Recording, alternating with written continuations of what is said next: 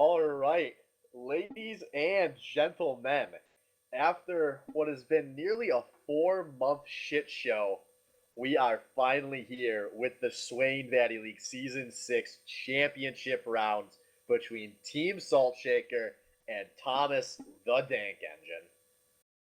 And I am here tonight with my great co-casters, the Xmas Tree at 30. Guys, are you Hello. ready to see 3 games of League of Legends? Whoa. Ooh, rough. I'm ready to see 5 games of League of Legends. I'm shooting for 4. There you go. We got them. We got the 3 Guys, sets of numbers people are gonna think this could this be. is scripted. It isn't? Wait, I'll throw this away quick. So, been a week off since we last played. Those of you that tuned in 2 weeks ago may remember a set for the ages between Sharkbait Hoo-Ha and Thomas the Dank Engine, which involved a laptop dying, a substitute being used, and a reverse sweep out of TDE. But you know what they say? The only thing that matters is the score, and TDE took that one 3-2. Yeah, I mean, we can't ignore the fact that, they had to sub out one of their starting players, but, at the end of the day, a win's a win, and they played the last 3 games pretty well. I mean, they beat them, so hats off to TDE. But this is a entirely different beast they're going to be playing against tonight, obviously. For those of you that may be tuning in for the first time, this Team Saltshaker team on the left, blue team, they were really fucking good. Like, really historically baddie good. Historically baddie good. Yeah, 9-1 in the regular season. That's has that been the best record so far? At least tied with from season 2, there was a 5-1 record, so yeah. Depending on how you value the scores, I would think the 9-1 is the best record. Yeah, I'd agree. However, as far as the head-to-head matchup goes, these two teams were 1-1 against each other this season, with TDE giving the only loss to Team Saltshaker, who, for those of you that don't know Master Splitter that well, were absolutely playing for a perfect season. Mm-hmm. There was no letting off the gas just because they had the first seed secured, which they did at that point in time. And the game where Saltshaker beat TDE early in the season was actually a game that Thrifty Senpai had to miss. So I know from having talked to some of these guys on Dank Engine, they're feeling very confident that they match up well versus Saltshaker. And they will happily say they are 1-0 with their full roster versus this team. Yeah, I'd say so. Like when TDE shows up on one of their good days, they know how to play, and like you said, they're the only team so far to beat Saltshaker when they're at their prime. I'm excited. That's why I think this is gonna go 5 games. Honestly, this is gonna be back and forth. I think a lot of it's gonna be decided in champ select. Some of these players are really good on certain champions, like Kainos and Callista, Master Splinter on like any jungler. on the winds Aurelia has really been game changing. I'm this also season. really excited to see how these drafts go because we've had an extra 2 weeks of Worlds, which means these players have had a lot of opportunity to maybe practice some of the big time World Championship power picks that they might not have been comfortable on 2 or 3 weeks ago. Yeah, there's been so much time to develop strategies for If this. we don't see a Vigar, I'll be fucking amazed. Be ready to be amazed. Wait, has one of these guys played Vigar this season? He's not difficult. There's not a whole lot of finesse to Vigar. No, there's not. I agree. There's not a lot of finesse, but it's an important game. I wouldn't want to bring in a champ I've never played before. I haven't researched whether they've played it or not, but I'm willing to assume that they have. I know, yeah, like especially Thrifty. I'm assuming. Thrifty Senpai kind of has that syndrome of "Don't worry, I can play that," regardless of whether he can play that. That's very true, exactly, because he hasn't mastered it per se. Like he can like click the buttons and like maybe land some abilities, but he's not gonna be. It's not like Ari for him. So a pretty rapid fire draft coming through here. Saltshaker targeting Irelia, Zyra, and Ari. Nothing too surprising there. And TDE taking away Malphite, Callista, and benching the Kench. All leading up to a first pick of Nocturne. which is not something I think of as like a historic Master Splinter champ. No, that's really That's a Milk surprising. champ. But yeah, That's- exactly. It's a takeaway from Milk. Yeah. Milk loves that champion, and he builds full damage on him, and he goes fucking ham on your carry. Mm-hmm. So that's them taking away from Milk. Very Yeah, and- fast here. This is going to turn into the classic hard engage versus disengage comp. Yeah, and so far at Worlds we've seen a lot of, obviously we've seen the double TP mid thing, and like Nocturne adds global pressure, and that's what Milk has been doing all season with it. Like they just show up, they bring the fuck fest to the bottom lane type of thing, and maybe that's what they're going for Salt Shaker. And that would be very effective against a Jinx who you don't want getting ahead early. And Salvo has been fairly good on this Jinx all season. Normally not too huge in laning phase, but as soon as skirmishes and fights happen, he tends to really take off. So if they do decide to go for the triple pressure bot lane, that could be a good chance to abuse Zaku's kind of weak laning phase, especially on a champ like Janna. Yeah. Anna Hover coming in for Thrifty Senpai. Nice. That I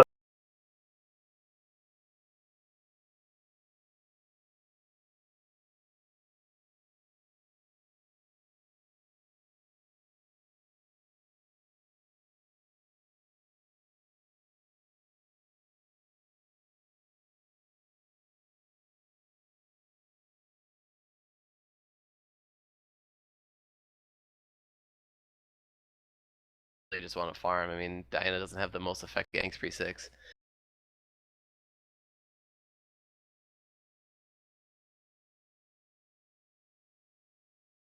And Witten gets his Fiora, which should be scary. Yeah, that's been a big champ that's been banned versus a lot in these playoffs, and even late in the season. It has been a fairly powerful pick at the World Championships. And oh my God, it's finally happening. He must be so happy right now. Scotchnaut has been telling me all season how all he wants to do is play Singed, and Master Splinter won't let him. And it looks like Master Splinter is finally gonna let him. And that's a shame because I don't like this cap on Assault Shaker at all. They have no damage. Yeah, it's a little weird. I mean, usually they run a few more damage shots than that.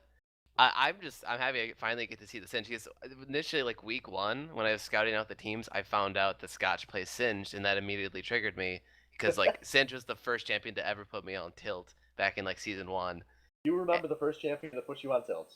Oh yeah, definitely Singe, dude. That Zin. explains so much about you as a League of Legends player to me. Anyway, Singe though is going to be a funny matchup for that because he plays it just like fucking, what was it? Was season 1 when you did the what's it called? Proxy farming? Yeah, when he did the Ban proxy. canceling. Yeah, dirty farming. Yeah. Yep. Expect to see a lot of that. Expect to see Well- proxy. Karthus is a pretty good pick against the proxy farmer. It's Karthus ult isn't going to do shit to a Singed. well, It could be a difference maker. You know Yeah. how often Singe makes it out of a top lane gank with like 40 health? That's the Singe That's true. special. You know what Karthus says to that Singe special? You're expired. You should have got thrown out yesterday. Let me take out the trash. so these So- are some interesting picks. I did not expect to see Singe or Karthus game 1. I didn't expect to see a jungle Diana out anyone. but Oh my yeah, team. okay. Sorry, I forgot to say And Jungle Master Diana. That's Splinter on actually the Nocturne? weirdest one. There's a lot of very fun picks here, and this does not look at all like a world championship match, which I love. Well, I guess you guys they have banned played out- with them way less than I have. I've been subbing for both of these teams on and off the last 2 weeks, so the Jungle Diana pick is not surprising for me at all. Oh, okay. I mean, to not give anything away, but how has it been performing? Like, how do you see why did Milk pick Jungle Diana in this situation? Both of those champions are Milk because they deal fuck tons of damage. Okay. Milk doesn't do tank junglers. Yeah. That's true. I mean, he always builds warrior on Rek'Sai, and And always he builds builds warrior on and he Lee Sin. gets Yeah. Lee Sin, like Rek'Sai is the closest, But even so, he's still going in and just trying to burst the fuck out of people. Okay. Man, it's you have obviously late game scaling out of Dank Engine. I Yeah. don't think you do you really have that on Salt Shaker though. It's still a lot of utility like Swift was pointing out. The Like thing with Braum and Salt Lulu and Shaker Singe, it's not a lot of damage. is there's no tank line on Dank Engine. They're gonna be entirely relying on Thrifty Senpai's wall and Zaku's everything to protect Salvo. Yeah. So if they make a big mistake in a team fight or an initiation catches them off guard, Salt Shaker can definitely demolish through a fight. Yeah, that's true. In a very traditional frontline backline fight, Salt Shaker hands down will win that no matter what. I think TDE they're probably gonna look to just extend the laning phase and just farm out. Like they have great scaling Jinx, VR, and Karthus. As long as they can just keep farming and avoiding fights and get to that late game where when all 4 damage threats are dealing damage, then I think they'll take the win.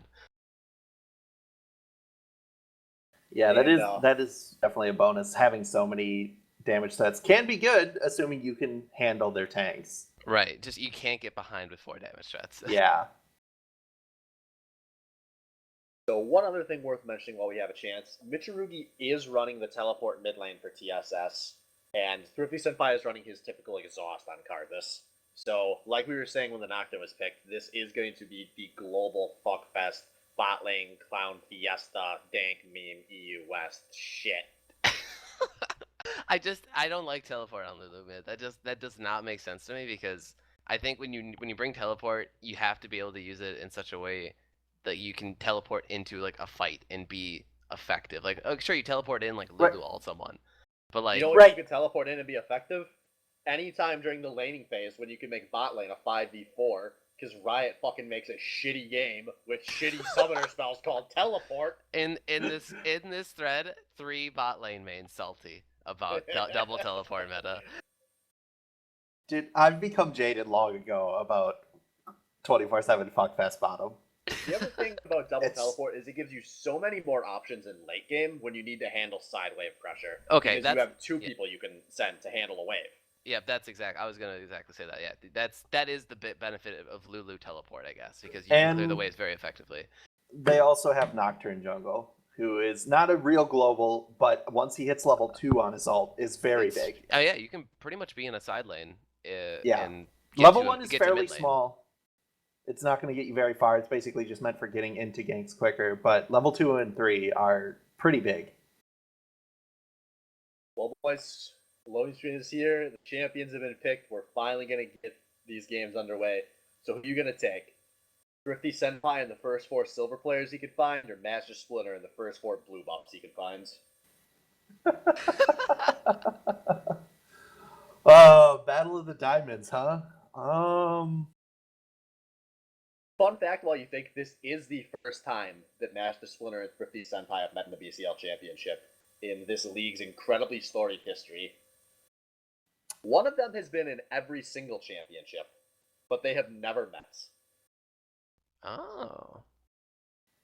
Interesting. Well, to give you an answer, I think Salt Shaker is going to take this win. I don't have a lot of confidence in the jungle Diana right now, and I don't know if TD has the finesse, at least against this comp, to have no front line. 30. I can't believe you're picking against your boy. Against my boy. Remember 2 weeks ago, a certain Zaku 13X playing Janna, like his name was Special? Have you forgotten so soon? The difference between these games is that in that game, a Janna ult completely canceled Yasuo, and in this game, it pushes Nocturne away for half a second, and then he just gets back on him. Yeah, it's... Yep, different situations. We'll have to see how it goes out, but both teams are on the rift here, and we got TDE as one, getting some wards down in the river here. Does look like an invade. Devout Malk was in the front, though. Although, yeah, they don't have any good level 1, so...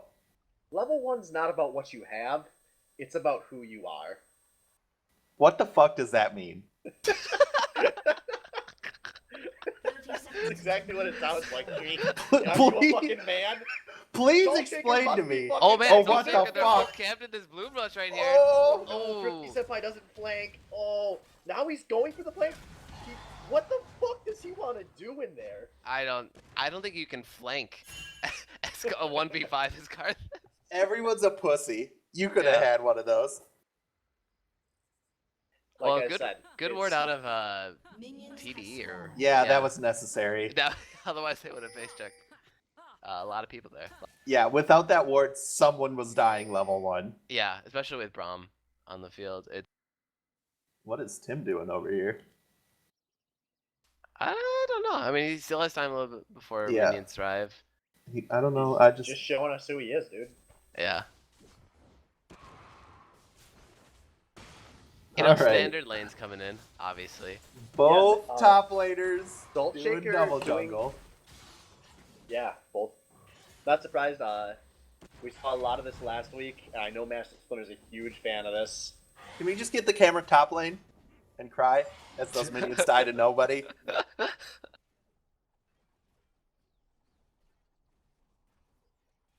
So wait, Splinter's given up all the farm so far to Scotch. This is interesting. That is interesting, and Can They we sort of force a shared pause it. on this game? I have reason to think Master Splinter's not playing that account right now.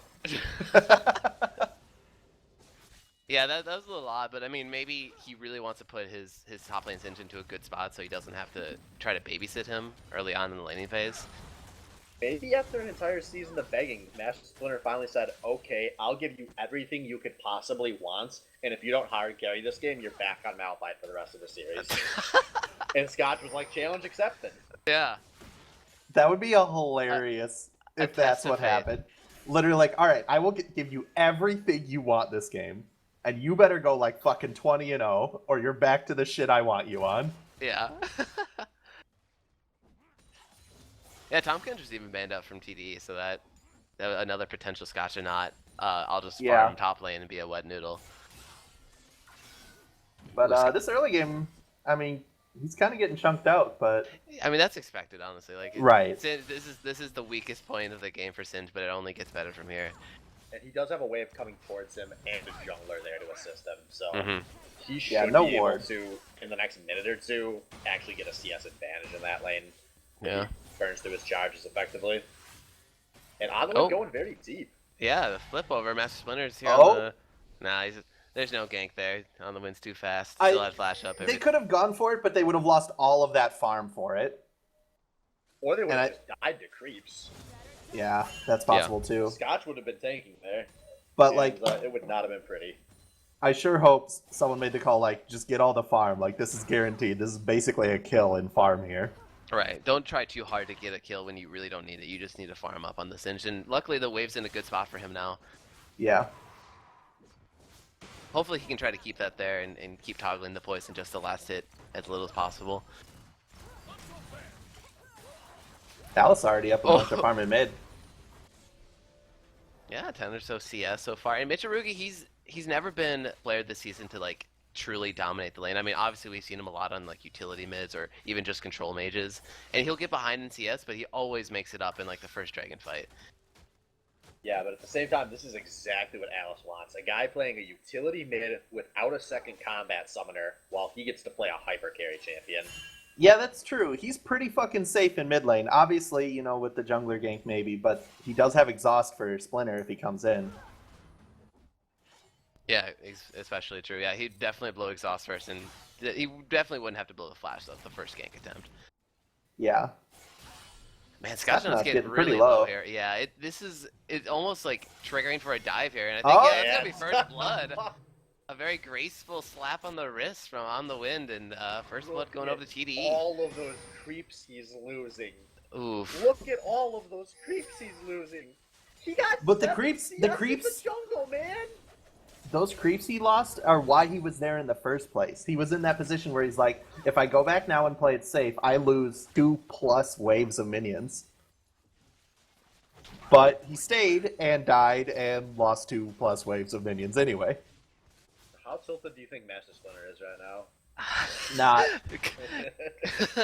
In a normal game, Hopefully he not. probably would be, but in the finals, I don't think he is. Here's Milk for gank bot. Yeah, on the win coming in from behind through the tri-bush there, but he gets locked down, and Win gets hit up, and Boomerang on his way out, and he gets really low. He almost died in that gank situation there. That was really well played by Salt Shaker.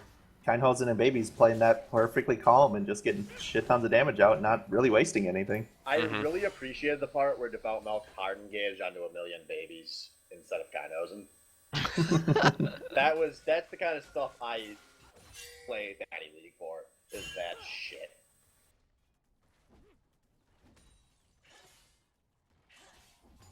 So a pretty calm game, actually, so far. I mean, like, no miraculous, like, except for that jungle gank down bot, but I mean, only the first blood here in top Well, lane. see, we're 7 minutes in, so within the next 3 minutes, expect to see at least 2 teleports bot lane. Expect to see all 10 players in the bottom lane. And then whoever loses does not get the dragon. The flowchart of League of Legends. Oh, yeah. Yeah, Thrifty's sitting pretty right now. 56 farming, he's already come back with the Catalyst. And some boots of speed, too.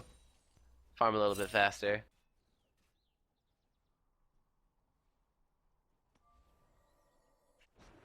I wonder... Okay, so mid is already at 6. So if bottom or top, honestly, wanted to engage, they do already have that backup instantly. Mm-hmm.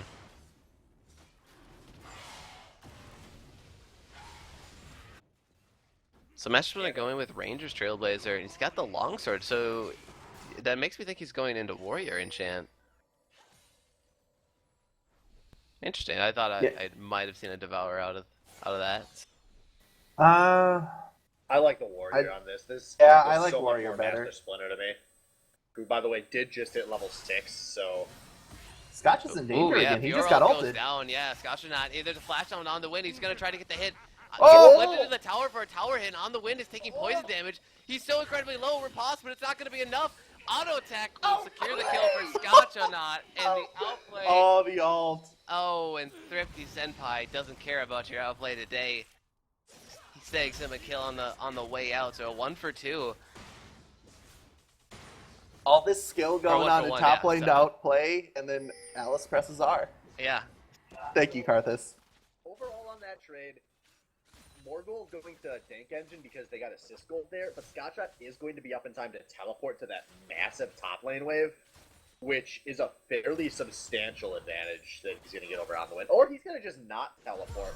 Yeah, Kaino's in. Alt bottom. Hits it on the win. Master Splinter comes in with the ult. Salvo gets really low here, and he will go down. Kill goes over to Master Splinter. Scotchonaut deciding to teleport bot to try to help in on that gank, and surely Was that rotated burst over for a damage? dragon.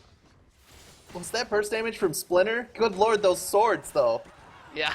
Oh, Holy yeah. fuck. He brought three swords to that fight, and an axe. He did a shit ton of damage real quick in that fight.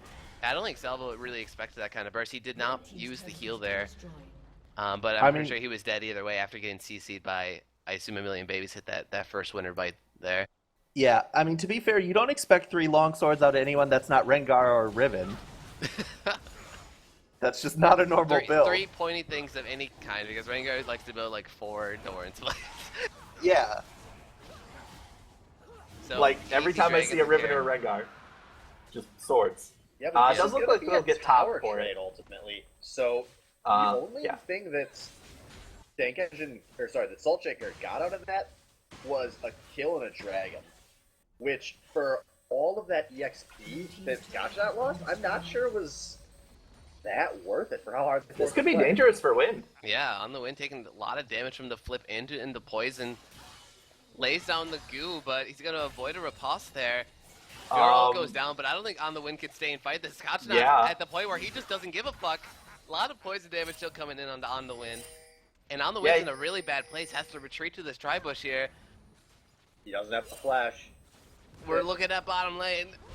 So, did anyone else watch Master Splinter just sit there and farm a jungle camp while that entire fight was going on? He did not have an ultimate, but he just sat there and took the blue buff that entire time.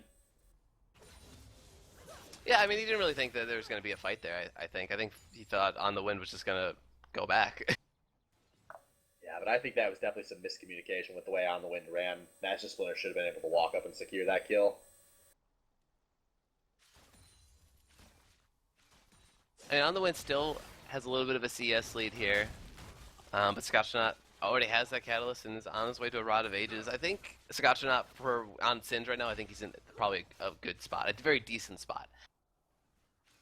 It could be really worse. It could be having that first blood snowball On the Wind like into 3 kills, and luckily that didn't happen so far. Yeah. Fights like that top are why pros fucking count flash timers. Because if they had known that the flash was down, they could have killed her easy. But they just assumed he was going to flash that wall, I think. Yep, but you know, at the end of the day, it's a little gold lead for TDE here. Yeah, they're really down a dragon. Splinter looking to come in bot lane here, but TDE isn't even there anymore. Mid lane still farming out here. Thrifty still has that 20 CS gold lead. He has the Rod of Ages already. And a kill for himself on the board. Yeah, he's Overall, sitting perfect for Karthus. Nothing too substantial here. I'm really curious to see how this second dragon fight, if a fight happens. Because I think that Salt Shaker is definitely going to try to go that route with this game. Yeah, I sure hope so. I mean, they have the ultimates. Like, they have the mid-game power spike that should win them a 5v5 in the river in front of Dragon. But, I mean, it really comes down to, like, the wall from Thrifty and how well Zaku manages Salvo in the backline. Because we know for a fact, we've already seen it once, Master Splinter will ult Salvo. Salvo still doesn't have a flash, but it should be back up by the next Dragon. It looks like Scotch might be looking to come behind the tower here. Yeah, everyone is rotating over into this mid lane here. You have 4 strong and for Salt Shaker pushing in, and Scotch and I will walk out of the enemy jungle. So 5v5 going on in the mid lane here. Salt Shaker seeing if they could out rotate and maybe get a mid tower, but TD calls the rotation. Yeah, just a little too worried. It is very even still. No one wants to make the wrong play that tilts it towards the enemy team's favor, so they're just playing safe for now. Yeah, but now we see Dank Engine going for a nice little counter push. Yeah. Although Salvo's very scared of approaching that tower. They actually don't really get any damage on the tower there. Yeah, I mean, when you have Lulu and Braum, it's really hard to siege a tower. And they were able to do that just those two because they saw Kainho's in bot lane pushing out the wave, and obviously Scotchnaut was top.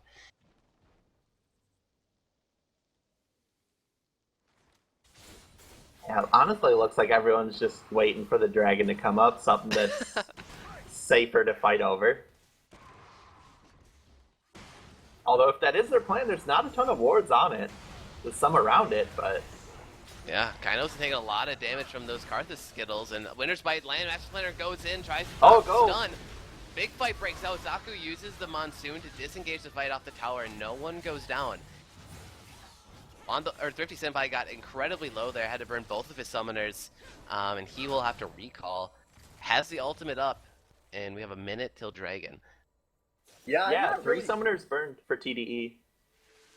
I really don't know what Thrifty was going for there. He's very fortunate that he walked out of that one alive. I think he was just he's trying to juice as much value out of the tower push out of Salt Shaker. Like, he's like, lay down the wall, I'm gonna land all of these Skittles, but he pushed out a little too far by himself.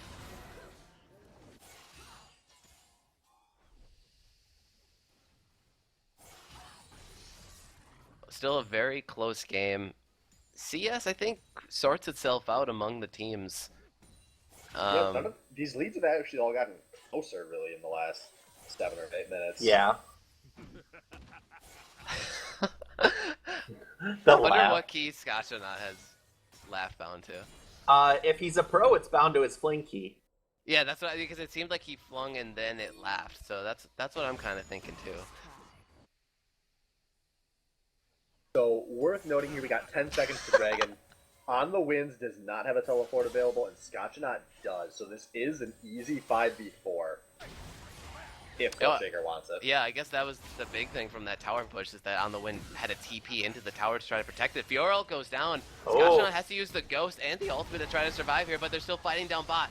Master Splinter gets low, and it's a 4v4 in the bottom lane. Scotchnaut has a TP, and he kills On the Wind. There's no way TDE can fight for this dragon anymore. Yeah, and Scotchnaut still has teleport, so he can come. TDE that. TDE's on. They they're push backing him off? out of the dragon. It looks like they're going to make a mid push here. Milk starts up the dragon, but I don't know if that's the call that they want to make. TDE seems kind of scrambled. They don't know what they want to try to protect both objectives. And they're gonna get the dragon for free out of this. Million Babies is in the pit. Here comes Scotchnaut. Oh, That's too late. yeah. The hero dragon for TDE here. Melk's in the pit. He has to flash out of the fight. Thrifty Senpai channels the Karthus. Scotchnaut in the back. Double kill for Salvo in the back line. And Salt Shaker, they're still pushing, but Salvo's still up. Let's see if they can get Zaku here, and they do. A 2 for 2 at the end of the day, but Dragon going over to TDE. That was an incredibly sloppy fight. Yeah, that should have been a 5v4. Like, Scotchnaut had teleport. On the Wind did not. On the Wind was dead. Like, they should have just grouped up and taken the dragon or mid if that's what they had wanted, but they didn't either. Yeah, I really like the way that Salt Shaker was going for the objective trade there. Trade the mid for the dragon, whatever. They'd get good pressure on top lane too. And then suddenly Master Splinter was in the fight, dying. Yeah, exactly. I think it was just sort of a split call there.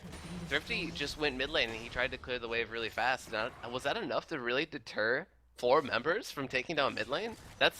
It just seems so odd that they weren't able to get anything Master there. Splinter was down near the dragon pit at the time, so I can only assume he was calling for a fight, and he didn't realize how far away his teammates were, and they were too scared to act on their own. Yeah, I don't know what miscall happened there, but that was real rough for Salt Shaker. So yeah, and TD, they somehow got. Did they just get a mid tower, or? Yeah. Yeah, they went and took a mid as well after that. Yeah, so they got Dragon 2 for 2, and then went and took a mid. Yeah, a little over 1,000 gold lead right now. Kill advantage over to the Salt Shaker, but still in a fine enough place for both teams to be, I think.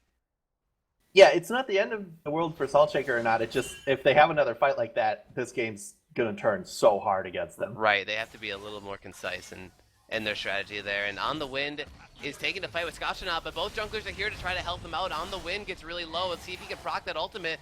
Master Splinter's in the back, trying to land the last hit, and he does. Flashes away from Develop Milk. Let's see if he can, and he will dodge the Diana Q, and the Blast Poison Tick takes out Develop Milk, so a 2 for 0 outplay out of Salt Shaker. And now Thrifty Senpai's caught in the river here.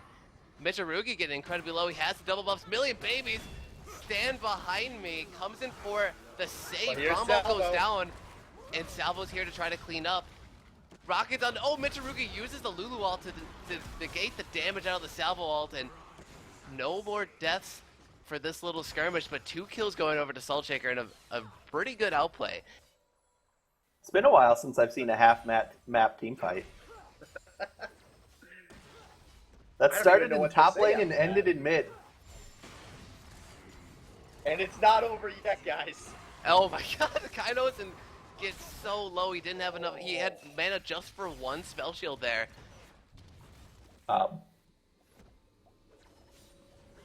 Just gonna point out that spell shield doesn't cost any mana. Oh, well, he used it and then it was on cooldown. If there's one thing I've learned from playing Sivir like 8 out of my 10 games this season, Sivir's spell shield doesn't take any mana.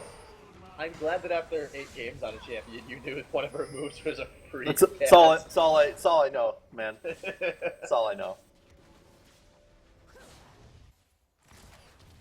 Well, that evened up the game pretty much. Just 400 some gold difference. TD still technically in the lead here, but Salt Shaker with a little bit more momentum.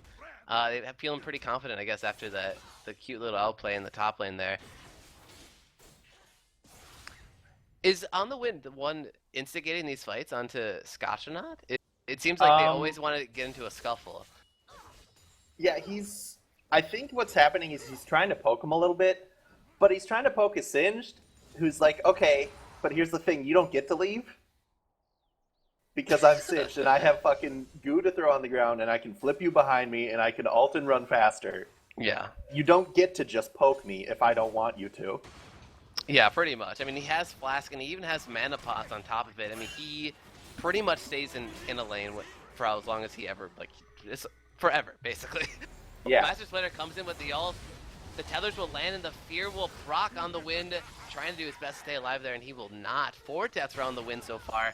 And is that a mid and top?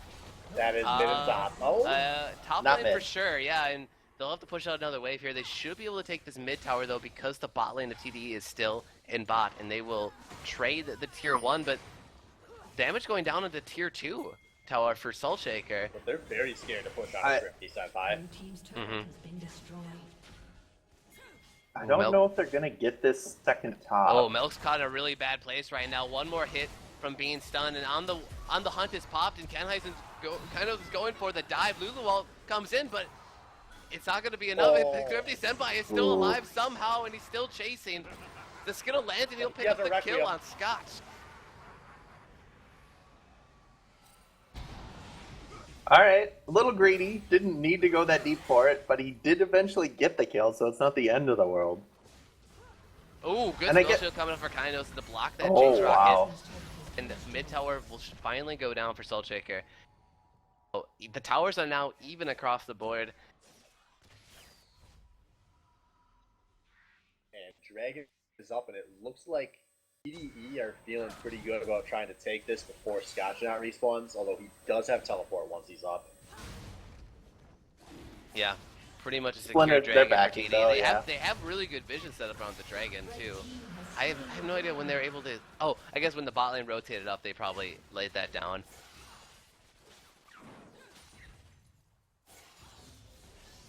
Yeah, And both teams keeping this game close. We're still under a 1k lead, and all the outer turrets are down for both teams. For what it's worth, I do think that Dank Engine should feel very good about this game being even right now. 23 minutes into these comps to be even, I think they're doing very good. Where Soul Shaker kind of has the pressure on them to do something soon. And that something could be a catch on his Zach But- has to blow the monsoon to peel off Scotch, and on the wind gets caught in the middle of the thick of things, and one kill going over to Soul Shaker. Their Scotchnaut just does not give a fuck. Welcome to Singe, ladies and gentlemen. Yeah, dude, he is in the Singe zone for sure. The Jinx or Selva was doing almost next to no damage to him while he just casually almost killed Janna. Yes. Singe literally just walked in and made them fucking pop a Low monsoon. Yeah, that really sealed the deal for On the Wind's death there. They didn't really have anything to disengage them. Yeah. Yeah, this is why Singe is a pain in the ass.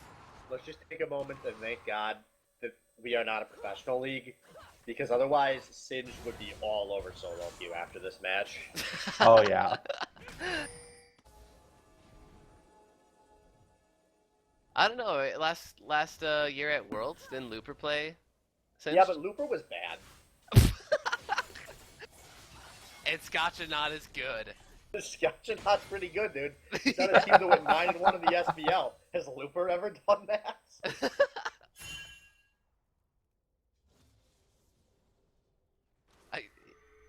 Yeah, you're right. Looper has not gone 9-1 in the Patty So, back to this game. Yeah. On the wins has been straight up wanging it this game. You know what that is? That's not knowing how to play against Singe.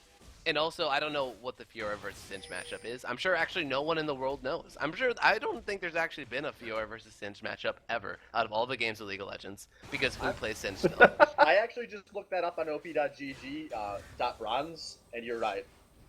That's the search engine that includes bronze and up instead of just platinum and up, and that match has never been played once. So this is legitimately science. And the science is saying, don't fucking pick Fiora into Singe, or you're gonna get fucked like a little boy.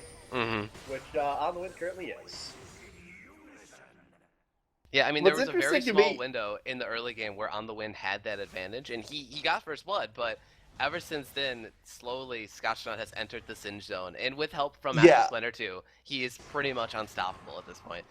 Yeah, I think the problem started with On the Wind trying to pick fights like Fiora does on most champions, but you can't do that shit with Singe. Like I said before, like, Singe isn't gonna let you leave. You don't get to poke him and walk away. He's like, no, you're fucking staying, and you're gonna get poisoned all goddamn day.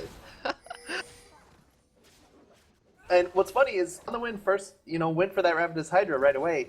He has the lifesteal. They both could have just proxied and just farmed all game. If But we they get to kept a getting game the where fights. 2 top laners proxy farm, should we just like cancel the stream, cancel the season? Yeah. Say Sharkbait won it all. Yeah, no, that's what should really happen. Well, man, things have mellowed down. Things only get really exciting. Well, actually, no, the last Dragon fight was pretty anticlimactic too. But both teams are just sort of casually farming, seeing if there's an opening in their defenses here. But Hasn't you know been a what's tower taken in not like 5 minutes at least. Is Thrifty Senpai with the Rabadon's death cap.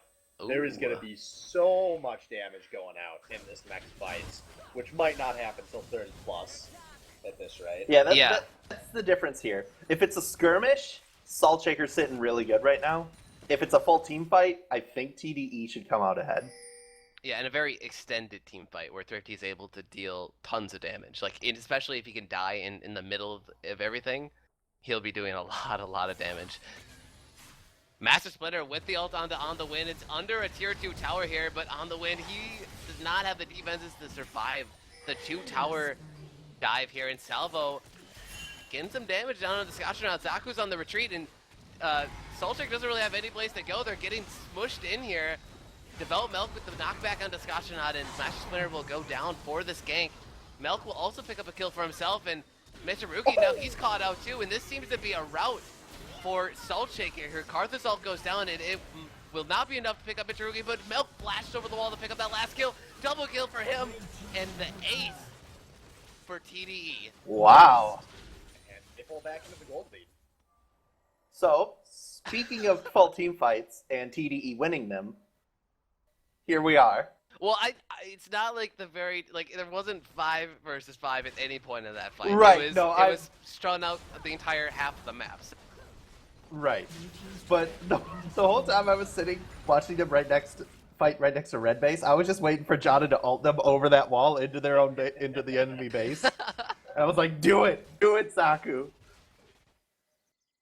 Wanted him to pull that trigger. Didn't happen. Yeah, and I guess Scotchnaut and Master Splinter, they fell into this trap thinking, oh, we can just dive On the Wind. He's so weak right now, and they died under the tier 2, and they ran a very weird way to try to survive against Salvo, but they get smushed in, and his team tries to come and save them, and they get aced, and then a dragon, third one of the game going over to TDE. But It's look where Team Salt Shaker is going.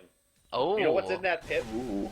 Baron Nashor. and it's not warded by TDE. I don't know if they have any idea. I They assume have zero Thrifty. idea. This is free. I'd assume Thrifty kind of has to have an idea. He's Like, figuring it out just about now. Yeah. Yep, right now is when Shit. they go, we haven't seen them. God. No, Yeah, damn why, it. why is Scotcha not just pushing mid? Like, obviously you don't need Singe there for that Baron take. When you even have babies or Mitsurugi there to help mitigate the damage, so... That was a great fucking call for Baron. Yeah. Yeah, absolutely. Dank Engine got a little too greedy to try to take that dragon after the last set of events. And Master Splinter has been in that situation. He knows how to capitalize. You go take the Baron that's free 8 times out of 10. Yeah, I mean, it's not the worst thing. It is third dragon for TD, and I assume this game will go to the time where the 5th dragon will come up for them. But But yeah, I agree. At the end of the day, I think that having the Baron at this point in the game is way better for And either having team. him fought for the dragon, they would have been there in time to fight for that dragon without Having- giving up Baron.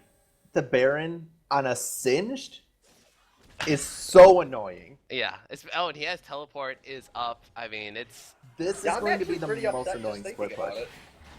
Yeah. Yeah, this is going to be a real annoying split push. And they're setting From up a nice Singe. 1-3-1 here. Singe and Mhm. Sivir are both going to push very fast, and, well, you're not going to kill the 3. Yeah, this is really good. Yeah, and you have babies with that disengage for the 3 in the middle. A little tough for them to do some damage. It's 2 melees in a range, but they're putting pressure, and that's all they really need to do right now. Scotchanaut and Kainos will be able to take down the towers on their side lanes there, and on the wind, dealing tons of damage to Scotchanaut while he was tanking maybe too many tower shots here. And the same thing happens. He gets caught out in the same place, and he'll go down. They didn't even get any tower pressure while they were all up there. And just when it goes into salvo. Oh my god. Yeah, Kainos back away, but it didn't matter that there was a miscommunication there. Maybe. I'm not even sure at this point, but that was Master Splinter doing the damage. Yeah, this is why you pick a fucking Nocturne. You know what Rengar does to your carry? Nocturne does that with a global. If you don't have an exhaust or your flash or something to save you from a Nocturne, you just die to Nocturne. And there's nothing you can do about it.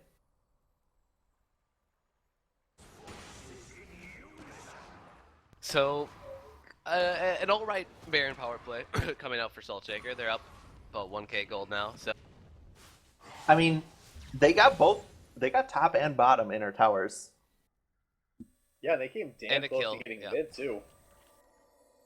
735 health on that mid tower, so they're one good push away from taking that, which they still have a little bit of time on this Baron. And they're What the hell? probably Yeah, gonna they get still it have right Baron. here. This is amazing. Yeah, if they get mid tower, man, they recalled with Baron 2 and got 3 towers. That's impressive. And Baron falls off in like a couple seconds here. That was a great use. Yeah. Yeah, you're never gonna trade Third Dragon for your 3 inner towers like that. Great few minutes out of Salt Shaker. Now see if they can get a sneaky bush gank going on. Good zap check out of Salvo there. Yeah. Now All they're 10 just- players are right here in the middle, so. Yeah, I guess they were just assuming TDE was going to come check this blue side. The blue buff wasn't up though, which I assume TDE actually knew. So TDE in return gets to put pressure onto this mid lane here, and you have Salvo on Jinx onto this tower. They might be able to take it down, and they do. Wall to help for the disengage, but I don't think they want to go for the inhibitor here, and they do not. On the hunt is Pop. Zaku with a good monsoon to disengage here, and there shouldn't be a fight here. Salt Shaker still going hard. Map Splitter heads to ult onto Thrifty Senpai. Jinx rockets or Jinx traps will lock him up, and Thrifty gets thrown back into the team. He'll die on top of everyone, and the team fight breaks out. Total mayhem on the wind, able to pick up a kill for himself. Now going on the Scotchanaut, and this is really good for Tank Engine. Salvo picking up multiple kills here, and Jinx Rocket barely missing Mitsurugi there. Someone send Salt Shaker the memo of Singed, where right after number 1, which says don't chase, number 2 is don't flip a Karthus into your team. Because god damn it, he dealt a ton of damage in that fight. But he's in range, and he was their mid laner. Yeah, I don't know, man. That was a really bad fight for Salt Shaker to keep chasing, I guess. And TDE was able to kite it out, pick up 3 kills for 1. And they got the mid inhib there, and almost top lane inhibitor tower as well. Dragon is up in 30 seconds. If TDE backs right now, they should be able to set up and try to get their 4th dragon on the board, opening up another win condition for them in this game that will surely go to 40 minutes at this rate, I believe. Salvo could still get caught here, but I don't think so. Thrifty's there to back him up. Yeah, he used his traps and his zap both really well to get himself out of there. Yeah, and we do see Salt Shaker already down by Death Dragon, getting that sight up as it spawns. TDE on their way, but if Salt Shaker just goes for it, they might not be there in time. Yeah, No, they Jinx Rocket definitely comes won't out, be. and a little late there, Baby's just blocking it with his face, and they're going in. I Call's don't like been that made, and they're Jinx going in Rocket. on TDE, and Zaku gets blown up, and they're still chasing. Flash Brombo down to 30 Senpai, and he gets thrown in, but Zonia's out of Thrifty here, and Demel goes back in, lands a really good knockback into the middle of them, and Shutdown coming in for Kainos and onto Develop Milk, but Salvo's in the back, he's dealing the damage. He is on the wind, and they're on to Master Splitter, double kill for Salvo, or for On the Wind, and 3 kills for 2 for TDE. or 2 for 3, I guess. So Salt Shaker coming out ahead. Salt Shaker Yeah, gets, they're really pressing the initiation button a lot, I mean, which is a good both thing. of I these think. both of these teams are doing exactly what their comp wants to do. Blue team's turret has been destroyed. Just ending real bloody for both sides every time. Yeah. I can't help but feel that the longer this game goes on, though, like TDE is still in a very, very good spot, and that's why I think Salt Shaker is doing on the hunt pretty much whenever they can. They have to try to get them off the field, kill them, so they can push in and get those inhibitors down. Baron is up right now, but Salt Shaker has a mid inhib down. Kindhosen is just recalling right now. Salt Shaker or TDE looks like they're positioning going straight towards the Baron here. Yeah, we'll see if Tank Engine can force anything while that mid inhibitor is still down, because they don't have too long to make something happen here. And Kindhosen's get a nice push out on the mid lane. It's might be enough to relieve pressure for this Baron.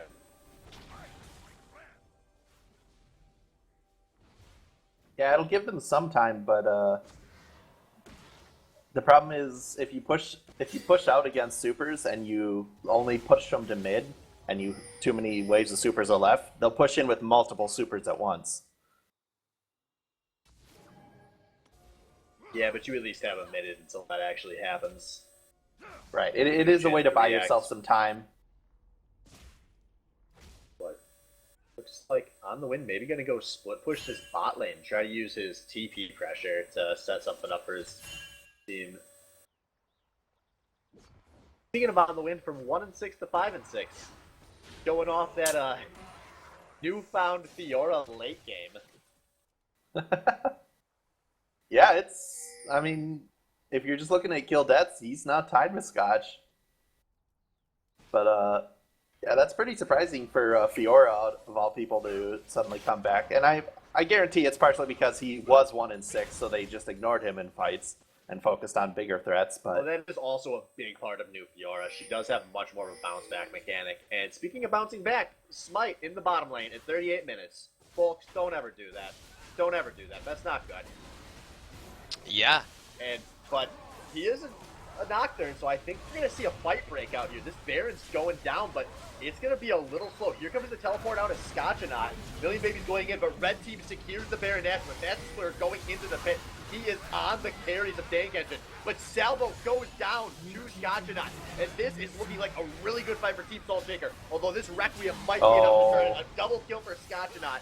And out on the wind is actually starting to chase this, but it's not going to be enough. He's going to die. Develop's the only person alive for his team. And a triple kill for Scotchonaut in a 2 for 4. Zaku 13x, the only person that gets Baron Nashor buff. Huh. well then, That was a dirty, dirty fight. Okay, so a teleport and a Nocturne ult being blown in order to get there in time. Because, globals. And I mean, honestly, those are the reasons they could even get there and pick that fight at all. Yeah, I think that was a really good team fight out of Salt Shaker. They managed it pretty well. They first locked up Salvo, and then they turned back towards the people in the pit, and then when Fiora was in the back line, they said they turned on Fiora, and one by one they went down. Scotchonaut to Singed Poison at this point in the game, I think it's doing so much work. Yeah, it's Because dealing that a was ton like of the only damage. true sense of sustained damage they had that fight. And he has the quintessential Singe build here. Rod of Ages for fuck tons of health. Rylai's to slow anyone who even thinks about getting poisoned. And the Frozen Heart to slow all attack speed. He's just a huge annoyance no matter where he goes right now. Yep.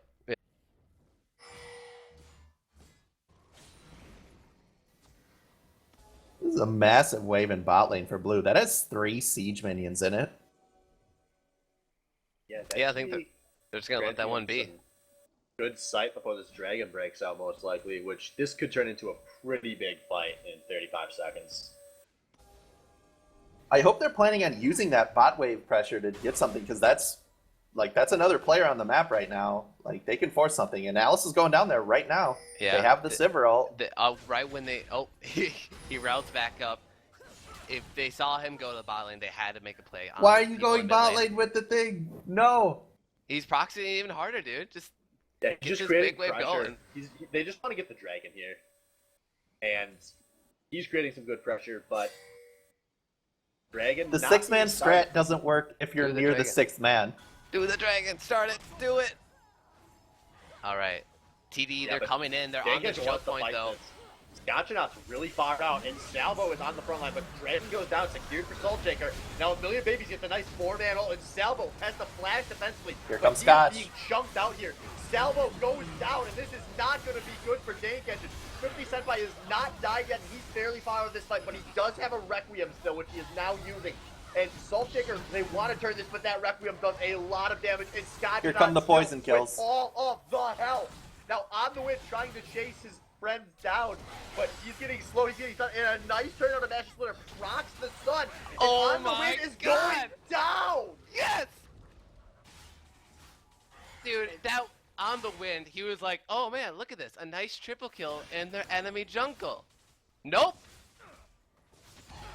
That was just well played by all three of them. Babies Yeah. hit the stacking stun. Splinter hit his spell shield to not get riposted, and Mitsurugi comes in with the shield to make sure he stays alive. Yeah, and that is the play that in your solo queue games does not happen 100% Yeah, no, of the time. That never, that requires so much, not just like, just inherent synergy, like knowing, hey, I'm gonna back up my teammates right now. We all have this idea in our head, and we're gonna do it.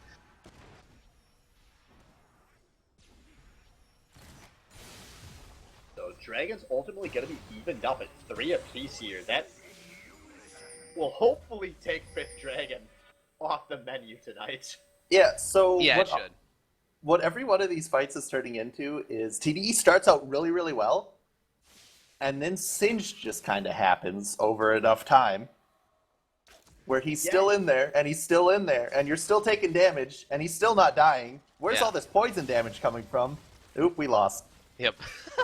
Yeah, Dank Engine has to play the peel game, but they don't have anything to play the peel game with. Master Splinter and Singe can just get onto that backline with such ease in these team fights. And Salvo and 50 Senpai both have their flash down for the next team fight. So it isn't going to get any easier for them. Yeah, that's gonna be really big. I mean, Master Splinter, yeah, he ulted Salvo that last fight, but it was a really good monsoon that knocked him into the wall on the backside of Dragon, but Master Splinter still had flash, so he just flashed on top of Salvo, and I think he might have had help from one other person on his team, but they don't have enough peel really in the playbook right now to keep him alive. And as much as I love the Jinx comp, where Jinx's only form of peel is getting a kill and a reset, it's very one-dimensional once you stop getting those kills. Yeah. I don't know how much threat Devel Milk is bringing at this point in the game. I know he's doing quite a bit of damage like over the fight as it goes on. He does have that built-in He's built tank. passive. Yeah, but I mean, even the passive alone, so like he will be doing damage slowly over time, and he does have utility, but you're right, he's not doing like damage threat, onto a backline. I think he might have to stay back and try to peel with this one CC ability. So Yeah, I mean, Devote definitely at some point decided he needed to build tank, and he stuck with it, which I think is probably a good decision with this team. You have enough damage coming out, and they needed to make something Absolutely.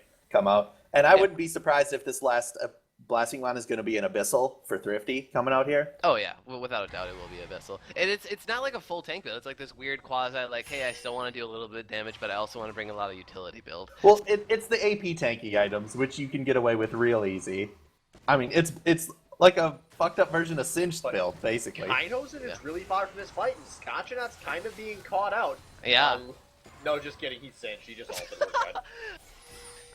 I like how he carefully just walked around the wall. Like, if anyone else is playing any other champion, you'd be like, shit, I need a flash or something. Like, I'm so dead. Scott's like, But- no, I'll just take the long route, the scenic route. Dank Engine not able to force anything there while Kainosen's far away. They did get him to blow his ghost, which will affect true. his ability to get the poison on everyone in a team fight, which is how he's been doing it. He pops his ult, he pops Ghost, and he just runs around making sure he can get as many people in his poison as possible. And at least with his Ghost down, he can't do that as easily. Right. There is a lot of slows coming out from TDE, so yeah, without a Ghost, it's going to be a little bit tougher to get to that backline. You have Dragon And coming the up and big oh, swing. A Million Babies goes very aggressive on the ult. Scotcha is on this flank. Zabu gets blown up, does nothing in this fight. Now Master Splitter is going in. Salvo takes a lot of damage. He dies fairly early in this fight too. And Kaino's getting some good damage on the win. This is a massacre for Thomas the Dank Engine. A Thrifty Senpai double kill, not going to be enough to save this fight because Kaino's is going to mop up a 2 for 5 and game over. 1-0 Salt Shaker. wow. Yeah, Kainozen's full health. They should be able to push through real easy. They have the minions right here. Kaino's I mean, Red team's turret has been built destroyed. a Randuin's Omen. Yeah, dude. Red team's Why turret wouldn't you? has been destroyed. Against Fiora and Jinx? This is so next level. Yeah, dude, yeah. I mean, Random's Omen was even back in the day. That was a good anti-carry Red team's build for a carry. And a very explosive way for that game to end. Jeez. Yeah. yeah, great ult from Babies. Right, yeah, and just the heads up to, like, oh, I can hit the all right now, and my team will be there to follow up on it. And Zaku died instantly right away, and without that in the fight, they really had no chance. And Scotch now with a really good TP in the backline there, Yeah, just that causing all was kind of ruckus. such typical Salt Shaker in that last fight to just very aggressively look at the map and say, if we do this, we can win a fight easy. And they did. So they could be pretty happy with bailing themselves out of a fairly bad draft, I think, in that game one by just playing as well as they played all season. And so we are going to quick take our 3-ish minute break before game two. We will be right back.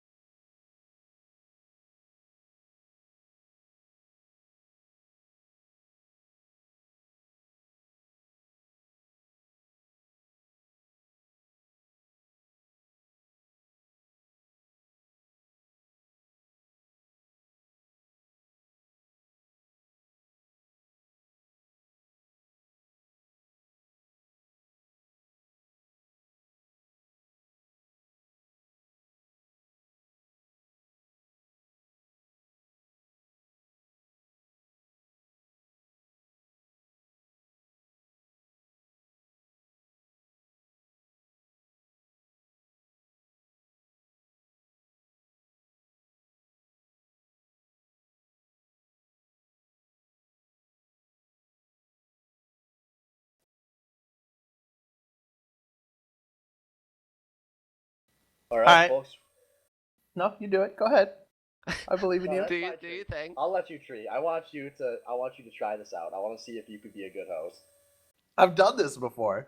Do it again. All right, what up, fuck boys? We're back for game 2. Yeah. So last match, we saw some fuck boys, fuck some fuck boys, and eventually 5 fuck boys had a win, and that was Team Salt Shaker. In a interesting game, if you're trying to break that game 1 down.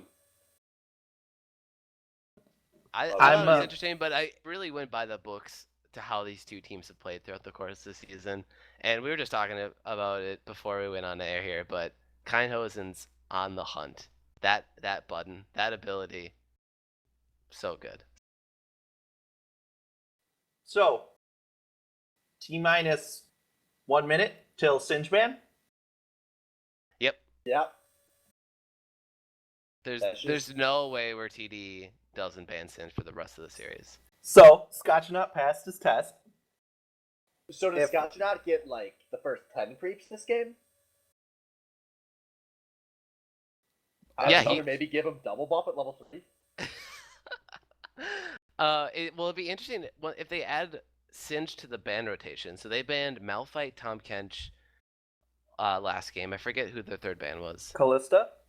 Callisto, yeah, for Kindos. And so let's say, I mean, if I was TD, I would remove the Tom Kench ban, unbench the Kench. That's what I'm expecting. Yeah, and then put Singe in that place. Don't give Callista the Kindos, and don't let Saltshaker, who's already very good at heavy engage, don't give them the best engager in the game. Okay, do they pick up Sivir then? Do they first pick Sivir? And take that? Yeah, or I think Nocturne has to have some kind of contests on this series too. Match Splitter played Nocturne very effectively. Salvo really didn't have an answer for that throughout the entire game. So Yeah, like Maybe- I said, maybe. it's a Oh, I fucking would- assassin with a global. oh, how about this? Maybe Salvo plays a safer, less hyper carry intensive carry. No, No? Okay, yeah, you're right, Jinx. no. The safest Salvo gets is Trist. Which is still pretty safe. Triss is That's actually pretty very safe. safe. Yeah. Yeah, because her ult and her jump, like, she is very safe, but she's, like, he has to hard carry. And I there- wouldn't be opposed to has a there Triss been- pick here. I think that might be good. He's played Sivir, though, this season, right? Like, all joking Yeah. aside. Yeah, no, he's played Sivir once or twice, and I'm sure he hates every second of it. But As most ADs do. yeah, but I mean, it really it's really the Jarvan of our day and age. Well, Like, every single AD knows that Sivir's a good pick and hates playing it anyway. Exactly, just like Jarvan in like season 4 or whenever that was, like late season 3. Whenever I was jungling, Jarvan was the best pick, the de facto tier 1 jungler. You pick him, you win the game. But God, is he the worst? He's just so boring to play. Looks like we had a Michirugi client crash. Rito, please. So this will be just a moment before we get back in the game.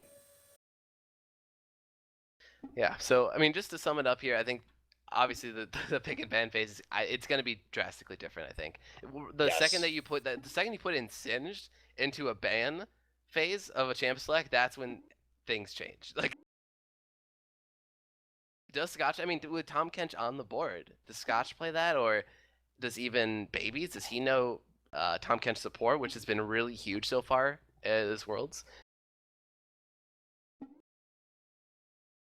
I don't know if I like the idea of leaving a Tom Kench open either.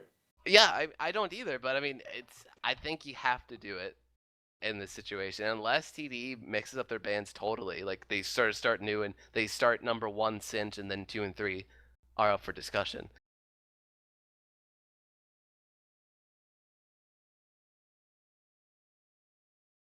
Either way, I don't think the first win of the series is having as big of impact as it did maybe in like the previous 2, or just in general with teams in the Batty League. I'm pretty sure TD is very, very still calm and collected after that. Oh, yeah, that like, game, that game because was it was a very very close. good game for them. Yeah, it was very back and forth, and whether they attribute that to just a couple misplays throughout the game or they really thought that their drafting was inferior to Saltshaker, I think they're in a very cool, calm, collected place right now.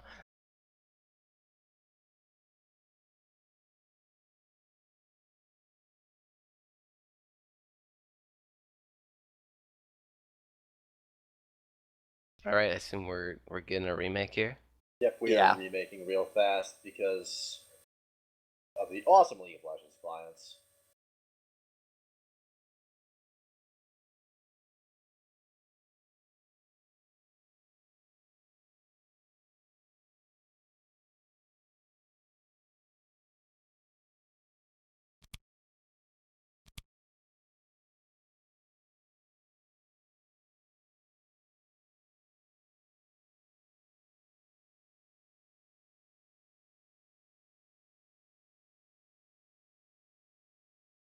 Also, I guess to bring it up, Jungle Diana, because I thought it wasn't gonna work, and I mean I just don't think it didn't really have anywhere near the impact Doctrine did. No, it fucking sucked. Don't think that again, Milk. Yeah, see that's he's got to mix it up here. He probably will default back to Rek'Sai or Lee Sin. And it was I- so bad for that comp too. Here's if they want to not first pick Nocturne again, and if they can get Master Splinter to pick Nocturne, Lee Sin would be a pretty good pick against him. Nocturne ults in and you just kick him away. Yeah, assuming Master Splinter doesn't predict that and spell shields it. Well, right, but I mean, if you ult in that far, hopefully something else. Like, you could wait a second. Although, fuck, with Nocturne's damage, a second might be too late. Yeah. You know, yeah, actually, Salvo. you know who would have been a great pick last game for Melk is Gragas. Why didn't he play Gragas?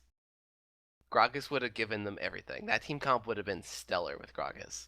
Yeah, no, that would have been a really awesome pick. And we need to prove that we are a top tier league by allowing all the champions that Riot isn't allowing right now.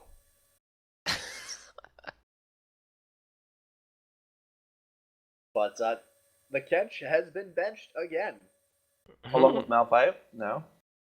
Okay. This could be a very on the win thing to do. Say, Singe is a shit champion. I know how to beat it. Give me another chance if we have to. Please don't let him. Oh my god. It's through, boys. And a Nocturne ban, actually. Alright, I guess Nocturne is the contested pick of this series. Well, wait a minute. So was Fiora picked before Singe last game? I believe so. I'd have to imagine so, right? Yeah. Yeah. It so was. what if Singe is really just scotching out super secret tech against Fiora? And if the No, Fiora pick doesn't come Scotch out just here, loves Singe. but I know I he mean- loves it, dude. I love a Mumu, but you don't see me playing a Mumu every game. Here's I the love thing. You're a Here's the support thing. player. Here's what happened. Scotch is sitting in his fucking chat. He's going, I want to play Singed. I want to play Singed. I want to play Singed. And then they pick Fiora. And Splinter goes, wait a second. That might actually work. You know, I have an alternate theory to propose. What if Master Splinter is currently tilting? What if he just wants to build a nice competitive team comp of good champions around himself that's going to easily win these games, and he finally caves in and lets Gachinot play Singe because he knows they can afford to lose the first game and then win the next three. Only now they've won with it, and he can't play meta. He has to play Singed. But that probably didn't actually happen. But out of these picks, first pick of Morgana coming out for Dank Engine, and then no, Evelyn and the Denial Zyra pick. That's so for early to Soul pick Shaker. Evelyn, but oh man. So Zyra was one of the bans that was changed this game. So there was two bans that were changed this game. Sivir and Nocturne were in replace of Callista and Zyra. All right. I hope Salvo learns how to check the minimap and Zaku understands pink wards. Otherwise, they're fucked. Yeah, and also deboarding the camps of Evelyn. This is a 5v5 competitive environment. Like, this team needs to know how to play against Evelyn. You can shut her down easily by playing smart. You know what else you can do against Evelyn? Hmm. Feed, tilt, and lose. The expected path for all Evelyn players. Real quick, this is a filler pick that's being used. Akali is going to be locked in for... Something's going to be locked in by Zaku for Orianna.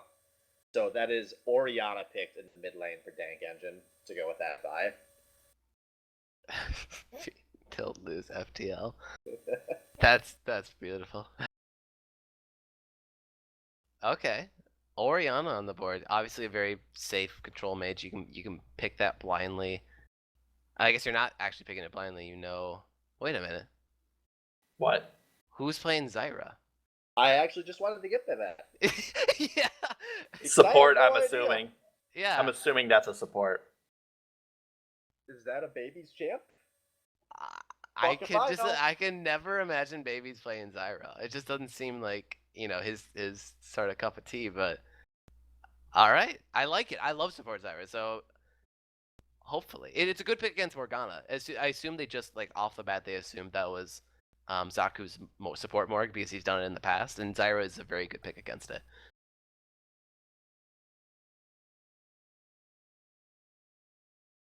And ooh, this is gonna turn into a nice protect the Kainosen comp. Oh. In addition to taking away Sal's best pick. Okay. So I mean, Scotch has teleport and go selected. I don't see where this isn't a lock in for Singed. Alright, let me go to Thrift- champion select and see what the top counter to Singed is, and then I'm gonna say if On the Wind picks that.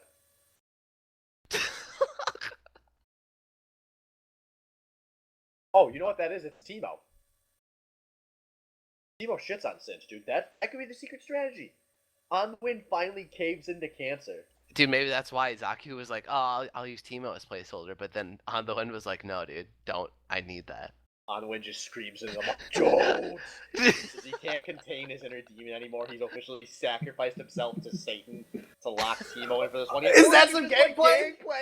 Gangplank! Someone hold me. Gangplank! I'm so ready for Gangplank. So much more excited for this game than I was a few minutes ago. And this is a good time to talk about it. No one in this league is good enough to play Gangplank or Mordekaiser. But On the Wind is going to give it a go. And that's awesome. And you guys really love Gangplank. Dude, fuck you. He's so cool. I wanted to see him for all of Worlds, and I can't because he just gets banned every game. Wait, That's boring. has he not been played in the He's single? been through twice, I think. Yeah, in some of the group stage game, right? Yeah. One of those games was the game that had to be remade that had both Gangplank and Mordekaiser. Oh yeah. By the way, Singed has a 55% win rate versus Gangplank. Yeah, that's. Thank you, Detective. Don't play Latour. Mundo. Switch Come to Singed, on. Switch to Singed. No. No. See, but Mundo has a 45% win rate against Gangplank, so that's still a favored matchup For from the Wind. Gangplank, Yeah. aka a bad counter pick. Well, I was saying Singed beats GP. Yeah, that's that. I was looking at that too. I was like, what? Yeah, this. Why would you not pick Singed here? But despite not liking the Mundo pick, I did really like this draft out of Salt Shaker. A nice tank line, a lot of peel, and Kindhosen's going to have a chance to just be a god in this game. Mm-hmm. The only thing not to like is that it's just not a traditional Salt Shaker comp. This is very different than what they've been playing all season, which means there's definitely some misplay opportunity if they're not as coordinated as we expect them to be. But it's not like Salt Shaker stopped practicing. They've still been practicing quite a bit. Bachelor is not a guy to take his foot off the gas until after the season is over. And then it will be going on a different gas pedal when everyone starts practicing for Rocket League. Is now a good time to plug that? Yeah, now's a good time to plug that. Yeah. Do it. Folks, you want to watch some real shitty, some real baddie esports? Then come check out the BRLL, the Baddie Rocket League, taking place 1 week from today on this very Twitch channel with a lot of the same shitters you know and love from this baddie League of Legends. Only now we're in rocket cars, playing soccer, and none of us have any idea what the fuck we're doing. Now back to League of Legends. So looking at these summoners across the board, Mitsurugi was hovering teleport in that last match, which I think they're gonna go with again. And Thrifty Senpai holding on to his ignite, kind of like usual. So gonna be another match of 2 TP versus 1. In addition to that, Kainosen currently has a cleanse. So scared of the Dark Binding and the enchanted Crystal Arrow, presumably. And yeah, there's a lot of CC he has to be But- worried about. Yeah, he's gonna have to play well, but I mean, like I said, there is a lot of peel opportunities for him as long as he can knock it insta-gibbs. Mitsurugi's gonna have to be on point with his wild growth because Vi Oriana is one of those classic ADC tilt combos.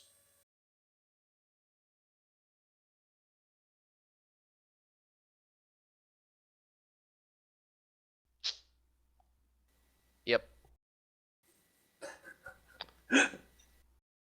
Yeah, I agree. Did you talk about Dank Engine's comp? It's got Gangplank, man. I think TDE's comp is it's a lot. Well, there's a lot of engage. Obviously, you have Ash Arrow and Vi ult, and you have good secondary like the Wombo combo with Ori. I'm just trying to think. TDE wants to do the opposite of what they did last game. I think they want to start picking fights earlier on. Oh, yeah, Obviously, completely. it's so. I mean, it's so both teams are kind of just flip flopped in mentality here. So we'll see how Saltkicker can play TDE's game per se. Like see how well they can sort of just farm it out and get Kindhouse into that big Jinx stage. Yeah, but Genshin also, I think, wants to skirmish because I do like Salt Shaker's 5v5 better. I just don't see Vi and the Oriana ball being enough to go into insta-give Kainosen without a huge mistake out of Kainosen. Yeah, and Really? Vi just has to press R. Yeah, and then Lulu just press R on Jinx. I don't he know. did There's switch still... off cleanse, by the way. Oh. He did go to heal. I like that. I Oh. don't think the cleanse was going to do that much. Vi is Yeah. the scariest dive on that team, and you can't cleanse that.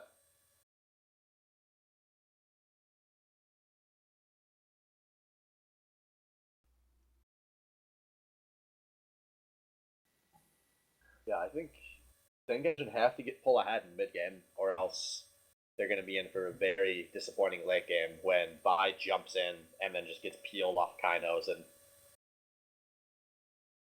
I mean, Lulu ults. He's going to have some decent peel. Zyra has tons of options for people. Yeah, just Zyra ult alone is such an effective zoning tool. I like every part of their team besides Mundo. Yeah, I mean we were looking at the stats. I mean maybe he's not looking at champion.gg or whatever. He doesn't really care about like don't tell me the numbers type of mentality. But I still don't even like just on paper like intuition wise. I still don't like Mundo against Gangplank. So Not even just in lane, like even in team fights, it just doesn't have as much impact. yeah, I think his team just said, hey, we need a really beefy top laner. We just need like a tank. Yeah, So we don't pull a full TDE. I Like- disagree with you too. I think all this team needed as of the last pick of the draft was a really beefy tank. And I don't see Mundo dying after 30 minutes to anything. Yeah, no, I agree that they needed a tanky top laner. I just don't think Mundo should be that tanky. Yeah, top laner. I don't think it should have been Mundo. I think Mundo and Singed are kind of a wash. Obviously, we know he can play Singed, but It's not. I'm not necessarily saying he should have played Singed. He shouldn't have played Mundo. I don't in my get opinion. what you guys don't like about Mundo so much. What do you like about Mundo so much? He's really tanky. No one kills him. I love Mundo. I love support Mundo, but This to me seems like the perfect situation for Mundo. You already had all the peel in the world. Mundo just adds more tank line that Gangplank is never going to get through.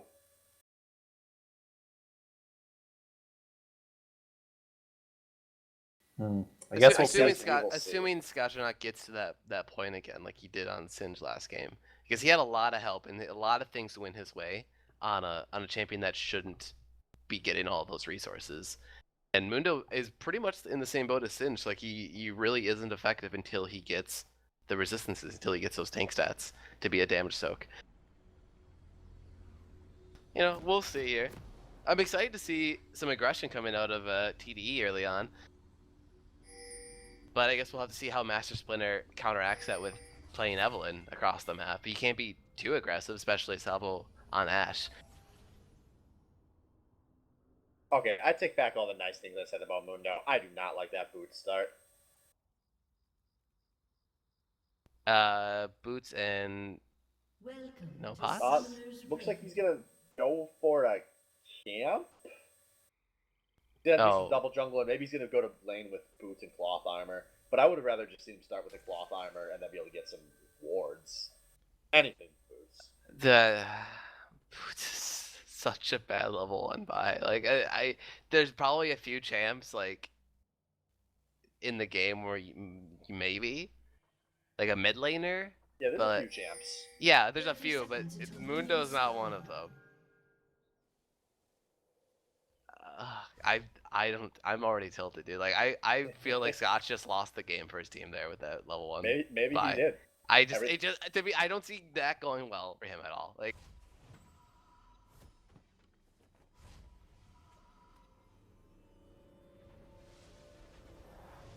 And ultimately, just gonna be some deep vision traded here, so both teams know. Minions Oh, have spawned. gonna be a nice old-fashioned red buff steal from Tank Engine here. Yeah, they're stealing a couple things, it looks like. yeah, so we're split in half or the map down the middle instead of, horizontally or diagonally, I guess. However you want to look at it. No, man, TDE's looking for 3 buffs. Oh Yeah, yeah, I mean, I guess you're right. Soultaker's not positioning in a way to go for the red buff, so yeah. They have no idea that that's going on. I mean, they should be able to guess. So we'll see what they do after they clear out this first quadrant. Yeah.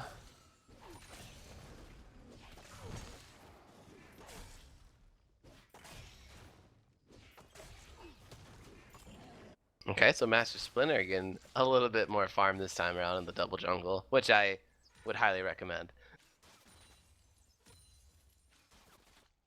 Does look like... Alright, On the Wind is going to 6CS back. going over to On the Wind, though, so I mean, it's kind of opposite of what happened last game there.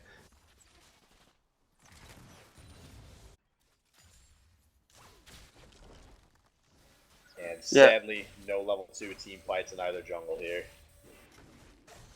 No, and it is look like you're right, it is split the other way down. They went and stole red.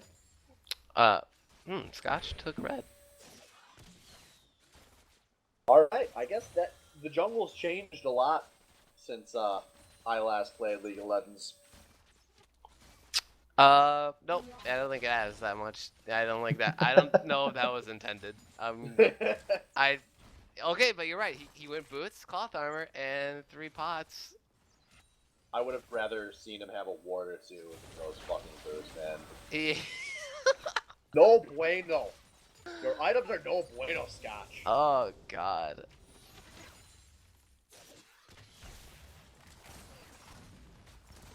Oh, a little bit of trading go down here in the bot lane. That sure is a black shield. I really enjoyed the Zyra snare going towards Black Shield, but also missed. I think he was just predicting it was going to go down when the root finally hit there. But the reason support Zyra is really good against that is because your combo, Zyra combo, will be up before the Black Shield's up again. And usually you can just burst through the shield with all the magic damage you're bringing anyway. Yeah, she deals a lot of damage. Mm-hmm. Oh, nice snare on the Kindhosen. Oh. Only minor damage.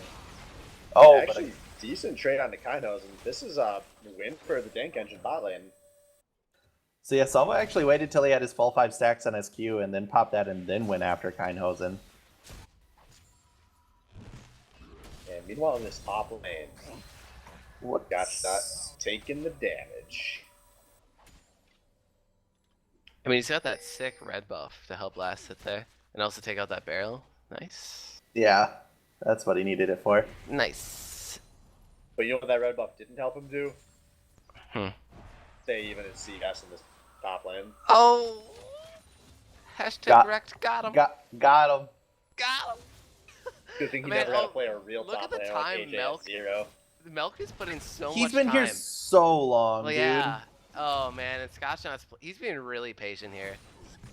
Oh no! Oh my god. You need to kill him. They're It hits. going in, and they're not gonna do shit. Yeah. Scotching walks out of the gank. You're like, what is gonna happen there? You're gonna kill him? Like, no, he doesn't have flash. He's not gonna blow How Ghost long has either. it been since you've been in silver? A long time, like 2, 3. And you 3 want to know why it's seasons. been a long time since you've been in silver? Huh? Because you don't make fucking ganks like that.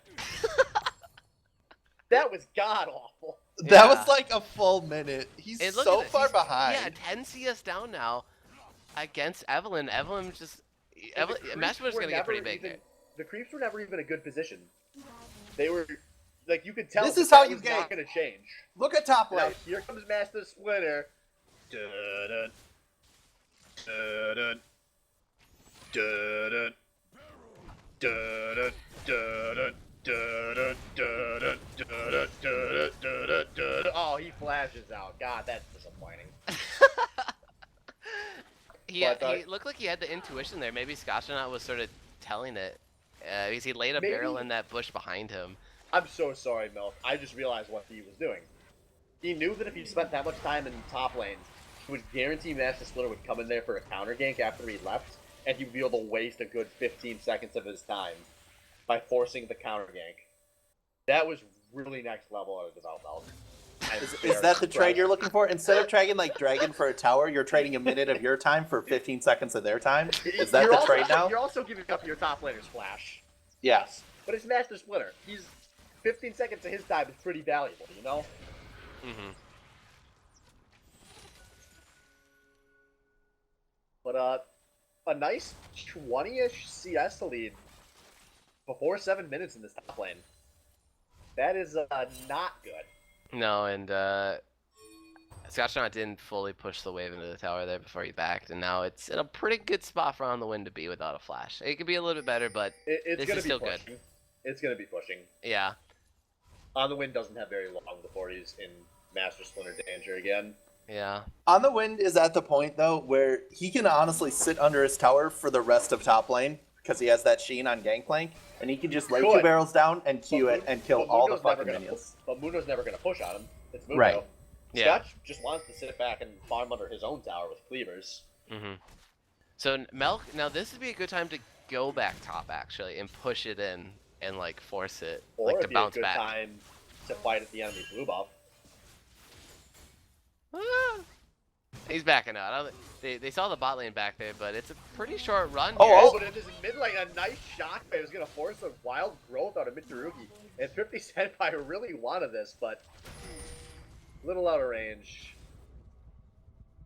I It's going to be Bolt and Ignite trade, so kind of doesn't force that.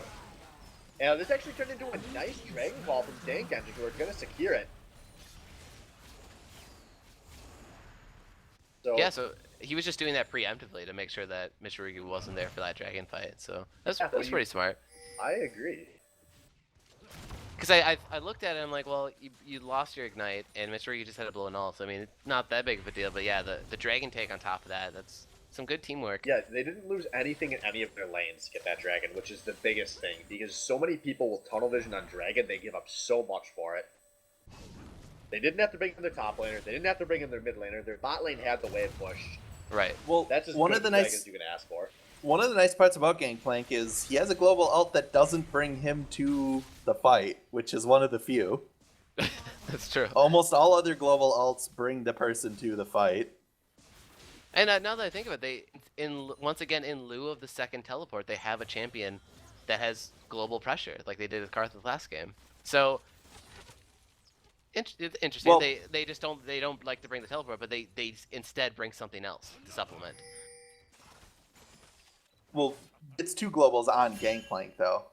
I mean, the bonus of that though is basically he's always had something up for a fight, whether it's him coming in or his ult. Mm-hmm.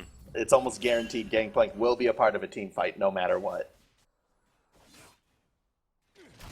It's just gonna be a question of how On the Wind plays these team fights, because I mean you need a little bit of setup time to make the barrels like truly effective in a team fight. You can't really just sort of teleport in there and land the big CC. Neither can Scotchanaut either, but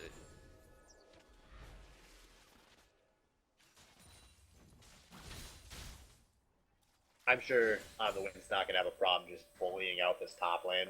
He's letting out a lot of frustration from that last game right now, and Scotchnaut is taking it all, whether he wants to or not.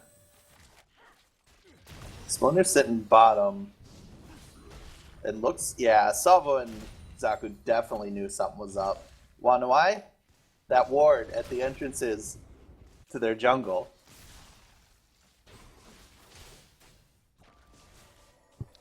You're talking about the one at Dragon Ramp and. I'm talking about near blue buff. I'm assuming Oh, but he here took comes the blue. engagement. Now Magic coming down the flank. A flash out of a million babies, but Salvo getting out. Zaku being knocked out. Meanwhile, this mid lane, Mr. Ruby's power dome. First blood onto the Belt Mouse. Salvo blocks the super mega death rocket. Prevents a double kill across the map. Well, gonna be some really nice tower pressure in this mid lane. But potentially a trade for bot lane. Salvo's gotta be careful here. He's very diveable if he makes a mistake. Red team's turret has been Yeah, no summoners on Ashe here. This is sketchy, but he still wants to stick around. He wants to try to clear those minions off the tower, but it won't be enough, and they will answer back with the tower for Soul Shaker there. So I definitely feel better about that for TDE. Mid tower and a kill for bot tower. Everyone loved that mid tower, even if the kill only went on the Vi.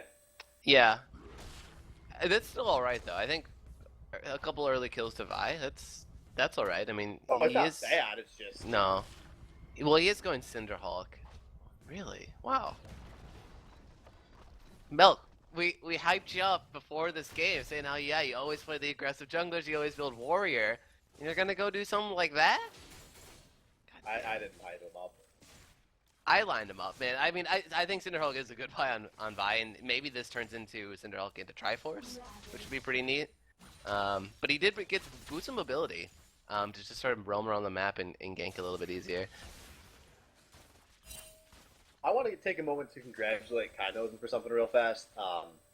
His infinite KDA in Game 2 of these finals, very impressive. Because once that Vi committed to building Cinderhulk, it was very apparent that no one would ever kill Kainosen in these team fights.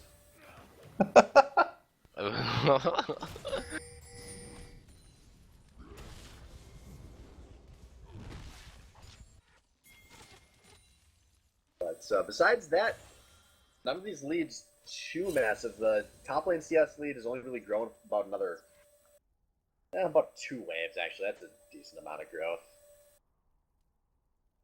Milk once again waiting patiently in this top lane tower. Scotchnaut lays on the pink to see the development This coming is into the gonna be river, but he's dangerous. already in Scotchnaut the lane being there. Slow, he's being knocked aside, he's being assaulted, he's being batterized, and he is being flashed on and killed 2-0 to Mouth.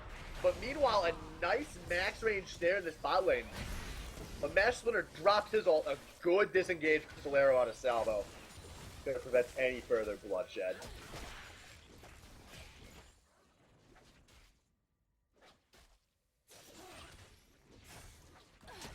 You know, I want to take a moment before this dragon fight breaks out in 30 seconds. I'm not going to get a moment, though, because Kainosen is going to give me a moment. Thanks, bro. Sunfire Cape, not a good first item anymore. Don't do it, Mr. Mundo. It doesn't make you that tanky. Red team's Your turret team has doesn't been need you to destroyed. split push. Just get the Randuins or the Spirit Visage. So Swift, Not do the you Sunfire. finally agree with me that you're not a fan of what's happening with Scotch Top yet? I don't think the pick was the problem. I think the it's part pick of the was problem. The guy I think- clearly doesn't know how to play Dr. Mundo. I But you know think who it's- doesn't know how to play Dr. Mundo either? He's a million babies, because he's Zyra, and he's dead! And now On the Wind might be Scotchnaut's dead. On the Wind in this top lane. Oh, these are such dumb kills! Oh yeah, these are some really dumb kills. I don't know what prompted Million Babies to get caught out there, but he's been getting hit by a lot of binding. So let's give the credit over to Zaku. He's been pretty on point with the binding so far. Oh, this is not... Oh, this But is over, I why guess. isn't Sunfire good for a spy? It's just not that good of an item anymore. It's really fine on people like Shen and Mundo who need to just keep clearing waves endlessly. I would rather see Mundo get some actual team fight tankiness. Blue team has slain the dragon. I don't think they're going to win this game with Mundo split pushing. No, but at least Mundo can try to stay relevant and farm. I mean, the lead's only gonna grow bigger for on the win at this point. He now has the Triforce completed, so clearing waves with barrels has become very easy for him. So second dragon over to Salt Shaker, or to TDE actually. Yeah, this has been a very good early and mid game so far for Dank Engine, which, like we said, this is really where they need to pull ahead. And they're getting a decent lead. They can be happy about a 3K gold lead at 15. Yeah. Milk has been all over the map right now. He's helped out mid and top lane a lot. And... Oh, 1 million babies getting barreled and blown up. He's flashing, but he's not getting away. Now, Baby's down and Kindhosen getting engaged on. That infinite KDA comes to an end. His salvo snipes him down. Oh, dude, where's that Lulu Wildgrowth? Oh. I can't believe you valued Lulu Wildgrowth, dude. Kindhosen will die 7 more times this game. I'm calling it right now. Wow. Yeah. You're giving up on your boy that easy? Yeah, dude, I am, because it's fucking Vi. Oh, now Gotcha, Scott takes a tower shot. He has the ult to get out of this. On the win, not gonna be able to chase it. Now Thrifty Senpai getting flashed out by Master Splitter. What? Oh, man. Not Master Splitter getting flashed out by Mitsurugi. What are these kills? This game is just broken out into, like, the most random kills ever. We were talking this game up too much. We made this seem like it was a high-level game. Maybe some random Twitch viewers joined in. They were like, this is good League of Legends. And these players, bless their hearts, were like, this is not good League of Legends. This is the Patty League. Let's fuck up a bit. And fuck up a bit they have. Yeah. Well, Soulshaker trying to even out the goal lead here, taking out mid tower, but they're still down a tower, and also 2 dragons, and also 3 kills. Kainosen is opted to sort of just deep freeze the wave back there, it looks like. I actually like He's pushing out. Kainosen if Yeah, he he's- wanted to freeze. Yeah, look. Obviously, he Sorry, pushed out folks, a bit, so now he's I gonna was just... fed some false information about the deep freeze. There is no deep freeze. There is no deep freeze. It looked like he was setting it up, which I think might have been alright in this situation. I would have really liked it, actually. But no, he's just gonna push that in, and they want to sort of help the mid lane here, I guess. Dragon's not up for a while. I don't Take see it why to you wouldn't want to siege. deep freeze there. Yeah. He would have wanted to deep freeze until his team needed him to group, and then he'd just fast clear away with Q turned on. But now he's going to need to be there for the siege, and Scotchnot's going to probably take this tower in top lane, but he's going to take a lot of damage. On the win, dropping everything he can, and Scotchnot has mundoed. And that's the end of that. What happens when 2 top laners fight? They both disengage. Oh, Milk once again. But once a jungler comes in, that could be enough to change things. Scotchnot with no ult. Assaultive Battery goes down. Gangplank drops the guns and secures the kill. 2-1-2 on the win. This is what Milk does best. You play early game jungler that can gank, not jungle Diana, man. And he has made such an impact this game. You might be laughing at that minute he spent, but you got to look at the full stats. He's probably spent 3 minutes in that top lane and gotten 4 kills out of it. Yeah, I mean, okay, let's just ignore that first gank, okay? Otherwise, he has a perfect record so far on Jungle Pie. I'm really surprised that Splinters is fucking 0-0-1. Yeah, Has he's he been, only he's been trying to ganking make bot? plays, though, but he gets cockblocked by like an arrow or a black shield or something like that. He's only been ganking bot, right? Yeah, it's true. He wants to get Kainos in the head because that's their only legitimate Now, damage. Ooh, lots of shot by damage. Mitsurugi chunked so hard, so fast, running for his life, but not gonna make it anywhere.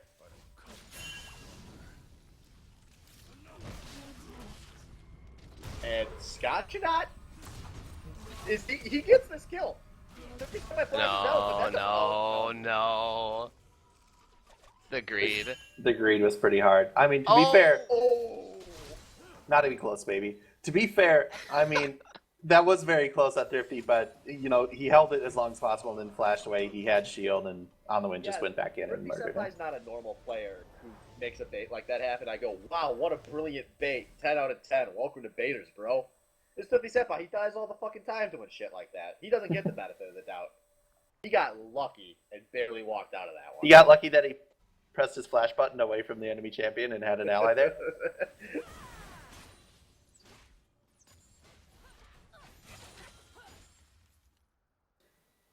Baron's up. Go get it, boys. Yeah, so gold lead up to just over 4K now. We've got 50 seconds on the next dragon. And Soulshaker might want to consider giving this one up. It would seem like that would be the smart choice here. Yep. We don't do smart choices. That was the end of my sentence. That would seem like the smart choice. Is this the biggest lead we've seen so far? I mean, last game I don't think it ever got Maybe this big. right at the end. Right at like literally seconds before the game ended, but this is a pretty big gold lead to have in the middle of the game for these two teams. At 20 All I'm minutes. saying is Fnatic had this gold lead 10 minutes earlier, and they still lost. Oof. No Dude. lead is unthrowable. Oh, For dude. Senpai 2015. Dude. EU fans, no threat is safe, man.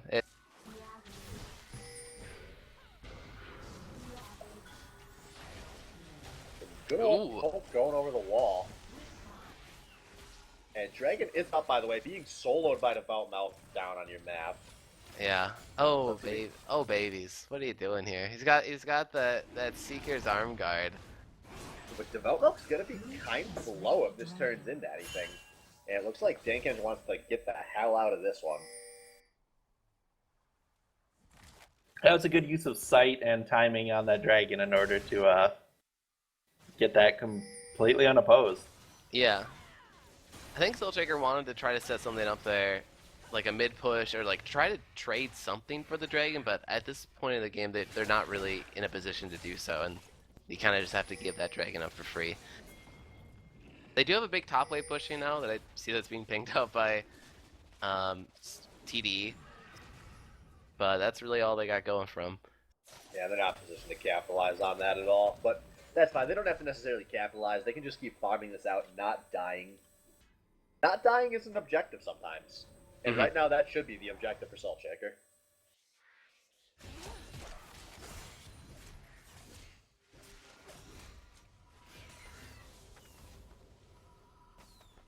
Yeah, I mean, Kaino's still keeping pretty close in CS. Salvo does have those 2 kills there. And wait, how much? He's only sitting at 600 gold, but the items are the same. Kyle, why have you not upgraded your ultimate yet? What? Maybe this is his first time playing Gangplank since rework. Maybe he doesn't know about that. I've been seeing him in his early game trying to use those barrels right. He might be pretty new on Gangplank. Wait, it says you need trade in 500 serpents. Yeah, he's got 600 plus. Oh, it just says 68 when I click on it. Yeah, because the text is way too big. Oh, okay. If you click on, if you hover his Q, it'll tell you the amount. Oh, okay, gotcha. He's backing now. Oh, The moment of truth doesn't do it. No. Yeah, he's what? It's just straight extra damage or speed or For slow. free. Like it's free. Oh, man. He's literally just missing a power spike right now. Well, you know what they say. Hard mode trash drops hard mode loot. Is that what they say in the MMO business? Like, Yeah, you turn on Okay. hard mode, and then you clear the hard mode trash to get hard mode loot. And I guess that's all we need to know about how Dank Engine's feeling about this matchup. Soulshaker's not trash. They're heroic mode trash. I, on the other hand, think that's absolutely disrespectful, and he shouldn't be doing it. I would never do something like that intentionally in a championship match. no. Oh, Kaino's in, taking some damage. He's getting arrowed. A teleport coming out of Scotch Top, but he's gonna be way too late. He's stopped by the belt melt. This is gonna be 2 free kills for TDE. Although on the wind might die for it. He's slowly Been destroyed. on a nice flash with the wall. A heal out of Salvo actually gonna stop that. They get 2 kills. They get an inner tower, and now they're pressuring the mid lane inner tower. Huh. That So was it was a good grab onto Kaino's in there. Like, I think everyone there for a second were like, oh yeah, this is pretty But now standard. Master Splinter going in. He has the flash out defensively. The Zyra is gonna be. Oh! Oh! Wow. Holy crap. Max Ray is gonna go full Faker and give the support. But All right. a huge series of plays across the map for Tank Engine. Yeah, that. Like I was saying, good grab onto Kainos in there, but across the map, you were commentating on it, but 2 more kills are picked up at the same time, and they got 2 towers off of that? 2 tier 2 towers. Yeah, it's some big cash grab here for TDE, and they blowing this game out of the water so far. This is exactly what they needed to win this game. Mm-hmm. They're now up 8K gold. I imagine next game, Salt Shaker will pick a heavy engage comp. So will TDE. So next game, I think, will just be like sort of a mind game on who will start the fight first, and both teams will be looking for fights in the early to mid game. I don't think anyone wants to do this like late game farm stuff anymore. Swift, give me a reason Mundo was a good pick.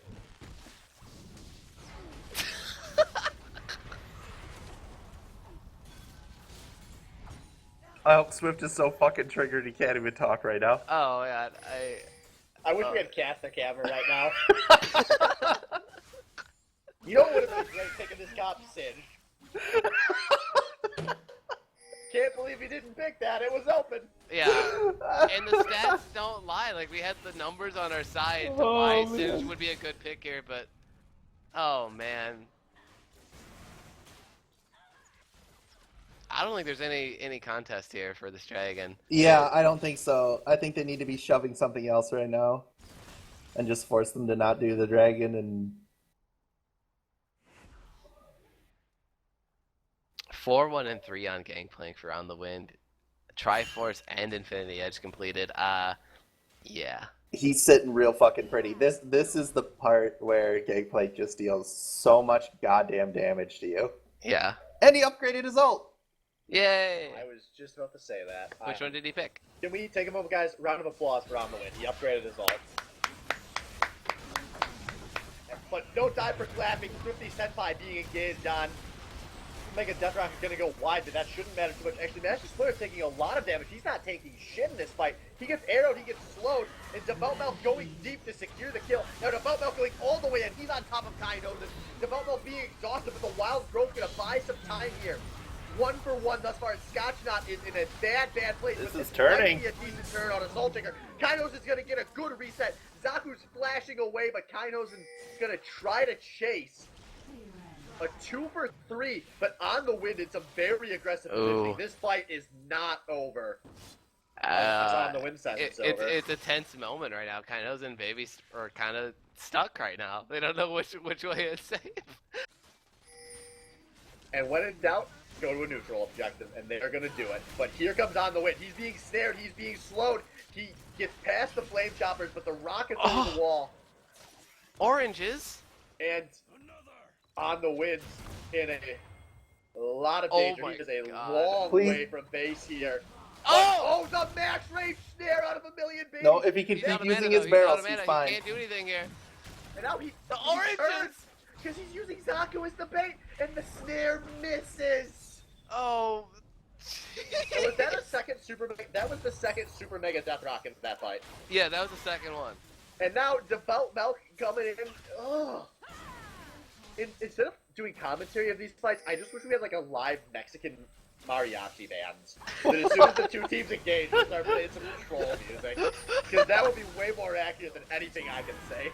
Oh, jeez. And now 4th dragon for TDE. Oh, man, yeah. Pretty bad fight overall for TDE, but it does turn into a Dragon 4, and they don't actually lose anything. They can be grateful for that. It seemed like Soul Shaker was going to come out way ahead on that because there was 2 members that were really low health, but kind of wasn't able to secure those last 2 kills. But cool little run outplay out of On the Wind, surviving that. But I think he's way too big right now. You see how much health his W was healing? That was crazy. Yeah, he's pretty big. You know who's not too big is Master Splinter, who is going to be disengaged on a Zaku at the same time. Now, the Meltdown's actually in danger. You know, On the Wind kills a million babies on the south side of this fight. Milk should go down on the top, and this fight might continue because here comes Tank Engine. Thrifty Senpai on the front line like he loves to do. And great arrow. The crystal arrow hits Kainos in the middle of his team. He has to flash out, and the rest of them are really going to just walk out of this? No, Scott, that's being chucked. You're moved now. You shouldn't be blown out. And a big shot. Oh, you flashed that right in your to stop team. the disaster here. Oh, Thrifty flashed that crit rocket into his team. Oh man, it's sad because right before that happened, Kainosen launched his ult. Just try to get a little bit more damage to try to steer them off the tower. Just think if he had that rocket for that. Oh man.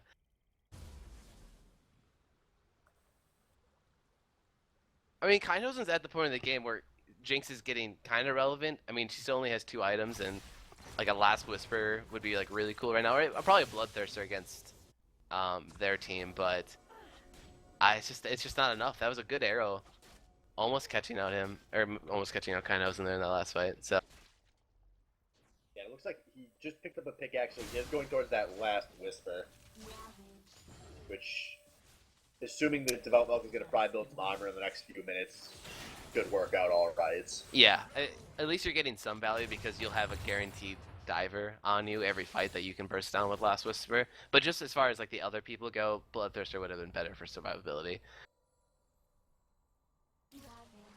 At the end of the day, I don't think either he survives the first initial burst or he dies right away. I think that's the way Kainosen's reading this right now. It does look like we're getting more and more wards over by this Baron. Both teams just looking for a fuck up. Looking for a reason. Soulshaker, the Baron could be so huge right now. Yeah. If Dankedge get it, they should close this game out with ease. If Saltshaker get it, that's their way back into this game. They've had a few even fights in a row, despite being down 10k gold now. Yeah. If they get Baron and they get even a decent Baron play, suddenly we're looking at maybe, a 4k gold lead and a team that's hitting its power spike. Yeah, that's true. And in my mind, it's going to be really tough for them to do. I think both of these team comps excel a lot in the close corners of the river outside of Baron. I mean, I could imagine TDE poking them off the Baron, so like prompting Saltshaker to, or no, sorry, the other way around. Saltshaker poking TDE off the Baron because they have Lulu, they have Mundo, and Zyra over the wall. But I think a straight 5v5 still, at this point in the game, goes over to TDE. They just have to play really safe and cautiously here. Yeah, absolutely. They are still down 10k gold. That's more important than anything about their comp right now. Oh, that was some beautiful wave clear right there. I love that stuff, man. They definitely know they're super far down as well. Like, you can tell just from the kills and the dragons. Yeah, I mean, Babies has the hourglass now, which That's awful. Yeah, I mean, yeah. 30, don't sugarcoat it. Okay. Just stop and think, what would Swift say if he played support? If Swift's played support, that would be a great day, dude. But what else would be a great day is the Belt going in, Thrifty Senpai is in this top lane, and Saltshaker don't actually commit to a fight here. This is 5v4 with the Diamond mid laner in the other lane. What there is it that? is. They're going to disengage. They're going to instant-get Michirugi. But now Master Splinter trying to turn. He has no teammates backing him up. The Belt very deep in his fight. And a really big wild throw. Oh! And a kill for Jinx. Now they're chasing down on the win. He flashes over the wall. A triple kill for Jinx. Oh! And Thrifty Senpai just trying to push this tower down. What the? Why would you fight that when you're Diamond mid laners in the top lane, man? And this is going to be an inhibitor trade. Doing it to look very quietly auto-attacking Orianna on the inhibitor. Saltshaker might be able to win. No, they won't. No balls. No balls. Too short still. No balls. But, No man, balls. what a swing. Saltshaker, they have the bodies up for Baron, but Thrifty Senpai is in the position to shockwave them all. This is, oh my god. Dang it, just quit dicking around. It's 10k gold lead, man. You're not Fnatic. You're in the baddie league. Wait, they're doing it. Thrifty's not going to stay there to even try to poke them off. They don't have any sights? They don't Yeah, know. they don't have any sight. They do. No, Thrifty had the ball over the wall and then he walked away. Did he assume that he was enough to scare them off just showing up? No, I think... Wait a minute. I don't even know what to think. I thought Thrifty for sure knew they were at the Baron, but maybe he retrieved that ball right before... He knew they were at Baron. He was too worried about them coming over the wall after him. I think he just straight up left. Okay. Wait, oh, that's 5th Dragon for Yep. for TDE at this point. Yeah. So, This is this is a game. This is they're how you shove super in a down lane. in 2 separate waves, which means if either team fucks up, they're gonna have a base that's being destroyed. This is exciting. Baron creeps versus 5 dragons. And with mid inhib down, it also means they're on a time limit here for Salt Shaker because those are pushing into their base. Like, that will get damage on your Nexus turrets. And Oh, to start it. Shockwave on Dead by destroys Salt Shaker. Now the Melt goes in. Kaidozen is dead too. This is a great fight for Dank Engine, finally using their fucking gold lead. They're gonna take down 2 members, a second inhibitor off the map. Red team's inhibitor has been destroyed. Man, we're seeing some like pretty big abilities. I guess ultimate. Frankly, they've been ultimate so far, but it's still going. This Nexus tower is going to go down. Have to get somebody back, but Master Splinter is very deep. A kill for Salvo. That's a Nexus turret. Team's turret But has 1 been Nexus destroyed. turret down. It looked like TD was really scared that there's people still chasing them there, trying to stop the backs, and that's what Splinter was. That's all he was about right there. He's like, I don't even give a shit if I die right now. Nexus Tower is down for TDE, but man, yeah, the big ultimates this game, like that 3-man Shockwave got the inhibitor for sure, and then that turnaround in the previous fight on Kainozen's Rocket. Well, that was because Baby's ult hit 2 of them knocked up right next to each other. That's true. too. Yeah, they committed so much to killing Michirugi and Lulu. Like they used buy ult on that and Gangplank ult and like pretty much everything just to kill their utility mid laner. It just doesn't make any sense. Like I know a pick's a pick, but at this point in the game, you have to pick Kainozen. And you can't go that hard in a 5v4.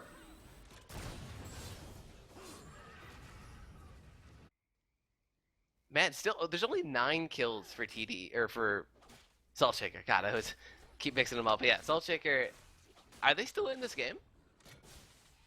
Yeah. With the Baron buff Technically. helping them push out these waves right now? That's gonna be Baron a buff big is part. helping them a lot. If That'll they let had them Baron buy buff, out this one game of these inhibs. might be over. I think it would be. This Yeah. 5th dragon is very close to running out. If they want to make use of it, they need to engage now. I don't think they have a chance to. They have to let No. these waves I get think a little closer they- to the base, and then they can siege mid. Yeah, they got the fight they wanted with the 5th Dragon because that was just a blowout. And you had Kainozen in the Shockwave too. It was a very good fight for TD.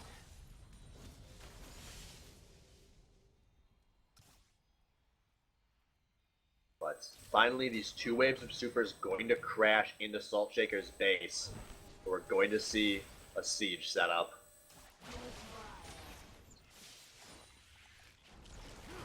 Yeah, how is Salt Shaker gonna manage their sideways right now?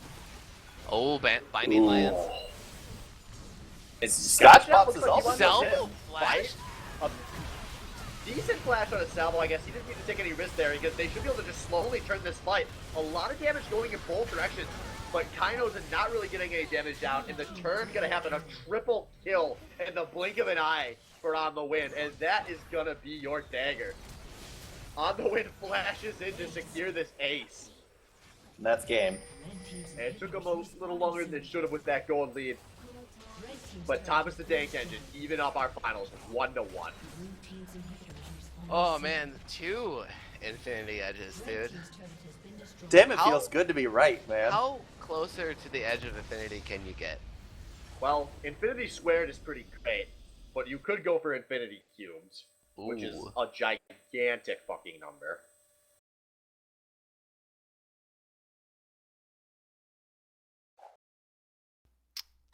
But we are going to take our quick 3-minute break before Game 3 while this lobby gets set up, so we will be right back.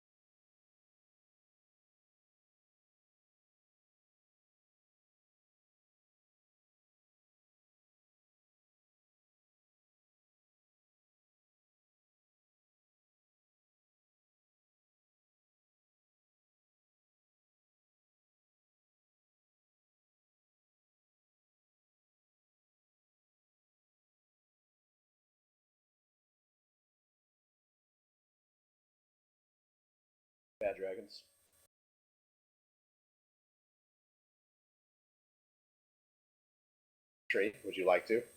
Nah, no, you got this. 30, why don't you give it a try?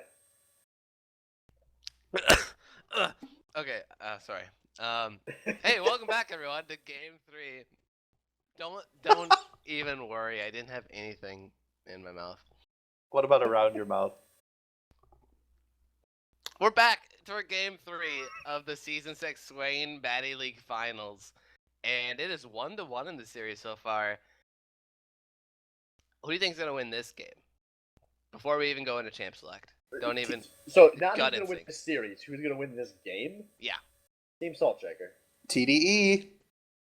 Alright, I will say neither, right? No. Games will explode and the servers will go down. Forever? Forever. Sealing our fate. So what if League ceases to exist tonight, what game do we finish the finals in? Rocket League. Dota 1. Don't know. We go back to our roots. I would love to see Counter-Strike. I would love to cast some That has Counter-Strike nothing between to these do. two That's teams. not even Fuck the same that. genre of Fuck. game. Let's go back to Doom.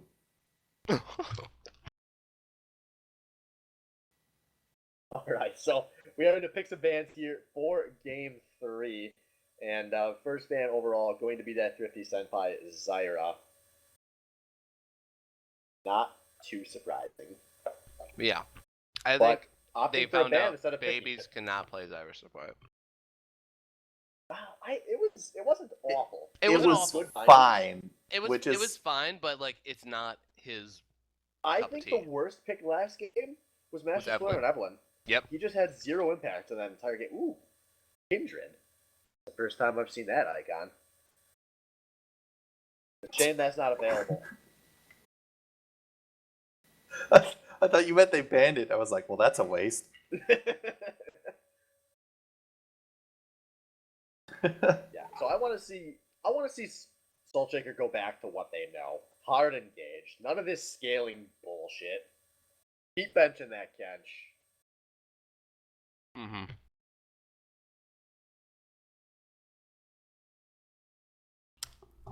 Singed. Let's see if that's still All a right, thing. all right.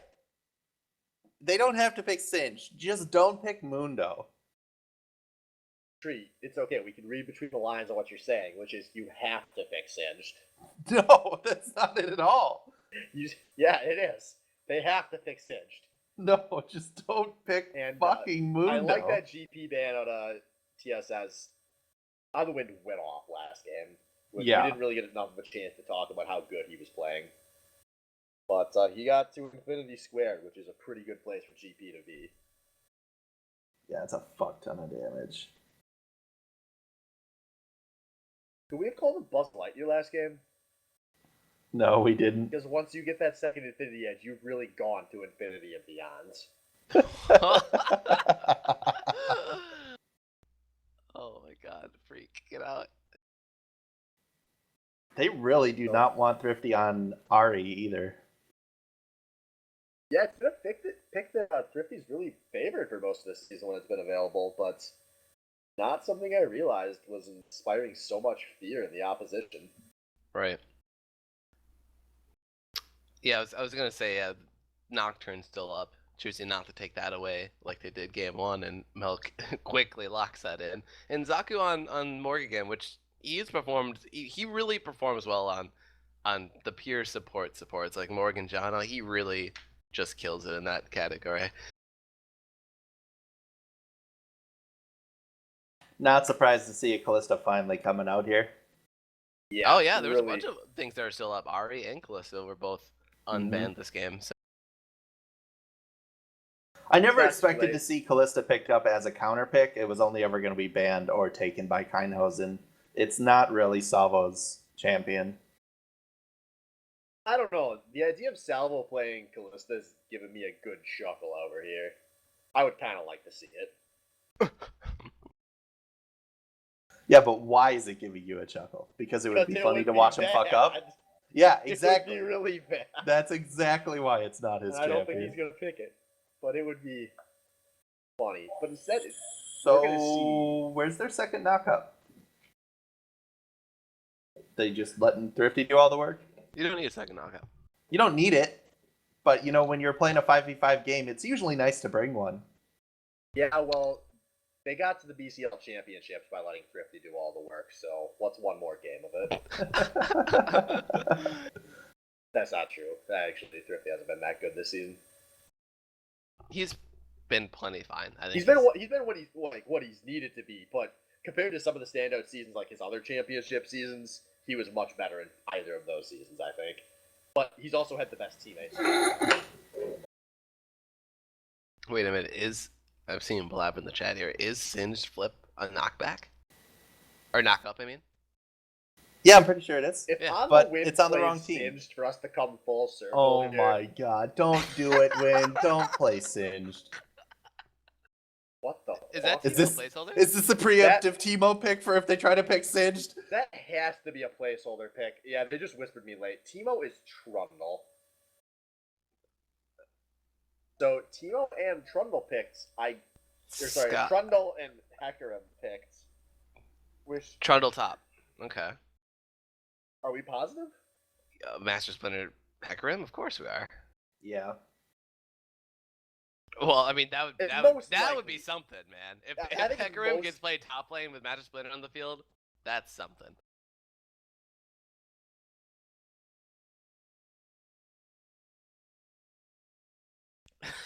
Please no. I want to know what Win picks here. There's a lot of options. What else?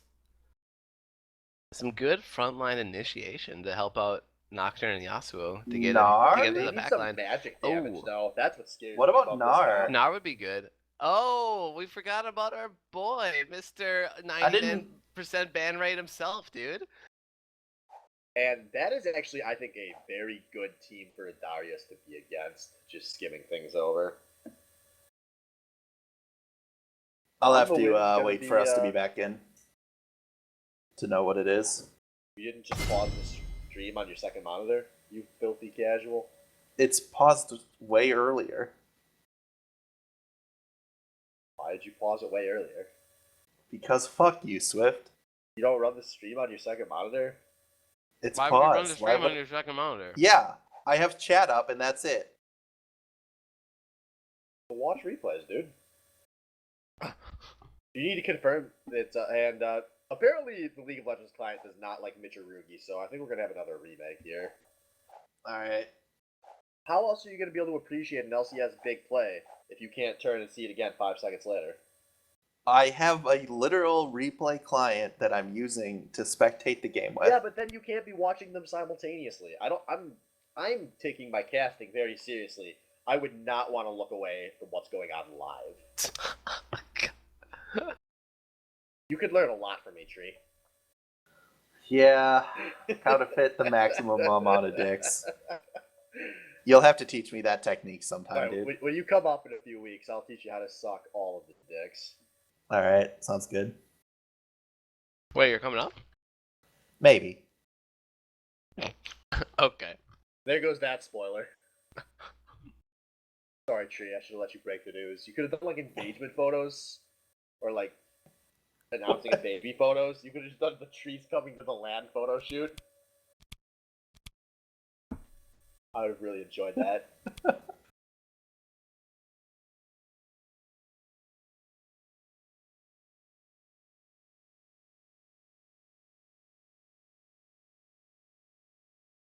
So how else are you guys feeling about this matchup? Do you guys want to change your votes at all? Back to Team Salt Shaker, who look like they are Well, clearly going to win this game with I ease never now. I never put in my vote, but what were the Wow, comps cop again? out.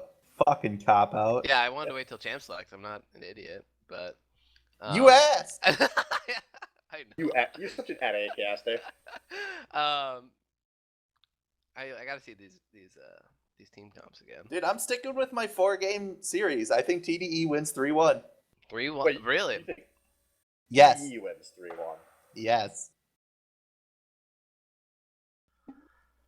Oh man, I think Salt Shaker. See, wins you asked 3-2. me how many games. And I said 4 with that in mind, with TDE winning it. Okay. I don't think we have Zed. No, Zen was spectating. Okay, Good. cool. Cool. Cool. But the Darius pick, he's going against Trundle. Well, once again, another matchup I don't think the world has ever seen, because Trundle Top's not played a lot. I think it might be. I feel like it's just going to be a farm lane. Unless, obviously, there's going to be jungle pressure. Master Splinter's on Hecarim and Melk's on Nocturne. So finally, we're going to see a game where both junglers are playing like heavy impact, heavy gank style champions.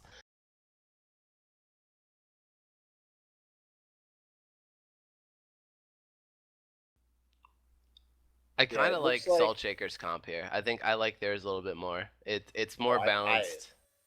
love their comp, man. And once again, TD's sort of rolling the dice again. There's no like truly definitive like here's the front line, here's the back line, kind of jazz in the 5v fight. I mean, sure you have Darius who will build tanky, but he. And on top of rolling that die, they're rolling the all physical damage die.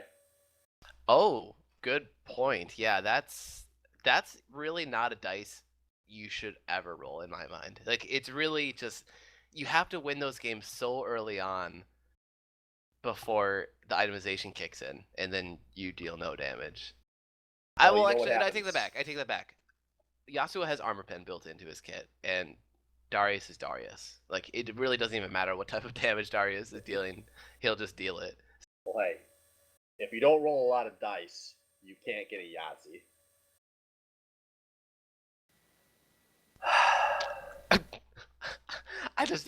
Some of the things you're saying tonight, I don't know what the relevance is. I don't understand. I'm sorry, dude. I'm getting too meta for you. I'll try to tone it back a little. Yeah, please do.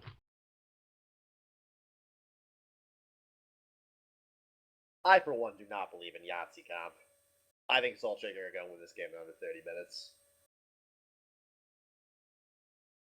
I sure hope they do, because then once you start to get into the late game, TDE's comp could maybe pull out a win. But I think Kainos and Kalista is really just enough said there. I think he's gonna go crazy off on this champion. Yeah, actually, looking at these team comps, my 3-1 call is fucking wrong. So TDE 3-2. TDE 3-2, assuming they fucking pull their champ selects together after this game. But Splinter on fucking Hecarim, Kindhosen on his babies gets like fuck, man. And yeah, the full AD that you mentioned from TDE, not good.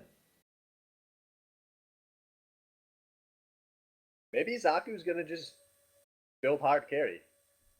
After he saw a million babies build that Zanya's Hourglass on Zyra, he's just inspired to build hard AP. We're going to see like the Rabadon's Z-Glass core build Zaku go off.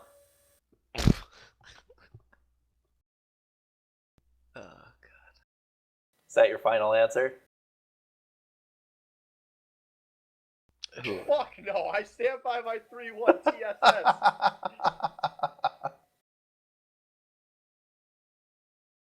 The caster's job to play devil's advocate, but I'm not a good caster. TSS win this game easy.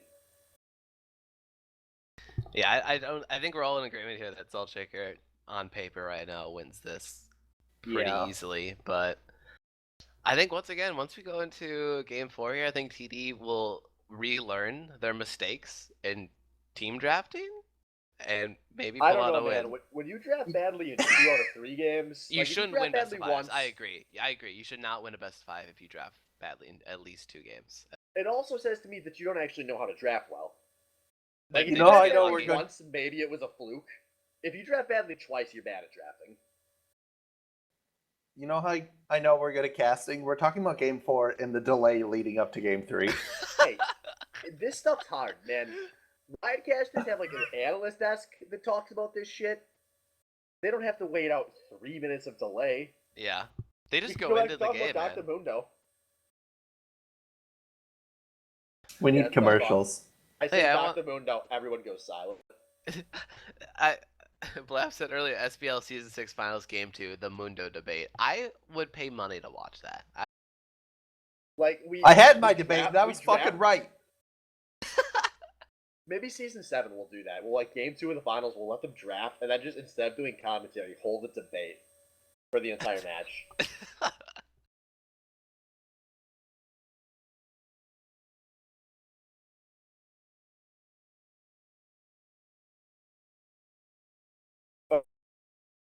Going into this game, we are going to try to get 30 synced up with the rest of us, as he does seem to have the spectator bug that makes him slightly ahead of us.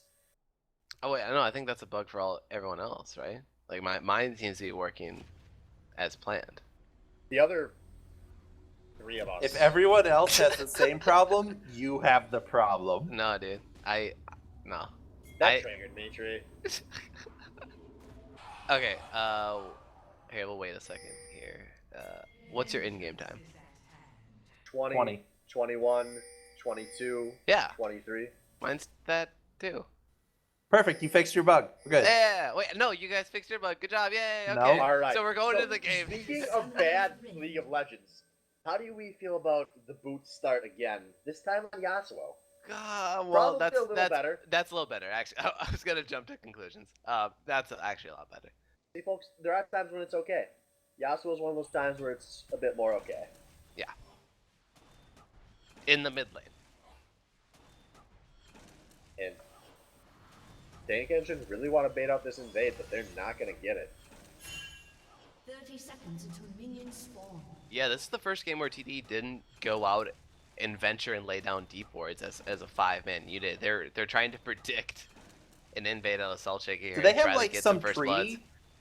where only the first 2 games they're both going to invade, and after that it's completely off limits? It's a fucking war crime. Yeah, maybe they're just calling both of each other's mind games here. Like Salt Shaker also was thinking the same thing.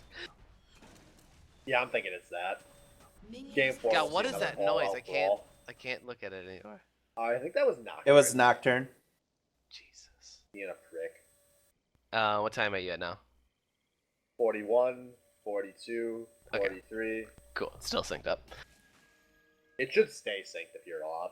Okay. At least I would assume. It sounds like you're going off, we'll say something. But for the 3rd game straight, some good old 4-man starts in the bottom jungle. Mm-hmm. Huh, it looks I'm like just- On the Wind just do a camp by himself. Not together. I guess if you're top lane and you're able to do that, wouldn't that always be better?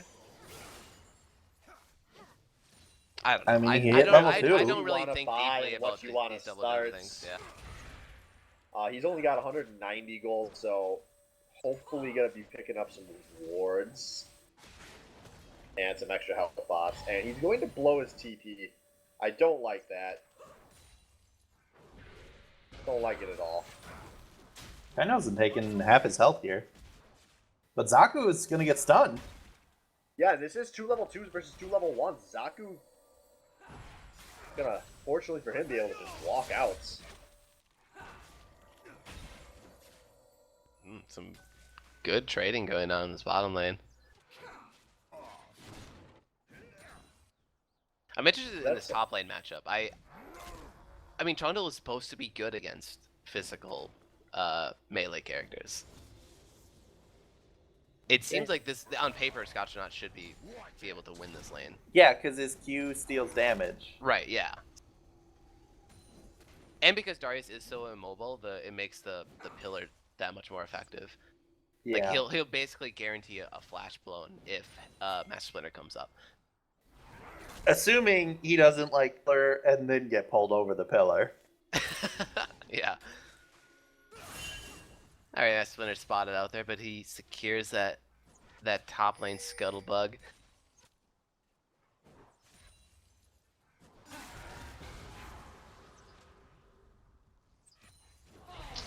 Yeah, some pretty exciting farm action going on. Oh god, Scotch not taking so much damage. He actually pillars him a little bit closer.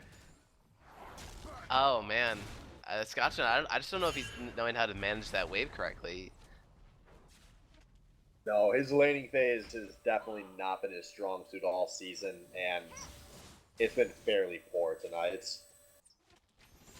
Yeah, against someone like On the Wind who has always shown strength in laning phase, like getting ahead And here based on comes the the lane. bout melt. Yeah. Respect flashes blue and for Scotch now, because that would have been a lot of damage if any kind of CC landed there. Probably a dead Scotch or not. Develop Milk? Yeah, he's gonna recall here, but man, that would have been cheeky to stick around. And hopefully an Apprehend lands. Oh, Thrifty Senpai. This is gonna be great watching Thrifty on Yasuo. Like he's played it before, right, in the regular season? I believe he's played it once this season, but it's Yeah. traditionally been Oh, a wait. big time Thrifty Wait, champ. yeah, didn't he play it twice? Or no, that was the other team that played it because John knocked back. Anyway, I've seen there's been some pretty good Yasuo play in the league so far this season, and I think Thrifty's the one of those guys that could really shine on it. Once again, mounting a little bit of a CS lead here in the mid lane. So, would you say Saltshaker overall has weaker laners? Just from mid and top lane alone? In a double lift to Forgiven scenario, yes. But in a world where Master Splinter exists and can capitalize on people that don't respect him, I think that's a big weakness of all of the lanes on TDE, is that they don't respect junglers enough. Oh, okay. So it really Yeah. depends on what sense you mean better laner. I guess I was just sort of factoring out jungle, but when you do factor that in, it's kind of interesting because if the laners don't respect the weak laners, the Shelf Shakers, that's perfect for Splinter. Yeah. To capitalize and come in. It's a Yeah. very fun little meta tug of war going on. Yeah, no pressure so far from Master Splinter. He's just sort of farming quietly here. Looks like he's going So for that Cinder Hulk early on. Is On the Wind's thought process is, haha, I've already made it to 6 items, now I win? Oh, he just uses ward, so it doesn't look the same anymore. Oh. Yeah, going for that Black Cleaver, I assume, first, right? Yeah. Yeah. That is very Very standard on core. Darius. And he's 4 health pots and a mana potion. That is a lot of sustain to bring to the laning phase, but I like it. I think he can just keep sticking in here, and when you have built-in heal on your Q as well, so Yeah. Yeah, and that'll guarantee he should be able to stay ahead of Trundle because Trundle has a lot of Master sustain on Splinter's his here in the own. mid lane. The E lands, but Thrifty Senpai knocks him back in return. Nothing blown for Thrifty Senpai.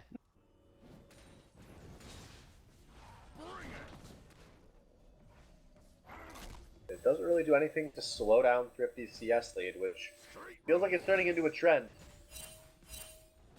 Yeah. I expect for him to go back. Oh, maybe he'll get an Avarice the next time.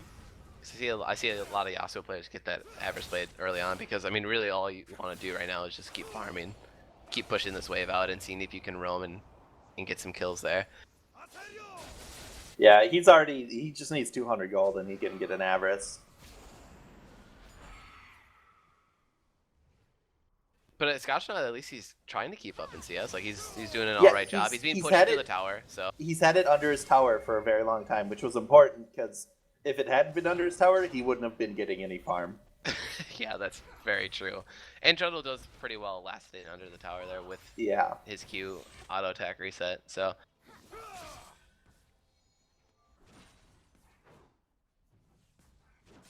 I assume Dragon will be another big objective once again for both of these teams, like it has been the last 2 games.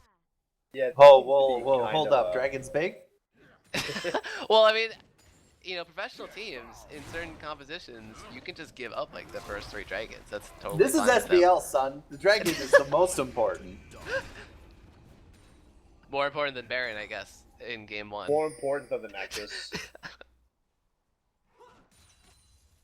Hey man, 5 dragons last game. That was something. Yeah, I don't know finally if got that really there. was the 5 dragons or just like an amazing shockwave. It was an amazing shockwave, 100%. Yeah, I feel like with Dragon buff you'd have to continuously fight over a while before you start seeing how worth it is. Without the dragon, I don't know if they would have had the fucking balls to finally push up that far though, because they were playing so scared. It's a That is confidence true. booster. Okay, yeah. What is that worth in gold? A confidence boost. It's relative. Oh man, Scotch just ulted yeah. on the win. Yeah, that's the effectiveness of the Trundle ultimate, just stealing all the stats around the wind and turning into a little weak baby man. Couldn't fight against the big strong troll. Darius is a really big fucking troll, chap. He just takes all of your stats on 2 separate abilities. Oh man, look at that little finesse out of there. Kainos and laying down the damage on Salvo, but the lane stays dead even at 84 CS here. Both laners have that BF, so Kainos is going for that pretty worth Bloodthirster first on Callista. It's good if you can get that. Really just adds a lot of sustain over these first few fights there. Both of these ADs are totally gank Mel top. comes in onto Scotchnaut, but Scotchnaut had his flashback up, so he flashes out immediately. Master Splinter answers with an ultimate of his own. Teleport. Yeah, teleport comes out, and Mitsurugi, he brought teleport. We didn't even talk about that. First blood goes over to Mitsurugi. Taunt goes wide, but first blood going over to Salt Shaker. Oh, I thought that was the enemy arrow. Yeah. All right, well, Salvo with a very good zoning arrow there. A very good defensive arrow. And that is a really nice play for Mitsurugi. That's going to basically even up his huge... The charm lands and Master goes in. Yeah, on the win, man. A little greedy there to stay with 3 strong members of Salt Shaker on the siege. And they might be able to get the top tower here, and they will. So 2 kills on a tower going early on in the first 11 minutes for Salt Shaker. Thrifty is going to be able to trade for that mid lane tower, though. But that's still a good play on the map for Salt Shaker because they let Mitch completely negate his 30 CS deficit. However, the biggest objective going down, so maybe this is a little better for Tank Engine. Yeah.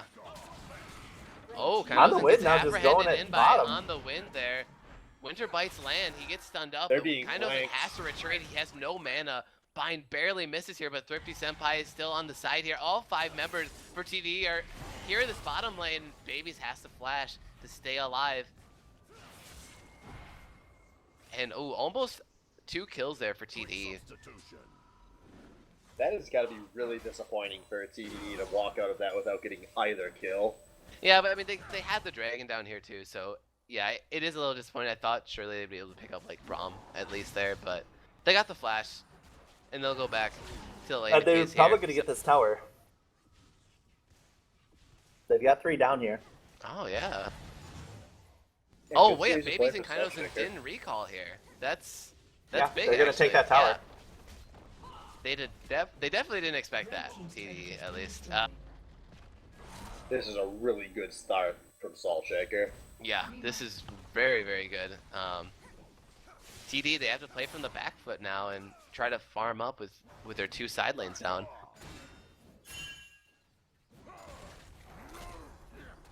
Big wave pushing in with On the Wind here into the tower. Scotchnaut does have that Sunfire completed, so over an extended fight that might add up with all the stat stealing that he also does as well. Yeah, that is a very tanky Trundle build instead of the standard Blade of the Ruin King. Ult goes down onto Mitsurugi from Thrifty Senpai in here, and the chase is still on, but Master Splinter's there to help him out. Respect flash from Thrifty over the wall, but Master Splinter answers with the onslaught, and will not be enough to take him down. And big wave coming into the bot lane here. Zaku lands a bind into the arrow out of Salvo here, and Kainos uses the heal, but he keeps autoing the minions, and he will go down to Salvo. That was a perfectly executed tower tank from Zaku to set up an easy kill for Salvo, which Tank Engine needed something to get on the board. I wouldn't say perfect. He could have taken another shot at least for Salvo, but I mean, it obviously didn't matter. Fucking nitpicky trade. He said perfect. I know. He uttered the word perfect. Okay, yeah. Okay, but... perfection is something to be strived for, never attained. If Swift wants to be a faggot, I could be one too. Oh my god. what prompted them to go in on that bind? Did they just think Babies wasn't there, or they must have known? They saw the bodies around mid fighting on 50 Senpai, so they just felt generally safe. Okay. That's probably not what happened. Salvo was probably like, "Oh, nice binding, let's do it." But That sounds like bot lane. Yeah, actually. a better ADC would have been like, "Yeah, I see they've got a bunch of bodies mid, killing our mid. We can engage, it's easy." And it was easy.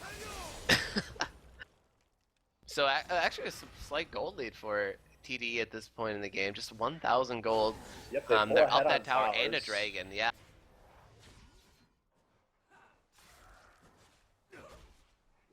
Just like that, the small lead that Saltshaker had off a good series of ganks. They're now slightly behind, but I think that's still alright for Saltshaker. The map's opened up for both teams, though.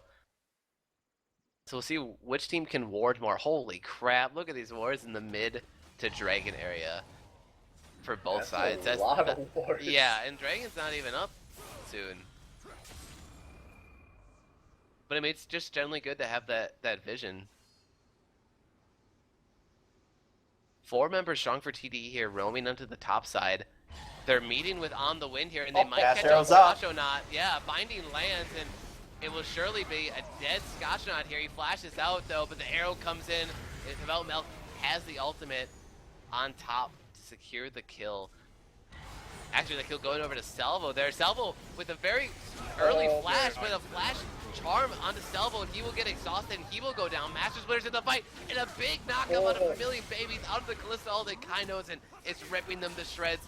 He will flash, trying to secure the kill onto Zaku, and he does. Double kill, and Thrifty, there's no tower there. Where will he go? And Kainos and might pick up the 3rd kill of the fight. No, Master Splinter will pick that one up. So, a 1 for 4 for Saltshaker coming out big in that skirmish. Yeah, I think what caused that whole fight to devolve from TDE's fight into Saltshaker's was both of them held their ults instead of just CC chaining on Scotch. Mm-hmm. They held it, and then once he flashed, they both threw their ults in, and they were so far in at that point. Yeah. Whereas they could have just CC'd straight from Morgana Bind into an Ash Arrow, and he never would have moved, and they could have just walked out. Yeah, I agree. And a really early flash of Salvo, and without the flash, then Michiriga just flashed in and charmed him up. So Salvo didn't do a lot of damage on that second part of that fight there. So once again, the game's flip-flopping everywhere. Saltshaker now has the goal lead, and Dragon's up in 30 seconds. I believe they have the much stronger comp for this Dragon fight, so it'll probably be a really tough fight for TDE to win here. Just Hecarim and Braum ult alone set up really good zones in this river.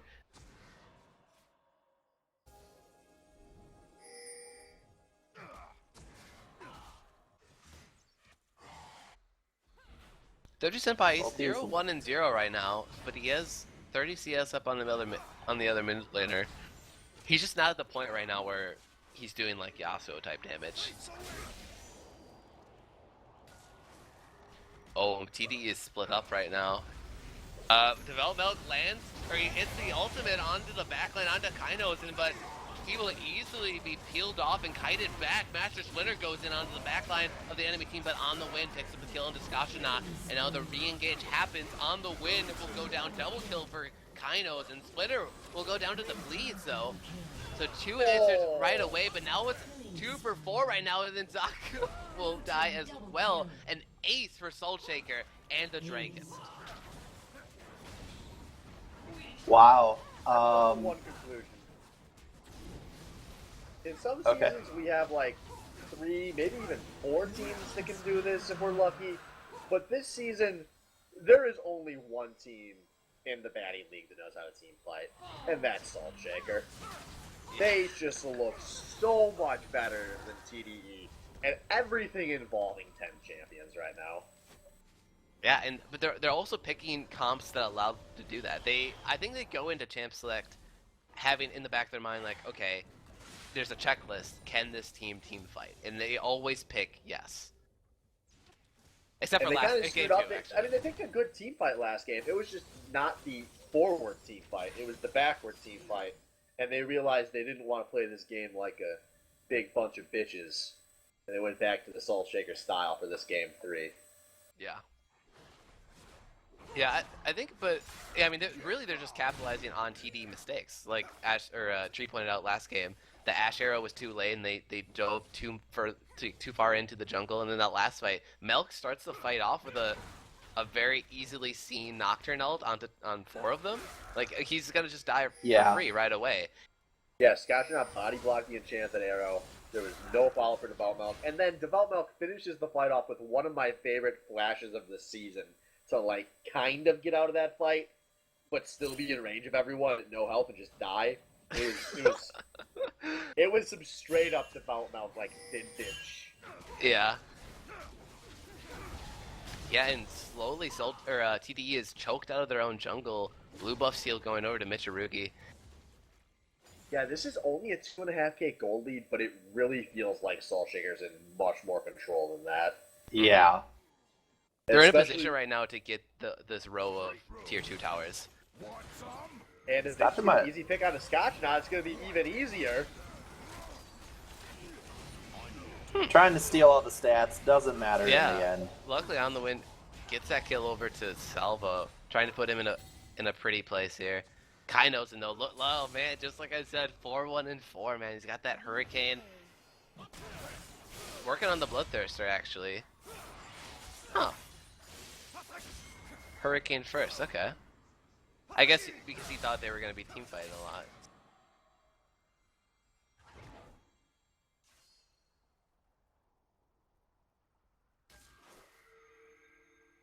Big wave pushing in bottom lane for TDE. Yeah, they'll have to send someone pretty quick, I'm assuming, yeah. Kainos already headed down there with Runons. For On the Wind. But all teleports are up in the game right now, and Mitsurugi's.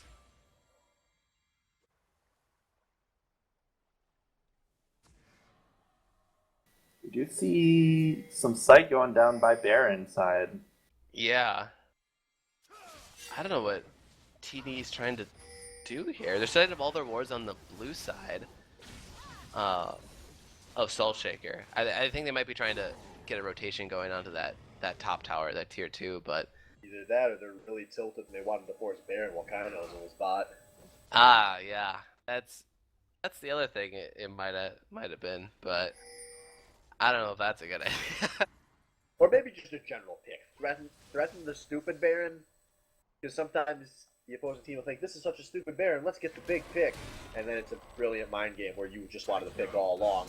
Yeah. But Scotch immediately with a very quick flash there, dodges the Morg binding, and Master Splinter's here to help him out On the Wind, trying to run for his life right now, but he dodges, actually sort of sidesteps the Master Splinter ult.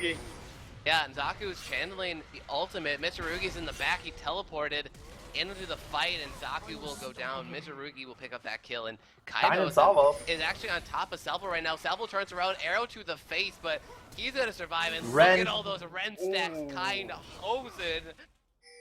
My boy, no ants, here we go. On the Wind will get out? No, it looks like he's pretty dead here. Yeah, he's cut off. A lot of time, though. For what's worth, 50 Senpai did take a second tower bot.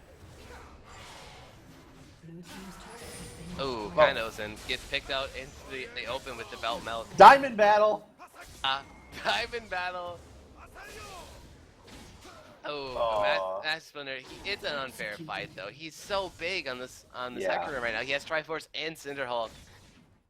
Where Yasuo only has that static shift completed. He is working on his Triforce of his own. Yeah, oh, man. Double crit of like damn near 0, not gonna help you. He's pretty behind right now. Yeah. I mean, he's farming like a boss though. 188 CS. He's doing what he can to try and get back into this. Like he's farming as hard as possible, but when your enemy laner is 5-0, 506, and also isn't like she's only 440 CS below you. I realize 40 is a lot, but when you're also 506 because you've teleported to other lanes instead of farming. Wait, did Thrifty get the tower? The tier 2 tower bot? Yep. Yeah. Actually, that was alright for TDE. if you think about it, Soul Shaker didn't get any objectives off that. They just got some kills in the open field, and On the Wind honestly wasted tons of time, and Thrifty got the bot lane tower. They're still only down 3k at this point, which I think should be a little bit bigger for Soul Shaker. Yeah, but Soul Shaker's not in a rush either. Like we said, this is such a gamble of a comp out of TDE with all AD and no tank line. Soul Shaker probably feels very content to just slowly scale this out. Yeah. We do already have 2 Warden's males built so far. Blue team has slain the dragon.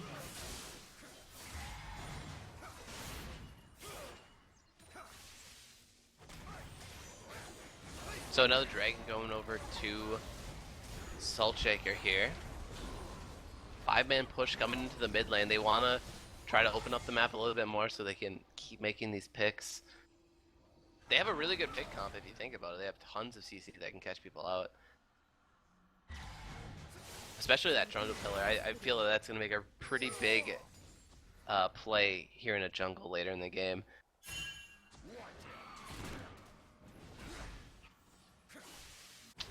Back to farming. A lot of farming. A lot of Yeah. farming.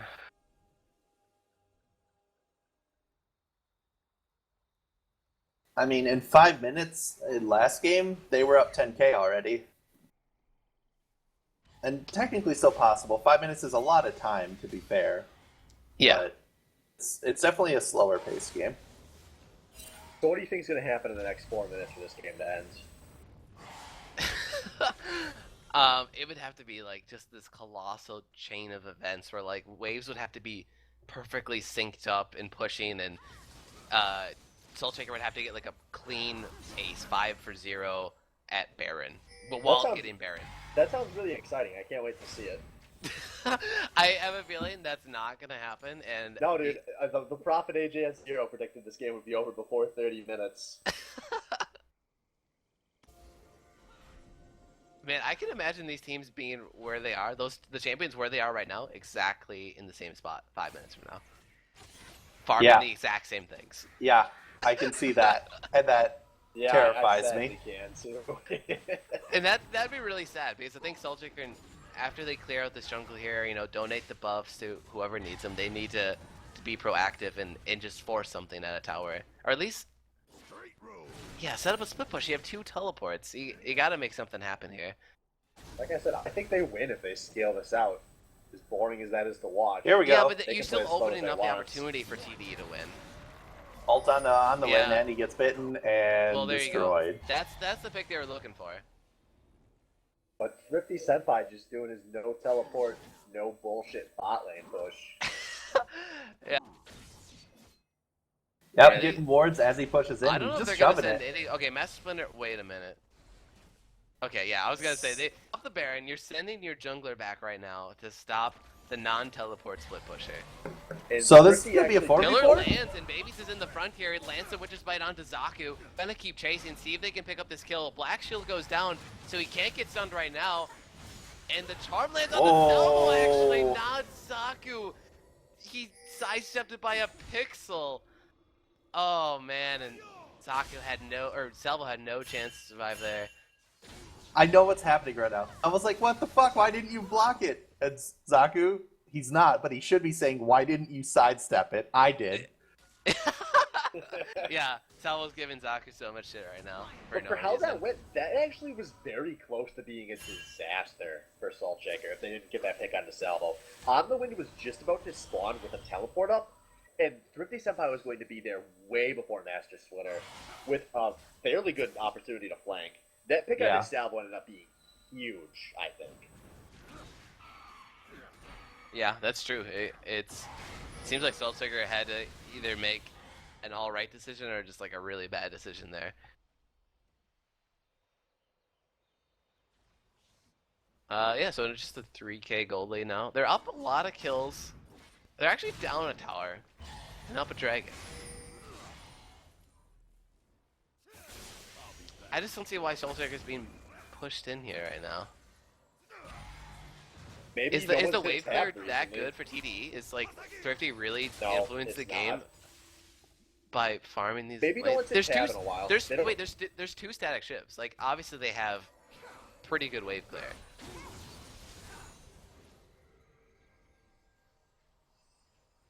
Are we going back to Baron baits? TD has the side waves in a good spot right now. They'll be pushing in. I think maybe. No, it looks like they'll just They're reset. starting it, baby. It's not a bait. And they're stopping it, baby. Baby's getting down to half health. And yeah, they decide that's a bad idea to risk the 5v5 in the Baron pit. This is where a needless Baron throw would occur. Yeah, I don't think they wanted to do that, Baron. That was just kind of a, let's see if they make a mistake and give it to us. Right.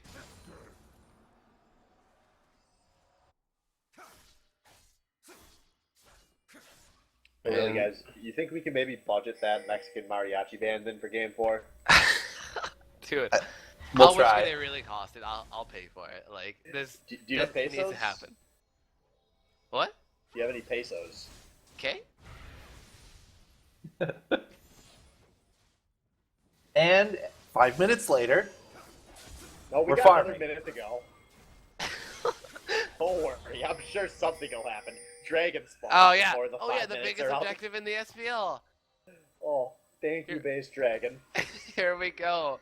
10 seconds till this spawns, and both teams are gonna be here, ready to fight. On the Wind is in the top lane, but he does have teleport. And TDE, they're forced out, zoned out of this dragon. They looks like, yeah, they're just gonna give it up. There's nothing they can really do here. And they do Soul have Shaker just either of their really is that teleports strong right now. To go match on the wins. yeah, he shouldn't get that tower at all. No, he probably won't even touch it. Yep, Yep. Scotch not going up there. Good call. Alright, boys. 6 minutes till the next play. Oh God. God, it's just not interesting. I mean, I guess it's interesting, but not fun to cast. I would like there to just be like fights nonstop. Do you guys want to try to make a Mexican mariachi bands? We can all just make some trumpet noises. Just imagining that. Holy shit, that's awful. I can't lead this one. Somebody's gotta give me a beat to work with, or I'm not doing it. No, I don't No. even try. We'll No. just make fools of ourselves. I mean, Zed could Well, probably I get some mean- sound loops going here. This is We a don't very need to make any professional more fools of environment. ourselves. We've already played enough games this season to do that. Ooh, hashtag Oh. wrecked on ourselves. Got him. And Bailey and Babies, yep, will get pulled out by the Fates call.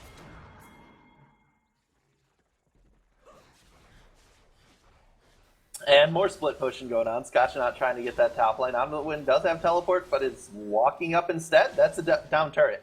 You just lost that turret. They really want to keep that teleport up so they can keep trying to get some kind of split push pressure when Soul Shaker goes for the Baron. Well- but yeah, I don't know like if that was the good call there to Yeah, get up the tier 2 I mean- top. They lost the turret for nothing because they wanted to keep the teleport.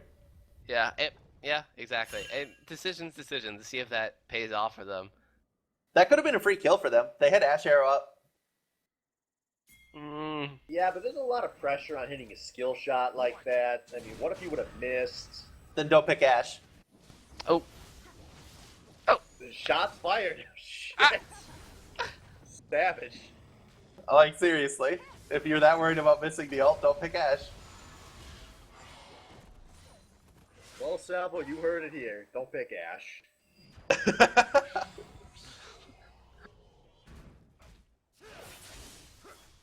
I'm gonna check out the gold Would you guys charts here. believe me if I just tabbed out and saw this game was over? No. Good, because I didn't tab out and check, but I doubt it's over.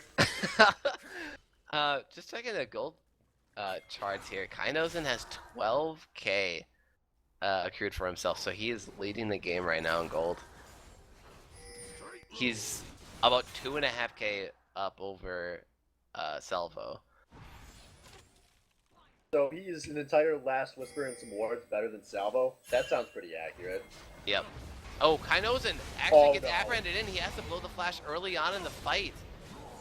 But the fight is disengage. What the Fate's fuck? call came in. Keinhosen literally got pulled there and pressed all of his buttons on his keyboard. He flashed, healed, and pulled in babies all at once. That was the most panic escape I've ever seen. Yeah, especially out of Keinhosen, because usually he keeps it cool in those situations. I mean, obviously I think the flash was probably needed there, but I think he would have just hopped away.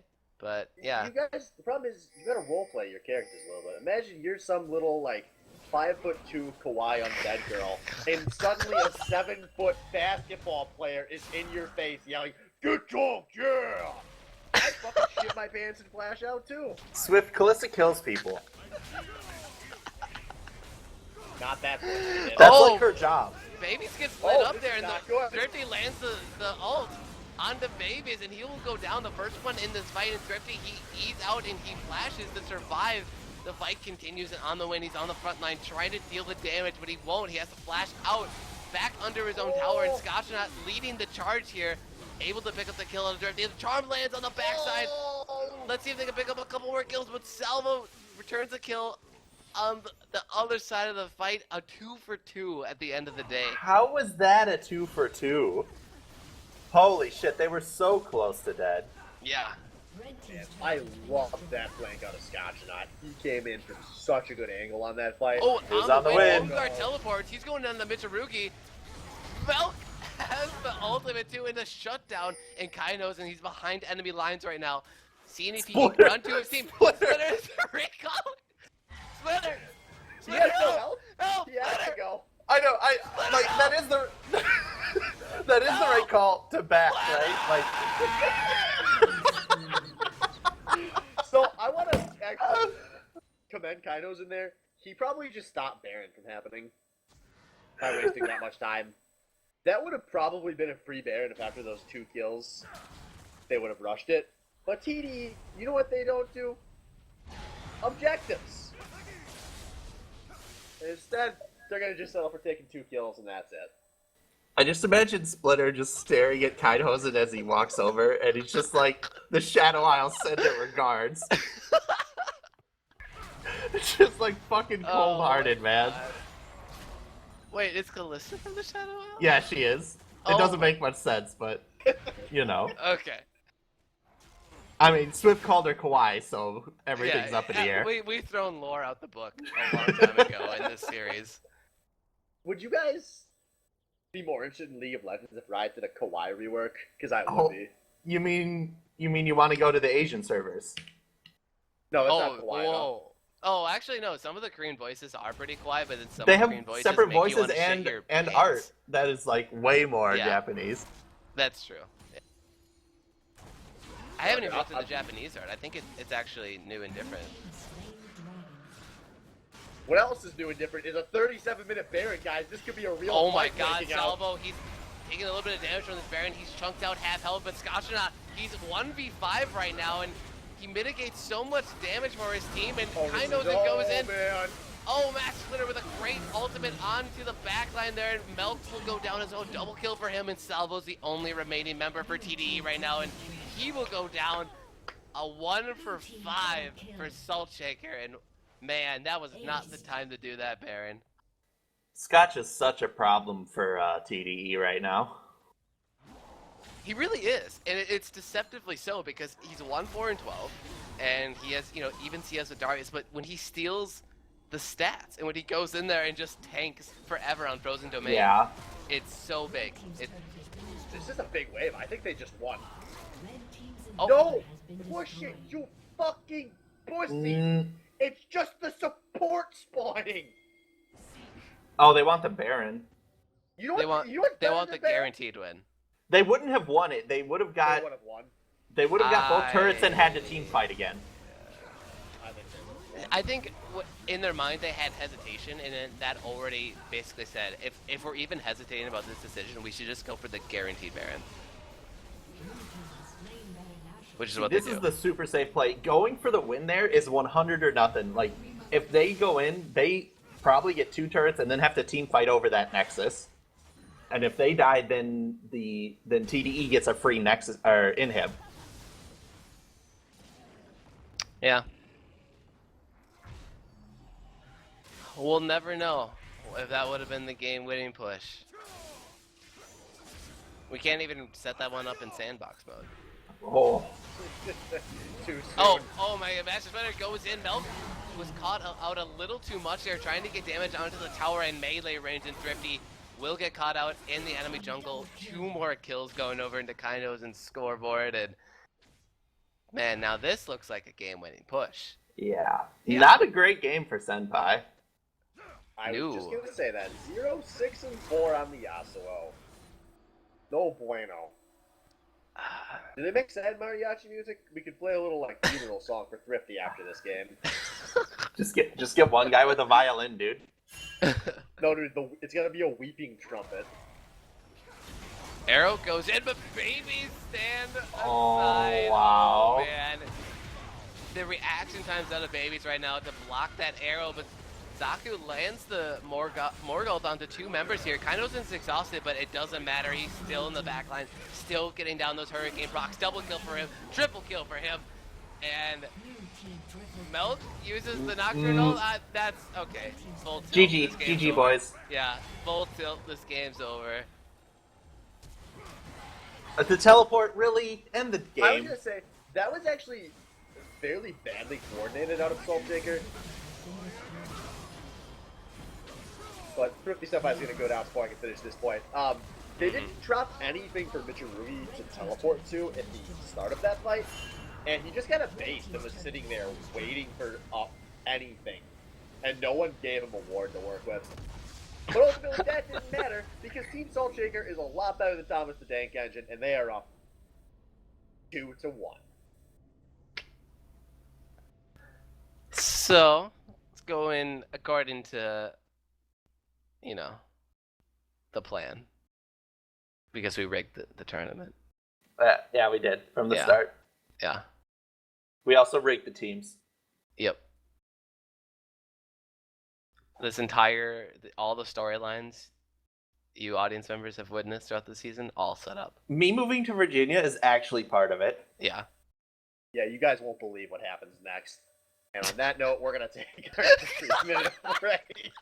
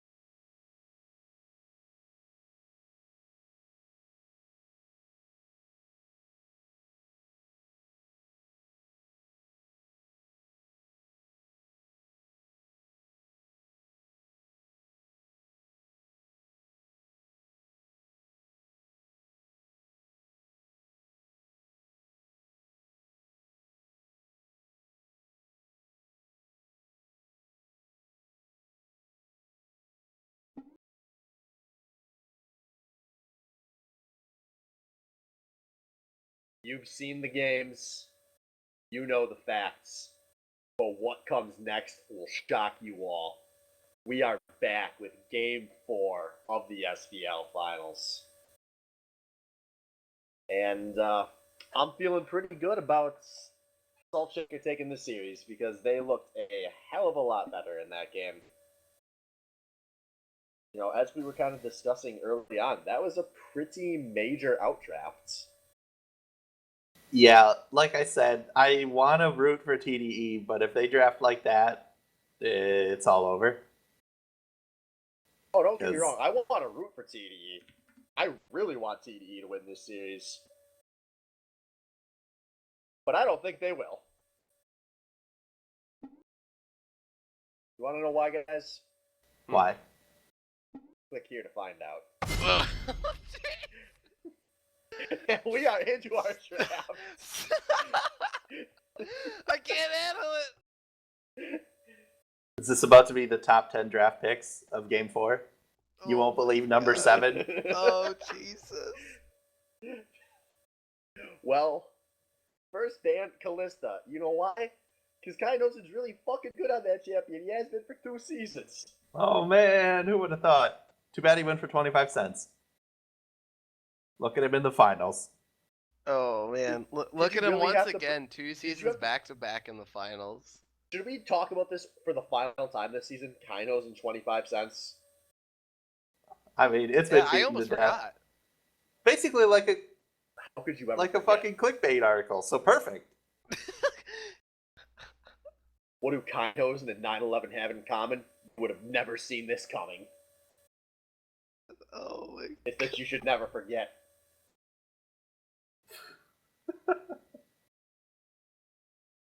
I Hey, love when I can hear the disappointment in your laugh. hey. Alright, so we're into these bands. Pretty normal bands here. A lot of stuff we've been seeing banned all series.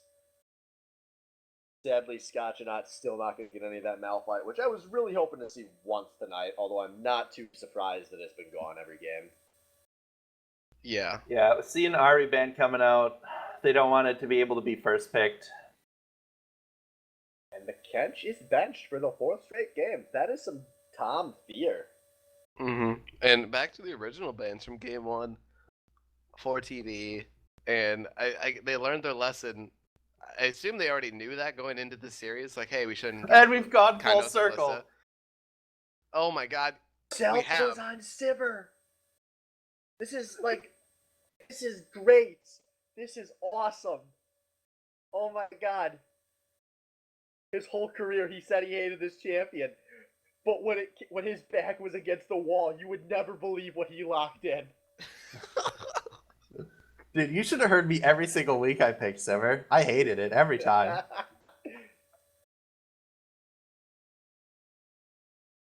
So, and that's a highly competitive Nocturne coming out from Master Splinter again this game.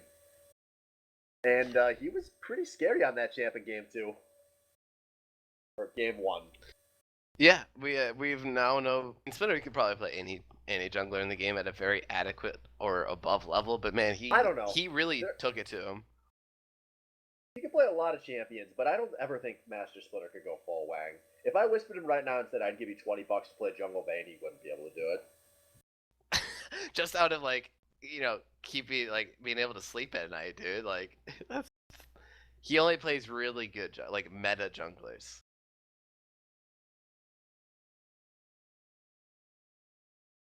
Taking their times on these picks. I don't know if they're debating or just going for the Ooh. swag duo lock. Boom, moo, baby. I'm excited to see Alice there coming back out at the hands of Zaku. He's been pretty impressive almost every time he's had that this season. Yeah. And finally, a very definitive front line for TDE. Like that's a good start. I don't think that should be their only tank line, but Islestar is always very good if you want to, do the very traditional team fighting. And yeah, Salvo on Sivir, that's huge. Like that's a very, very good bot lane they have going right now. Honestly, the way this draft is shaping up, I would love to see Thrifty Senpai on like a Victor and a Zir, but I don't think those are too big of Thrifty champs. I feel like it can be if it needs to be. Well, we're gonna see what they think of that, and I can only assume that Timo is a placeholder pick that hasn't been whispered to me yet, because these guys don't know how to whisper it on time. That is another Trundle placeholder because no one on that team owns Trundle besides Scotch and presumably Splinter. So if it ain't broke, don't fix it. And there aren't a whole lot of matchups that abuse Trundle, so not a bad pick. Swift, you won't believe the 7th pick. It was Timo. Perfect. Oh my god.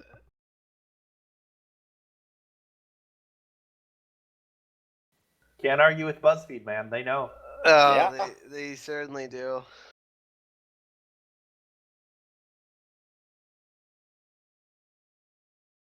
So against the Trundle, I'm assuming we're not going to see another Darius. I'm assuming he's going to change his game plan up here, bring something else out. Is that an actual Poppy? No. Fuck that. I won't believe 8th pick. That's Fuck 7. Wait a minute. No. No. No, is this for real? Is that not placeholder? It's not. It's on that's place not a Poppy. placeholder. That is an actual Boys, Poppy. This Oh is a my fucking god. clown fiesta. Oh my god. Everyone get your big fucking red noses and your party favors. What are party favors? Dude, Party fuck favors. you. Is Party that something favors, that dude. You don't know what a party favor is? It's a party favor. What the fuck's a party favor? Is that like We actually don't know either. We're just I'll saying, how invite can you you to my not know what a party party if you favor blow is? me? 30, why you gotta give it away? I'm just saying words, man. You don't gotta tell No, them. party favors are a real thing. I'm like half an adult. Not even half, man. Come on. None of us are. We're just big fucking babies in adult bodies. Oh, that's true. Hey, Resist Bliss. I'm a bot that helps people enter giveaways at Twitch Loot. We are currently giving away a $50 RP code. You can enter here. Good luck. Are you reading spam into our fucking Twitch stream right now? Yeah, but it was whispered to me by a spammer, which is even like the next level bot. Like, Play 14. Sh- You'll get sh- whispers all day. should I play what? Never mind. Final Okay. Fantasy 14. It's a great game with a very active Chinese community.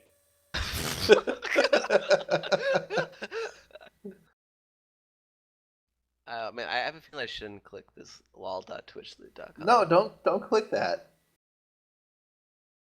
But you'll never know what happens next.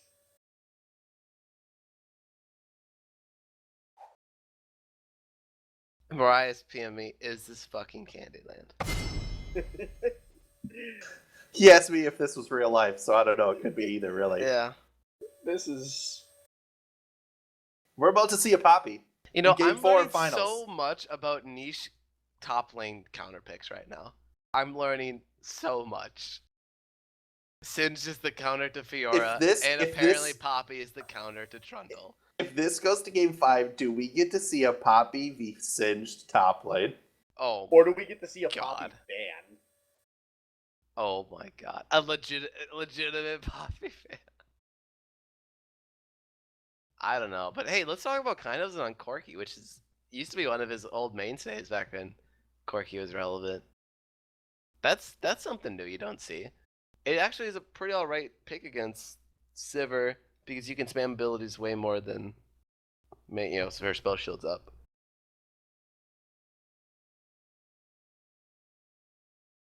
By the way, we did just get an update in Twitch chat. Poppy loses to Singe hard. So, we may not get Poppy versus Singe in Game 5. Especially since we're not going to get Game 5.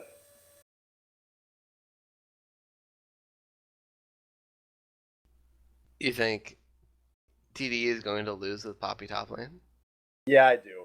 I'm so scared to predict that right now. I am too. I just, I close my eyes. Some days I'll be like, I'm having a great day.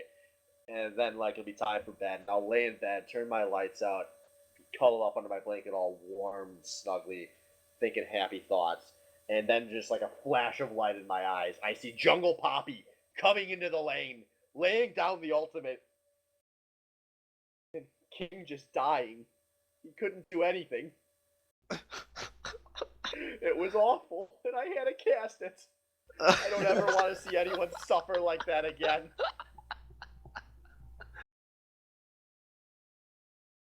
But I think I'm about to. I think Kaiosen is going to be running for his fucking life this game. My God, there's like nothing even to talk about in this draft besides the Poppy, is there? I think the Corky was pointed out. Otherwise, pretty standard stuff for all the players here. Thrifty did win on Oriana in game 2, right? Yeah, he's Yeah. good at the champ. Just like everyone's been playing mid for 5 years. I think this is TDE's best draft. Oh, wait a minute. Okay, let me rephrase this before I continue. I think if the champ, I don't like look at the champions. I look at their archetypes and what they bring to a team composition, and what Poppy is bringing to the team fight composition is good. I think TDE's draft is good. No, I actually agree. I think this was the situation. Like, this is a good matchup for Poppy, and a good comp for Poppy. If anything, there's no clear assassination target on the enemy team. Is really the only weakness, but Yes. Poppy can have an impact in a lot of ways. Also, Saltshaker's comp in the very super late game scenario, I don't know if they're bringing enough damage threats. I agree with that. Yeah, I mean, obviously they're gonna be very strong early on, especially early on with Corky, and if Match Splinter does go for that Warrior enchant again. I really want to see Scotch not go for the Blade of the Rune King first this game, not the Sunfire or any other tank item, so they can kind of just all in on that early spike, the extra source of damage. Yeah, I wonder what didn't prompt him to go the early Cutlass last game, because I've seen a little bit of Top Trundle, and I've never seen them go anything else besides Blade first. They always go Blade. Yeah. I imagine he was going to go Blade because that's what Trundles do. But at some point around 20 seconds in that game, Wes was like, hey, make sure you build tank. And then he just kept saying that every like minute or so for the rest of the game.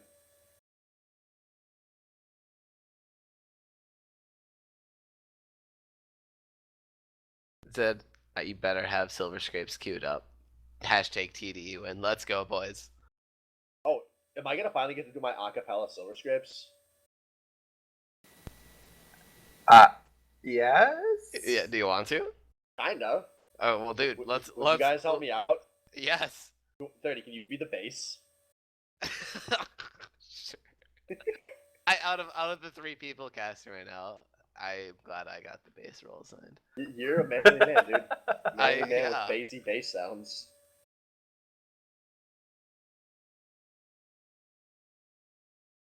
You obviously have the lowest voice out of all of us, 30. Come on. I do. I'm looking up the sheet music for Silver Scrapes. No, dude. You gotta wing it. Easy piano tutorial, piano cover, piano sheet music. Dude, Silver Scrapes does not strike me. If it was in Rock Band, I think Silver Scrapes would be one of those 0-star difficulty songs. Yeah.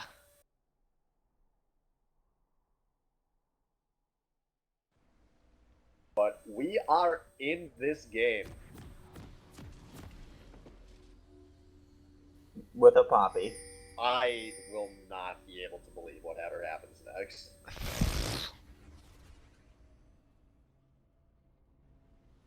Okay. He's been casting League of Legends for 3 years, but he was not prepared for this.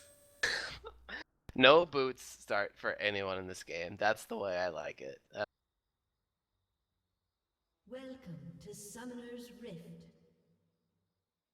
Splitting off pretty hard. 1-4 here for TDE. See if they get some deep boards done? Or looking for a pick, possibly. Nope, we're just going through the same routine, dude. Either or, but they're finally laying down a ward of their own, so they're going to know exactly what Saltshaker's doing. This sets them up for another 3 Yeah, buff, or they're was all it? standing on that ward, 30 so seconds until tons of minions info here. spawn. You think we might see Kainos and get cheeky and try to steal red? Ooh. No, Oh. actually, it looks like Salt Shaker are leaving. This is This is interesting. Because now they're scoring off almost like they're gonna meet in the river. Yeah, I'm not sure what their plan is here. They knew they were in their jungle, Oh. and they're gonna see him again here. Oh my god, this if is they perfect. want the fight, they have to fight. Yeah, they're gonna walk back through their jungle. Yeah, if they want this, they get it. But they're gonna walk over to ward here. No, too. no, no, Both no. teams will know. Both teams know. Oh my god, this is Oh this Jesus! is. Screenshot The this. ward, I think the ward at Screenshot red this. is gone. Zaku's walking in. Oh my god. Oh my god! Oh my god, but nobody's dead yet. Southwest of Flash, Splitter's following him. Mr. Rugi's flashing too. Everybody's flashing with a million. Ignite, he's dead. He's flashing out. He is dead. No, he's not dead. Million. Oh, baby. last tick. Oh my god. What? He's out to the first blood to Thrifty Senpai. Somehow there is only one casualty in this. I do not believe this. Dude, you went full demon there, man. That turret shot. Oh my god! Zaku stood outside of that fucking bush with 5 team enemies in it, and they just walked in and pulverized them all. Holy shit! The most casual 5-man pulverize I've ever seen. Oh Jacob my was all god. like, let him walk in and then we're gonna blow him up. We'll catch him at the last second. But they forgot. He's Alistair with the knockoff. You don't want him to get all the way in. Yeah. Oh my god. How ballsy would it have been if Zaku flashed in there and pulverized? If you just flash like as soon as they were still there, Yeah. you would have heard some sex noises out of me. I wouldn't believe that, dude. That would be the next level play. I'd just be like huddle in the fetal position on my bed right now. But instead, we just got a nice casual 700 gold lead already. Mostly on Thrifty Senpai. He played like crap in Game 3, but suddenly he got the best chance at redemption he could have ever asked for. Ooh. And nice knockup on the Kainos, but no, not really able to follow up on it at all. And actually, Zaku just takes most of the damage there. And some really awkward trading. Zalba's actually fairly compromised, but Kainos doesn't opt to chase. Kenhausen took a decent amount from minions there Yeah. too. Yeah, and also on the return of that boomerang, and I think that was all calculated by Salvo, honestly, because he knew Yeah, Winter 100% Spite calculated. was down, and I don't know if he had shield up, but I don't think it mattered if he did. You know what? One thing I always know is a lie when it's attributed to Salvo: calculating anything.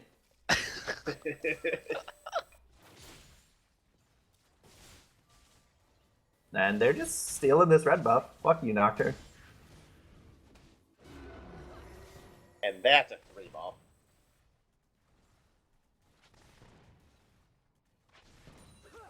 Are they going straight to top lane to gank? They're walking They through are a in ward. Scotch, but they're behind Scotch. Oh. But they're very split.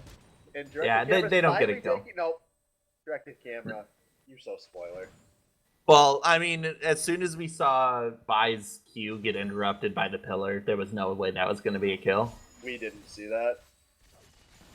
Oh, I wasn't using directed camera there. I was looking around at directed stuff, camera but was just staying at bot lane. okay. Yeah, Scotch managed to interrupt Vi's Q with his pillar, so that canceled that out.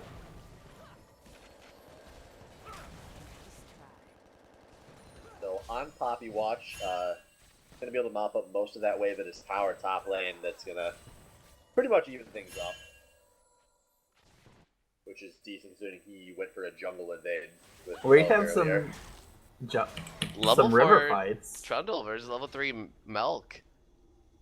Yeah, but no sight, so Scotch doesn't want to chase that. And we're back to bot lane. Kenhausen is sitting here at 300 health.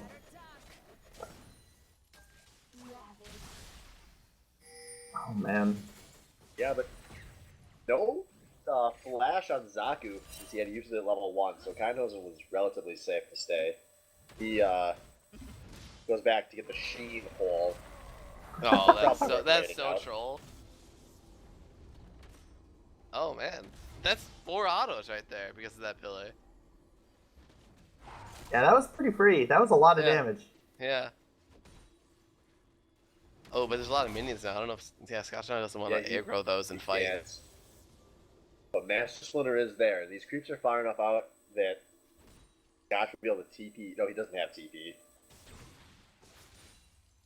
Yes, he ganked, but it looks like Keith is gonna go for it. A nice pillar on the wind, trying to jump out.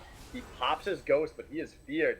And they are attempting a tower dive, but Scott, you cannot pull that one off. Ooh.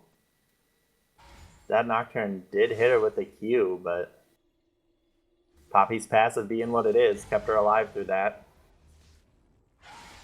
What's her passive? Sorry, I don't know why that was so funny to me. So yeah, anytime she takes more than 10% of her current health, it reduces that damage by half. Oh yeah, dude, Valiant Fighter. How did you not know that, Tree? Jeez.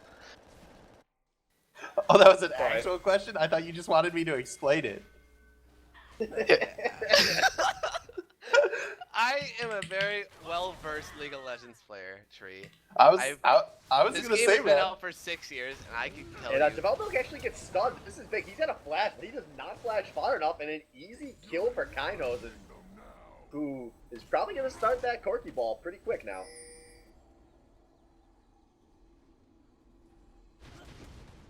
Oh, stun into the oh, wall. that's a lot of damage. And there's the ultimate there's on the ult to dive. Tower dive this, and he is tower diving this, and he has tower dived this. It traded. And he is gonna get traded, but a huge minion advantage. Gonna clear under that tower, so ultimately a decent win for On the Winds.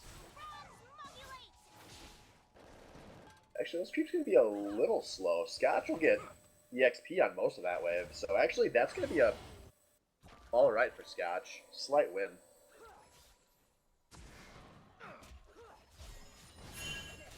They're so nice.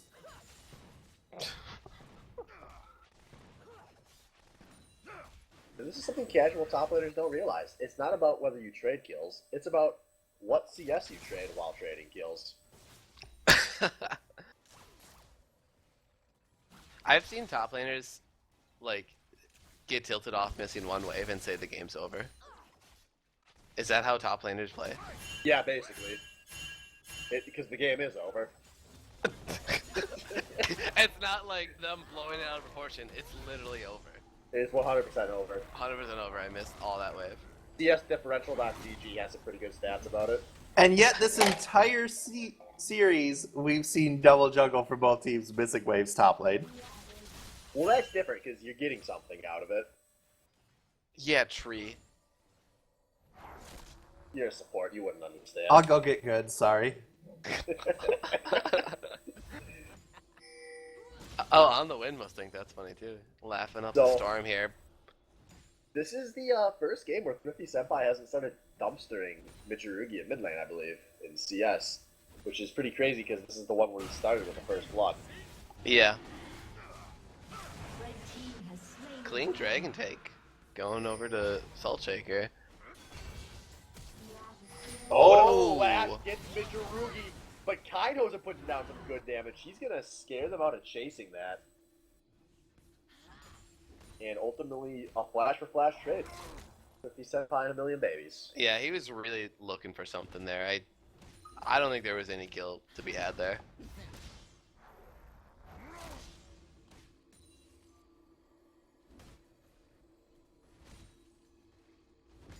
Yeah, both these top laners are just...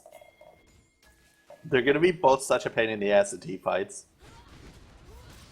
Ooh, lots of damage going on to Scotch from that trade. Yeah, this is awkward to watch. I don't know who kills. Red team's turret has been destroyed.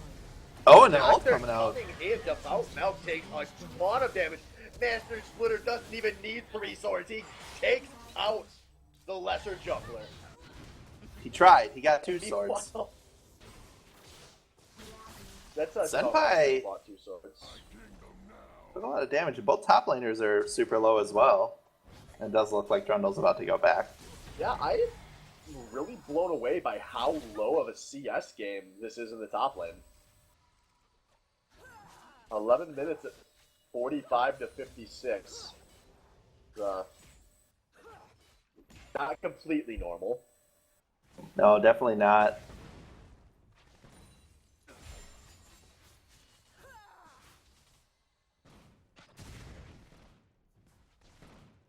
Do you see Kindhausen trying to work down this tower bot, but he's not going to get it in time before Salvo and Friend can rotate down. Yeah, so we're going to need to see what Tank Engine can do with this 2-tower lead, if they can turn that into much. Because that is a nice little something for them right now.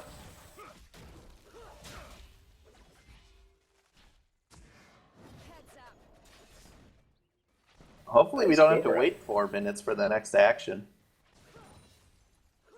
I don't know, man. I'm not going to get my hopes up. I mean, they have a Vige. Hopefully she'll gank something.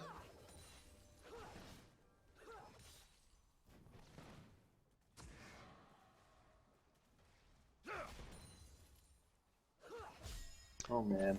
Farming. Farm games.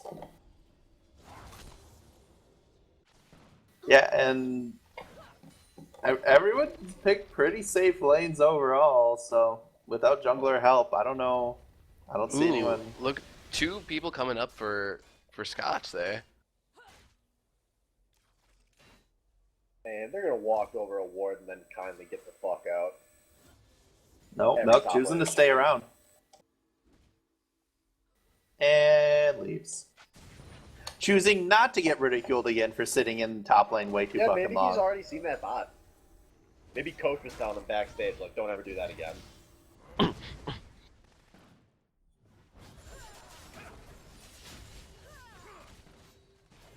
But now we've got both junglers getting Master coming in on 50 set by. He's being knocked up and wiped out. Meanwhile, Scott's not being engaged on some good standing aside going down, but he's going to be able to get out with his ghost. I don't know why. Poppy could have just ulted him and walked in and tanked the tower. Maybe they're just not that coordinated with the Poppy. They Like right probably here. haven't practiced it much. Now they're finally doing it. An easy kill for On the Wind. Yeah, that's the tower for them. And a tower mid lane for Salt Shaker. Lots of trades going on. Very Red team's turret has been destroyed. even plays across the map so far. Soulbreaker is in a better position in the bot lane as well. They should be able to slowly chunk away at this tower if they don't waste too many autos on the Alistar. And there are a lot of bodies coming to that side of the map. Should a fight break out.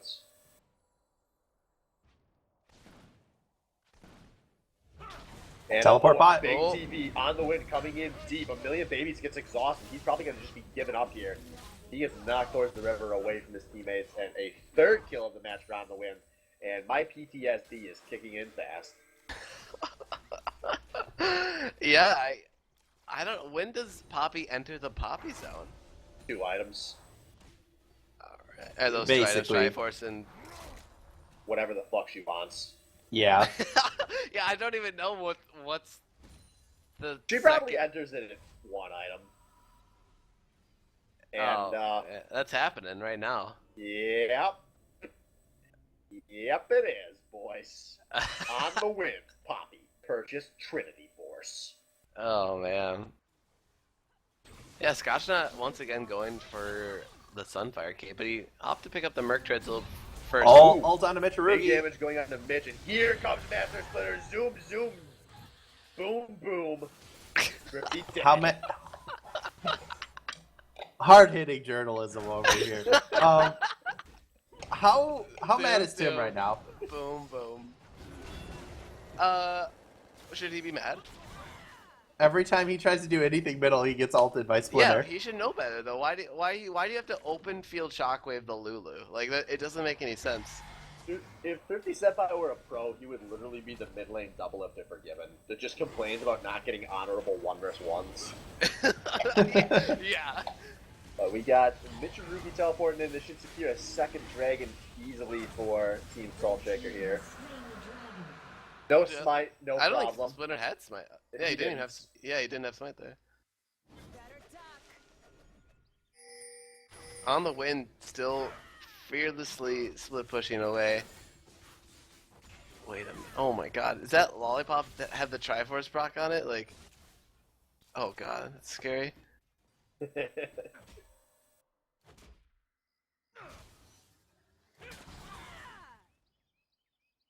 God, you know, that Poppy rework's coming out soon. Maybe On the Wind's just sort of, you know, Having his last hurrah. yeah, remembering the good old days. Like, soon this play style, this toxic anti-fun gameplay will be removed. Is this how it's gonna go?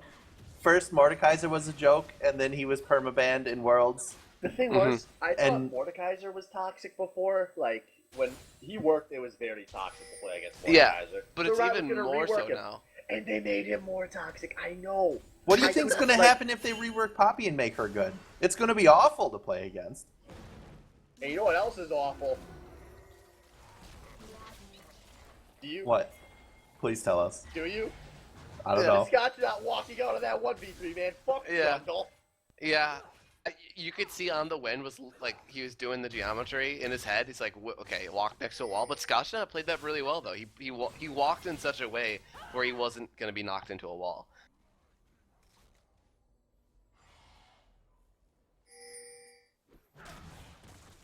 Going kind of deep, looking to take his red buff, maybe? Yes. I Not don't gonna know. get it. Oh, Now they're they on the actually have a escape. huge collapse. They have a very big collapse. Zaku being engaged. I know Master Splinter is going deep on the other line. He is on Thrifty and on the win. And they're actually getting turned out of the Scotch shot. Why are you chasing that cow? Zaku's probably dead here. Yeah, Master Splinter's rotating back up now. Yeah, it'll take a while, but he Yeah. is dead. It'll take a really long time. Oh, he's out. Now he's out of mana. Okay. Given the flank that happened there, if Dangan can only lose one, that's And a fight ideal in for mid. them. Yeah, they But have a here we numbers go into, advantage. like 50 Senpai gets blown up, a kill for Kainos and an exhaust on Salvo, who has to ult out and develop Milk. For the love of fuck, don't take that Q in. So, So- right before that happened, I was gonna say TD had a 1K gold lead. Now it's Yeah, all who evened cares? up. But he didn't say it. He was going to say it. Yeah, so they have, they still have a tower advantage, but I think that's gonna be one tower less after this mid push. No, they're not gonna be able to get this. Salvo has the wave clear.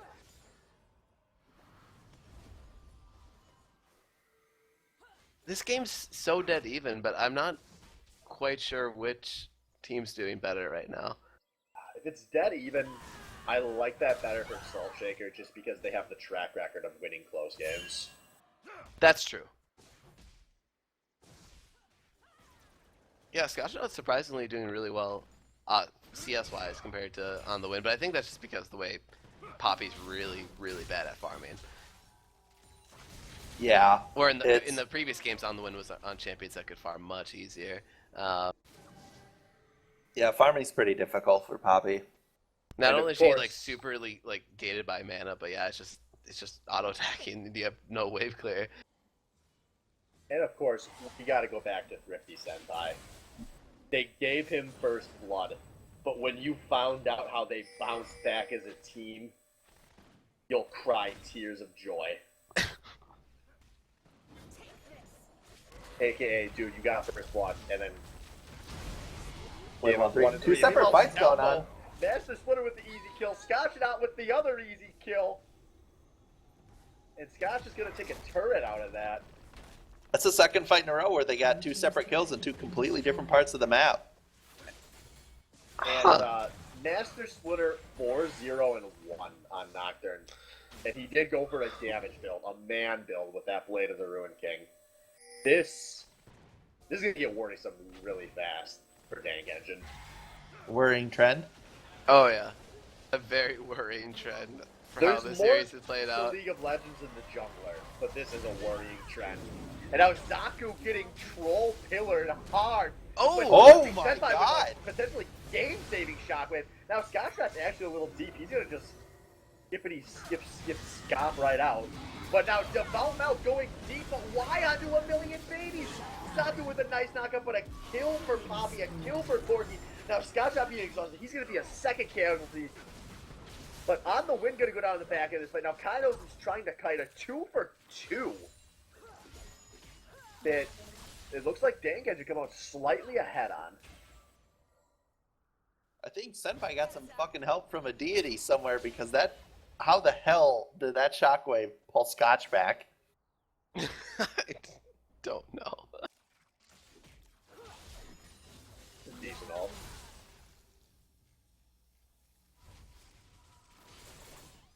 They got Zaku and Sama pushing up. Yeah, I was about to say this is pretty risky.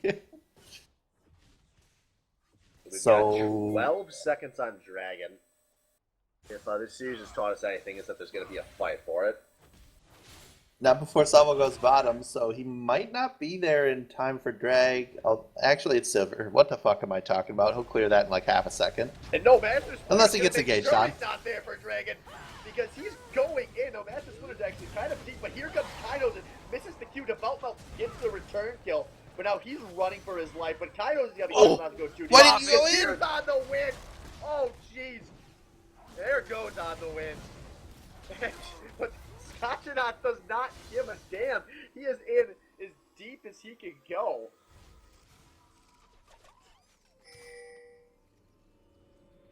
Man, there's a lot of mayhem going on right now. Yeah, Winion's about to get bottom. Kindhosen helping him out a little. Going up for the global gold. Smart choice. I think the word you're looking for is local. I said that, and I was like, I'm just gonna ignore it, and no one's No, gonna notice. no. Thanks, There's kid. no escape. There's no escape. Really needed it right now. Wait, so Poppy's got that Vamp Scepter. What's that all about? Poppy, with her passive lifesteal, So she becomes can very, trade very good a at lot of her her enemies with her. when she fights. But yeah, well, like what item is that going into? Blade? I'd assume. I would think so. No, it's gonna. Oh yeah, Blade of the Rune King. Sorry, yeah, Yeah. yeah, for sure. Ooh, Scotch Scott. might almost took the wrong way there. Almost. He was very close. Dude, He was just at. a bait. he was They're at that playing Jugger crossroad. Trundle. I didn't realize that until now. Jugger Trundle. That's why they keep dangling him out so deep. Oh, okay, That's- yeah. That's way more fun and way less risky than Juggermaw. I don't know why Korea's not playing it yet. Yeah, Jesus. Maybe we'll see it in Caspa Cup.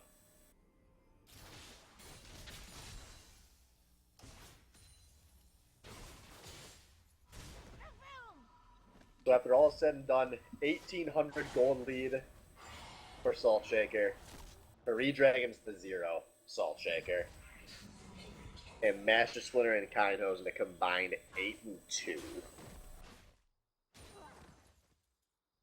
Yeah, they're definitely scary at this point. Those 3 dragons to 0, the tower pressure, just I think we might have to see a really good Vi ult into Shockwave for TD to win a fight straight up. Or on the win with like a really good flank and somehow assassinating Kainosen. But I just don't think he's at that point in the game. And Kainosen has so many things to help him out to survive. yeah, he has a lot of defensive shit going on. He has babies. Braum's one of the most defensive supports. He has fucking Michirugi in mid to ult him and speed him and shield him. He's fucking Corky who could just Valkyrie away. Yeah. Plus, even if Kindhosen, or if On the Wind gets his best case scenario off in a fight, Master Splinter is probably going to do even more damage on the other end of the fight. That's also true, yeah. I don't know how you handle the Master Splinter. I mean, just hopefully the spell shield is down and Alistar has a good pulverize. Depends what god you believe in. But here comes an On the Hunt, and this is an outman fight. Development going very deep. He gets on the Kindhosen. There's a- Oh, Baby three-man with shockwave, a there you go. Huge ult. here comes a kind of late TP on a Scotshot. This fight might already be over, but Scotshot stops the fight anyway. A 0 for 3 though, and a double kill on DeSalvo. Well, whichever one of you called that was fucking dead on. That's the only thing that's their win condition right now for team fights. They need to land that combo every fight. I can't believe they were able to land it on Kainosen though. Kainosen just a little, far out to get in range of a Vial. Yeah, the ball wasn't actually on Devout when he went in. It was actually delayed thrown out after the engage, but it worked. But Scott's not just trying to waste time here. When she pulled Salvo off the Baron, they're just trying to get Master Splitter close enough to it. Oh no! Oh no! Oh no! Triggered! It's so close! Oh! But here comes Mitsurugi. Are they gonna... No. That's just a complete waste of the TD, I guess. Yeah, there might have been a little miscommunication there. Like, Splinter, like, are you going in? I'm coming in. Like, we can do this 2v4. They're really low. But not gonna happen. So, a good series of events for TDE. They got the goal lead now. Yeah, fought their way back into this game. And, I mean, this is still pretty even by all accounts. But that is a scary, scary Poppy with Baron Nashor that can do a lot of nasty things right now. Yeah, has all the components for the Bork, just needs the money to combine it. And after that, and maybe one more item, should be able to duel most people on the enemy team. Actually, just as is, she can probably duel almost anyone on the enemy team. With her ultimate alone. Yeah.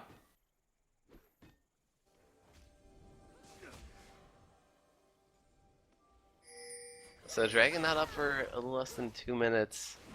Probably the next fight will occur there. Fourth Dragon it would be for Salt Shaker, so that's a pretty big thing here. Senpai in danger. But Thrifty Senpai maybe being a bit caught out. Him and Salvo. No, it's actually being turned on the hunt goes out. Zaku doing what he can to get deep into this fight. Melt going very hard on the Mitsurugi. Match Splitters on the backline being healed very successfully. This is looking good for Salt Shaker. They've actually started to get some collapsing now. On the Wind finally pops his ult, but it's only on Mitsurugi. Not that high of a priority target at this point in the fight. And Scotchanaut's just trundling away. Going on to Zaku. Not going to secure the thing. No, he's tower diving. What? This champion pathing is making no sense, and Zaku's going to die for what seems like no reason. Oh, Mitsurugi for 3 trade. That's going to waste a lot of that Baron time. I don't know why Zaku died there at the end. That was a little weird. It almost looked like he was possessed, and he was being forced to walk back into the team. But yeah, Thrifty was basically taken out of the fight before it even started. Sure, he survived the initial attack out of Trundle, but one Master Splinter ult later and he's dead. And then the combo's falling apart. You can't land it, and Soul Shaker will win that fight anyway. And because Salvo was ahead of the rest of his team a bit, and he was trying to deal with Babies who was about to stun him, he wasn't back there trying to kill off Splinter right away with the rest of his team. So their focus was a little split, or they might have been able to come out on top of that fight. 10 seconds until Dragon spawns. Mitsurugi's still in the top lane with no TP. They're going to be pretty late to this one. I don't think they can contest this. It's going to go down really fast, yeah. Yeah, it's already gone. But they might try to get a fight on the tail end of this take. They're really far behind. I underestimated how fast Lulu W would get him to that fight, but it's 30 minutes in the game, like you said. The Dragon goes down very quickly. At least that stops Fifth Dragon for a while, Yeah, that's pretty important, especially just to get the first stack at 30 minutes. That's a lot of stats they're gaining. Mm-hmm. And they look like they kind of want to play aggressively finally. Positioning like they want to siege here. Oh, do they know Scotchnaut's in the back right now? They just found out. Poppy kind of cut off here. Yeah, On the Wind taking a lot of damage. Scotchnaut going very deep here. On the Wind basically zoned on, despite very split. Everyone feeling Scotchnaut on the other end of the fight. The belt goes down. Now we've got a 4-4 Thrifty Senpai gets chunked out. On the Wind finally popping it all onto a million babies. He ulted a million babies. Why? Now so he doesn't get damaged. Because he can't get hurt by anyone but Babies. Oh, yeah, that's good. Shockwave. Oh, That's the thing about Poppy ult. Anyone is a good target. Yeah, and in the right situation. But yeah, that man, developmental. He seems really off the like not on the same page as Thrifty this game. I know he was like trying to zone out the other team, but he just basically vi-ulted into his death for no reason. Yeah, it was no bueno. Yeah. Good turnaround on this guy. Oh, that damage. Flow is on Mitsurugi for free. Man, just gonna try to get the revenge. Yeah, he'll trade his life should be here. able to. Yeah. And Salvo actually now is Teleport. in danger. Okay. They got the teleport bait. Oh no. Zaku's got hit. This could be big on Zaku. There's a flash. There's a flash. They're going. That's finally it, is yeah. the stun. Zaku's gonna just try to waste some time with a knockup here, but gonna give a 9th kill of the game over to Master Splinter. Oh man. Oh man, indeed.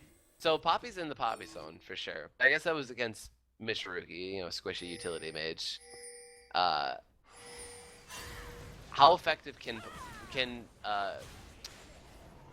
On the Wind take out Kainosen at this stage of the game? Can he take out Master Splinter at this stage of the game? I don't know, man. He could probably take out Faker at this point in the game. He's Poppy. I'm triggered by it. Yeah. 7, 4, and 4 for him, and he's got those 2 core items.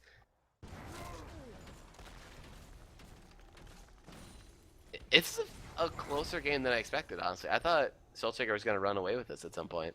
Yeah, so did I. I don't know how TDE really got back into this. I guess it was that big Wombo combo earlier on. Yeah. You gotta not overthink the game. Just give him the wombo. Give him the combo. Mm-hmm. Oh yeah, Thrifty, he's going to go back and get Void Staff right now, which I think is pretty big.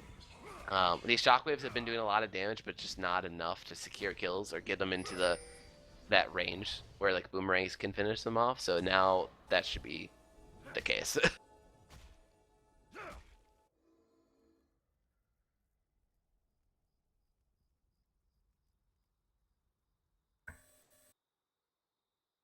So 25 seconds until Baron spawns. Some vision, but not a ridiculous amount over in that area. Huh. Kainosen actually opted to upgrade into Yellow Trinket instead of the Blue Trinket. Interesting. Yeah, 3 of them have upgraded yellow trinkets. Yeah. I think the far side orb, though, the Blue Trinket's just really too valuable in the late game scenarios I face agree. so you don't have to face check bushes or see if they're doing Baron Here baits. comes On the Hunt, and this could be a big fight.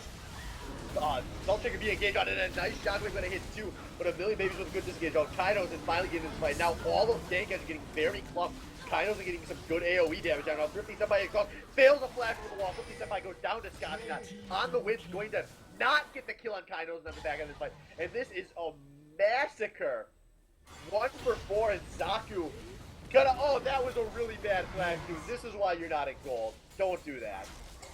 Rough. 1 for 5.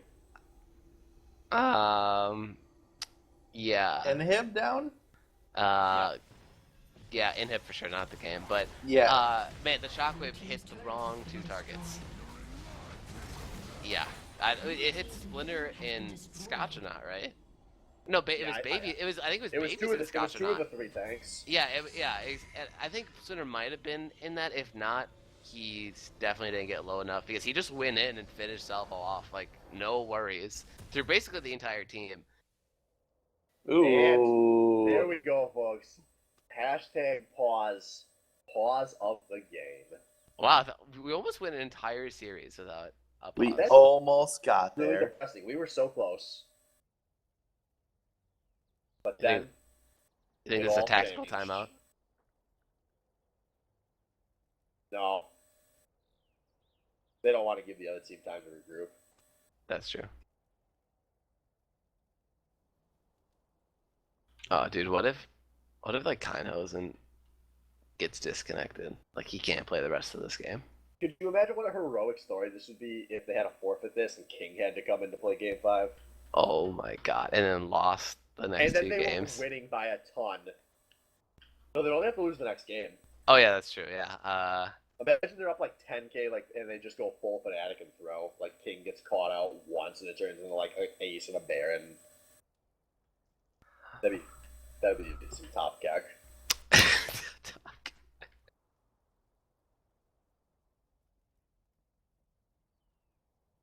So, looking at this from Dank Engine's angle, is there a way that, like, do they have to get a miraculous shockwave to win one of these fights? Yeah. Or do you think they have other ways in? No, they really. That's the only thing they have going for them right now. I don't. It seems like on the wins, Poppy is not. It's not a very guaranteed kill. So, yeah, the thing is, the Poppy's best case scenario is just to mirror what Nocturne does on the other side of the fight.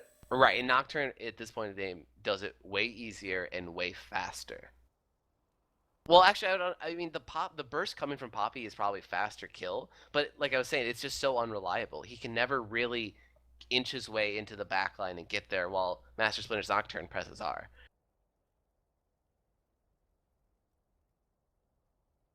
I really think that a Shockwave needs to land on Kainhosen at the very minimum. Kainhosen Mitsurugi Shockwave, I think, would be the deal. That would be the bet, like probably the average case scenario, and then just peel super hard on the Splinter.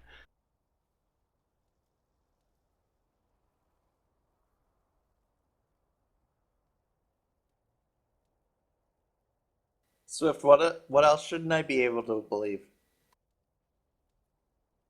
I don't even know where to start.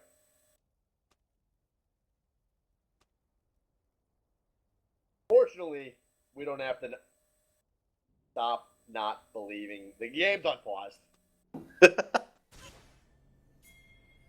That is a spelling of Netflix. I can't believe he just spelled Netflix with a CKS.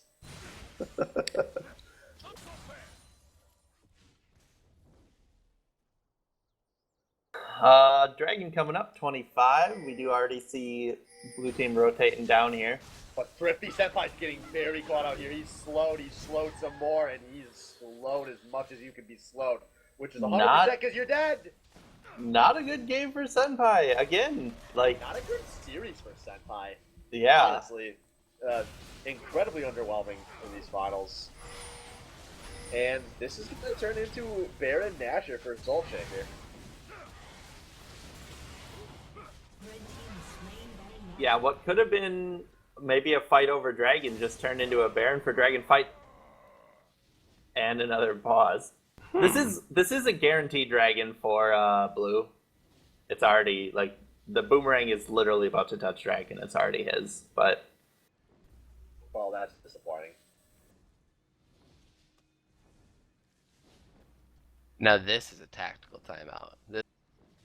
I was 100% expecting Thrifty Senpai to say he was lagging there. So I'm very happy he owned up being caught out and is plotting for something else. A summoner has disconnected. On the Win seems to be having some issues. So why don't we talk about our sponsors real fast? Since Okay. we might have a minute here.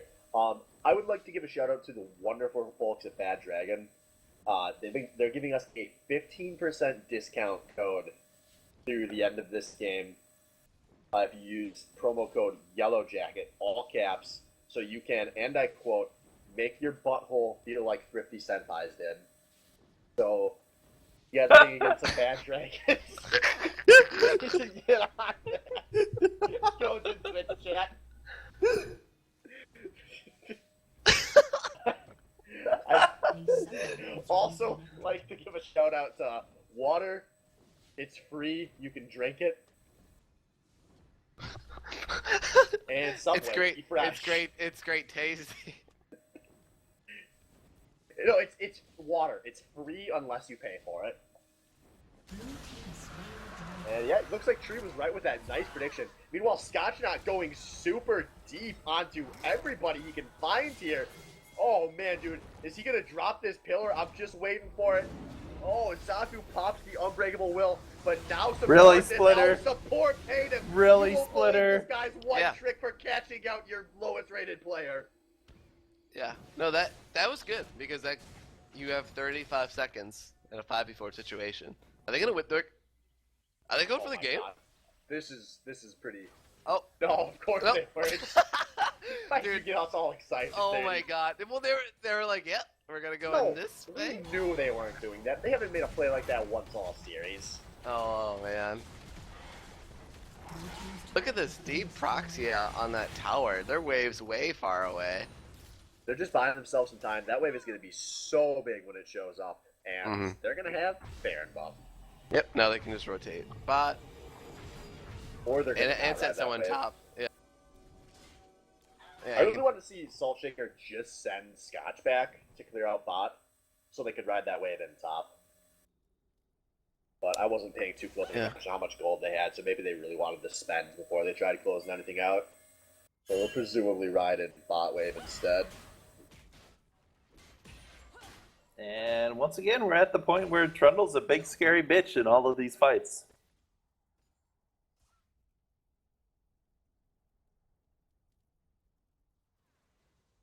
I'm actually sort of surprised that Splinter went as much tank as he did, considering he's 11-2. Normally when he gets ahead early, he goes more damage, but good to see him going more team build. Yeah. Good for him. 11-2 and 8 Master Splitter. Good for him. Blue team's turret has Yeah, dude, this game's over. There's nothing TDE can do at this point. Like, There's always something they can do. They're one shockwave away, baby. I don't know. I don't think Drippy's packing the damage right now. And Yeah, how can I he don't- really get into position to ult the backline when you have scary threats like Scotch and Knot on the front line there? I don't know if a Steric shockwave stage. does it here. Gotta be a really good shockwave. Splinter has Banshee's Veil on top of his W. It's gonna be so hard to kill Master Splinter. And that was almost the shockwave. Kaido's in super low. Development goes deep to secure the kill. And Development now turning onto a million babies. But he might not have enough damage. Now Development being pillared off. And Scotchot just going for the first thing he can A-click here. Now Master Splitter goes in. He's going to finish off. So on the way, ulting his way out. But Scotchot... this was so awkward. Yeah. That was really awkward, but they picked up a kill on Kainos. And an inhib. They get an inhib off this. Yeah. blue team's They- turret they- has been they- destroyed. Take out your damage carry. Take out the guy Oh. probably doing the most Teleport damage in. to the Only count got an towers. inhib tower. Yeah. And a nice stop of the home god. Oh, and a jeez. pillar for good measure. Top laners hate him. You won't believe this guy's one trick for slowing your home guard. Has science gone too far?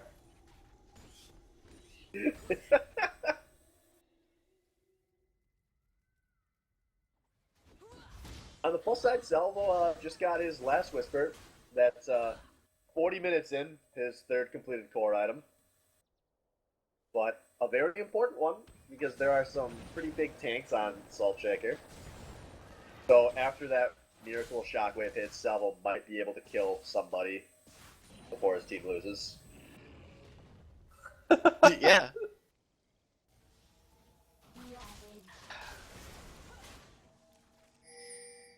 Yeah, they're just in such a rough position here. It's gonna take it takes 2 full miracles here for them to win this game.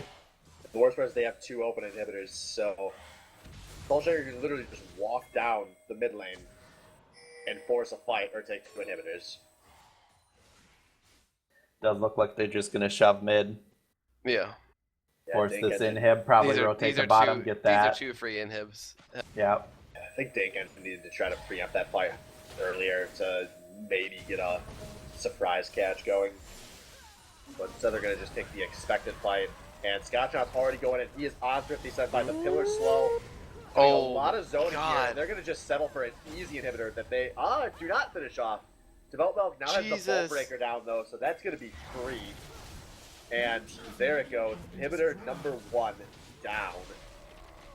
Scotch pulling out his full bag of tricks in order And to. now finally on the hunt goes out on the wind trying to go deep here. But a good out of a million baby is going to stop everything. Now on the wind is 1v5ing And Kaino's is finally going to be able to turn. On the Win goes down. A first kill for Kaino's and milked the second kill here. Double kill for Kaino's, and this might be the game, folks. Oh yeah, it is. Slowly but surely. Oh, Without a nice doubt, the game. shockwave actually going to slow down the inevitable. Another pulverize is going to slow down the inevitable too. I mean, they dealt a decent amount of damage. Wait a minute. Oh man. They, with that kiting, TDE they managed. just delayed their loss. Yeah, they managed to No, dude, they stall just this out a started while. to come back. Oh okay. Oh okay.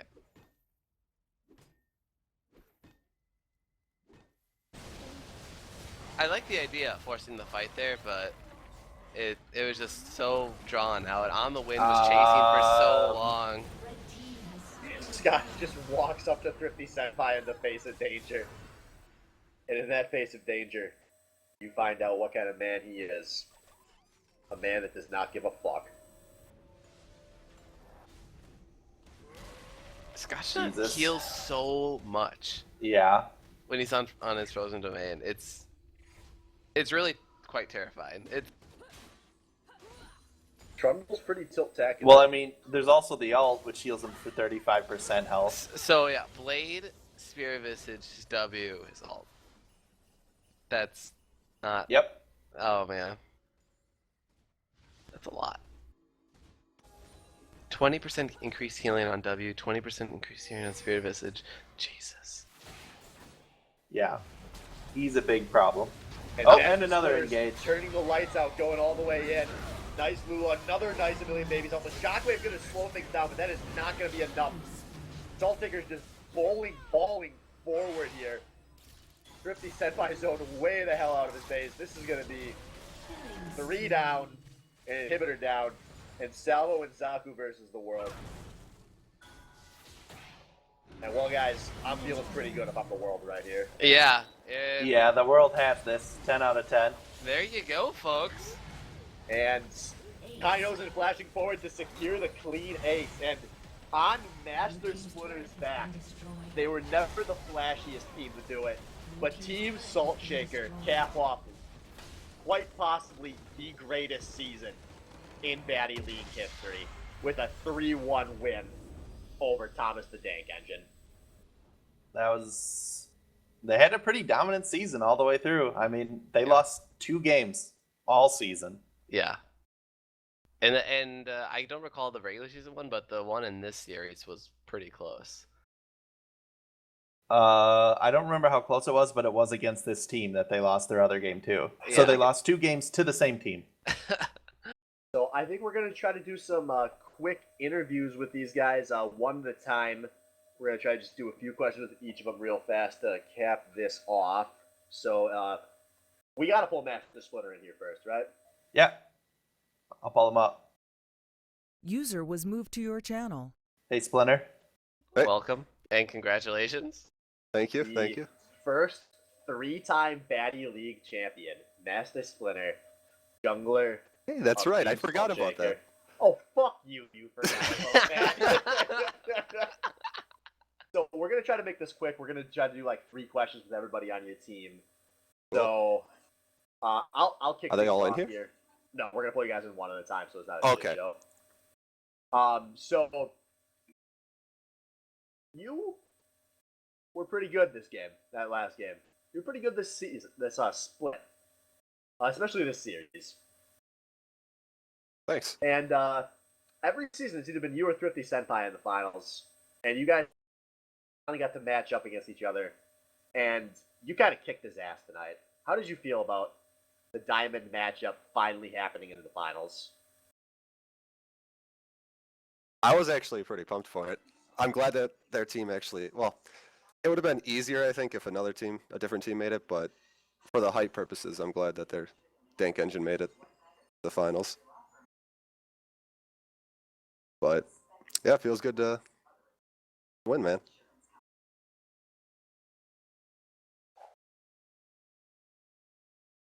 You guys have any- Are you looking for other questions? Yeah, let's I have no questions for Splinter. Next. So 3-time champion, just as your league career is coming to an end, Oh yeah. going out with a bang.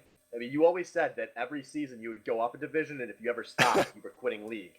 Or is it now that quitting league is staring you down the barrel, you're going to back down from that one? I'll probably back down. Let's be real here. Well, looking forward to seeing you back in next season. Obviously, you're pretty good at this game. Thank you. Appreciate it. I guess one last question then. I'm just curious, what were your comms like? You guys always just look like you are on the exact same page, whether you're winning, losing, even, like no matter what's going on. You guys just looked so much more coordinated than every other team in the league this season. It was pretty impressive.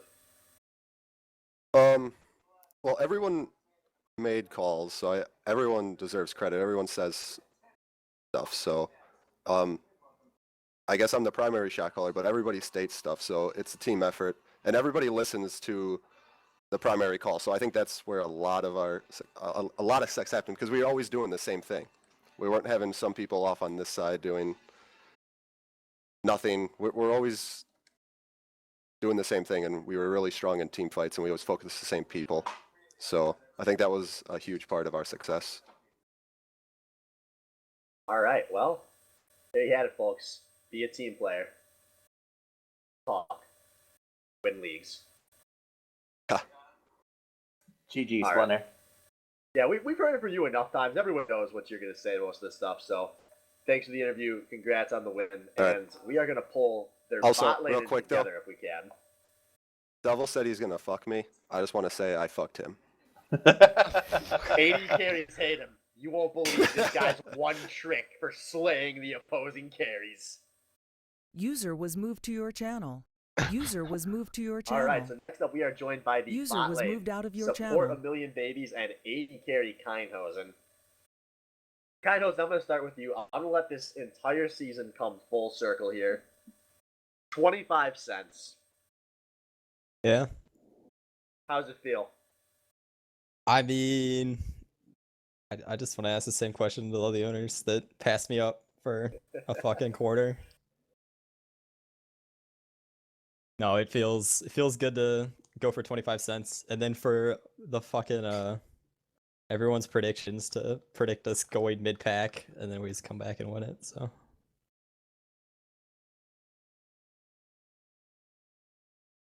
All right. Babies, you have unfortunately been Kindhosen's teammate this whole time, which means for most of the season when everyone's been gushing about Kindhosen, you probably haven't been getting as much love as you deserved. But this was your second or third BCL championship? I believe it was your second. Second, and then a second place. So you've been pretty consistent in finishing high.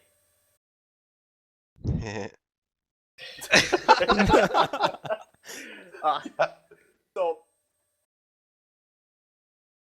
He's I so don't know, how does soft it feel? spoken. How does it feel to be a good support? I don't know. I got lucky by having a good AD carry. Aw. Well, I'm gonna going back to before the season started when Kindhosen was your bench and or mid player. I was talking to a certain man named K King who was telling me how you and him had no synergy whatsoever, and it was going to be awful all season. He was worried, and you guys came up with a good solution to just bench that shitter and unleash the Kindhosen. I mean, it kind of worked out that he was gone those 2 weeks, and we just kind of meshed, and it kind of happened. I mean, I got to give you props for being one of the only people in this entire league that knows how to play Peel. You had some nice big raw malts all series, and you actually peel properly, which is great. Yeah, Was it's kind of. that... You go, sorry. I was gonna say it's kind of what the team kind of called for. Was that your first time playing Zyra? Not the first time, no. We were just kind of using that to take it away from Thrifty, but apparently he just stayed away from it, so he didn't want to play it anyway. So it was more of like a Denial pick. denial pick. Alright.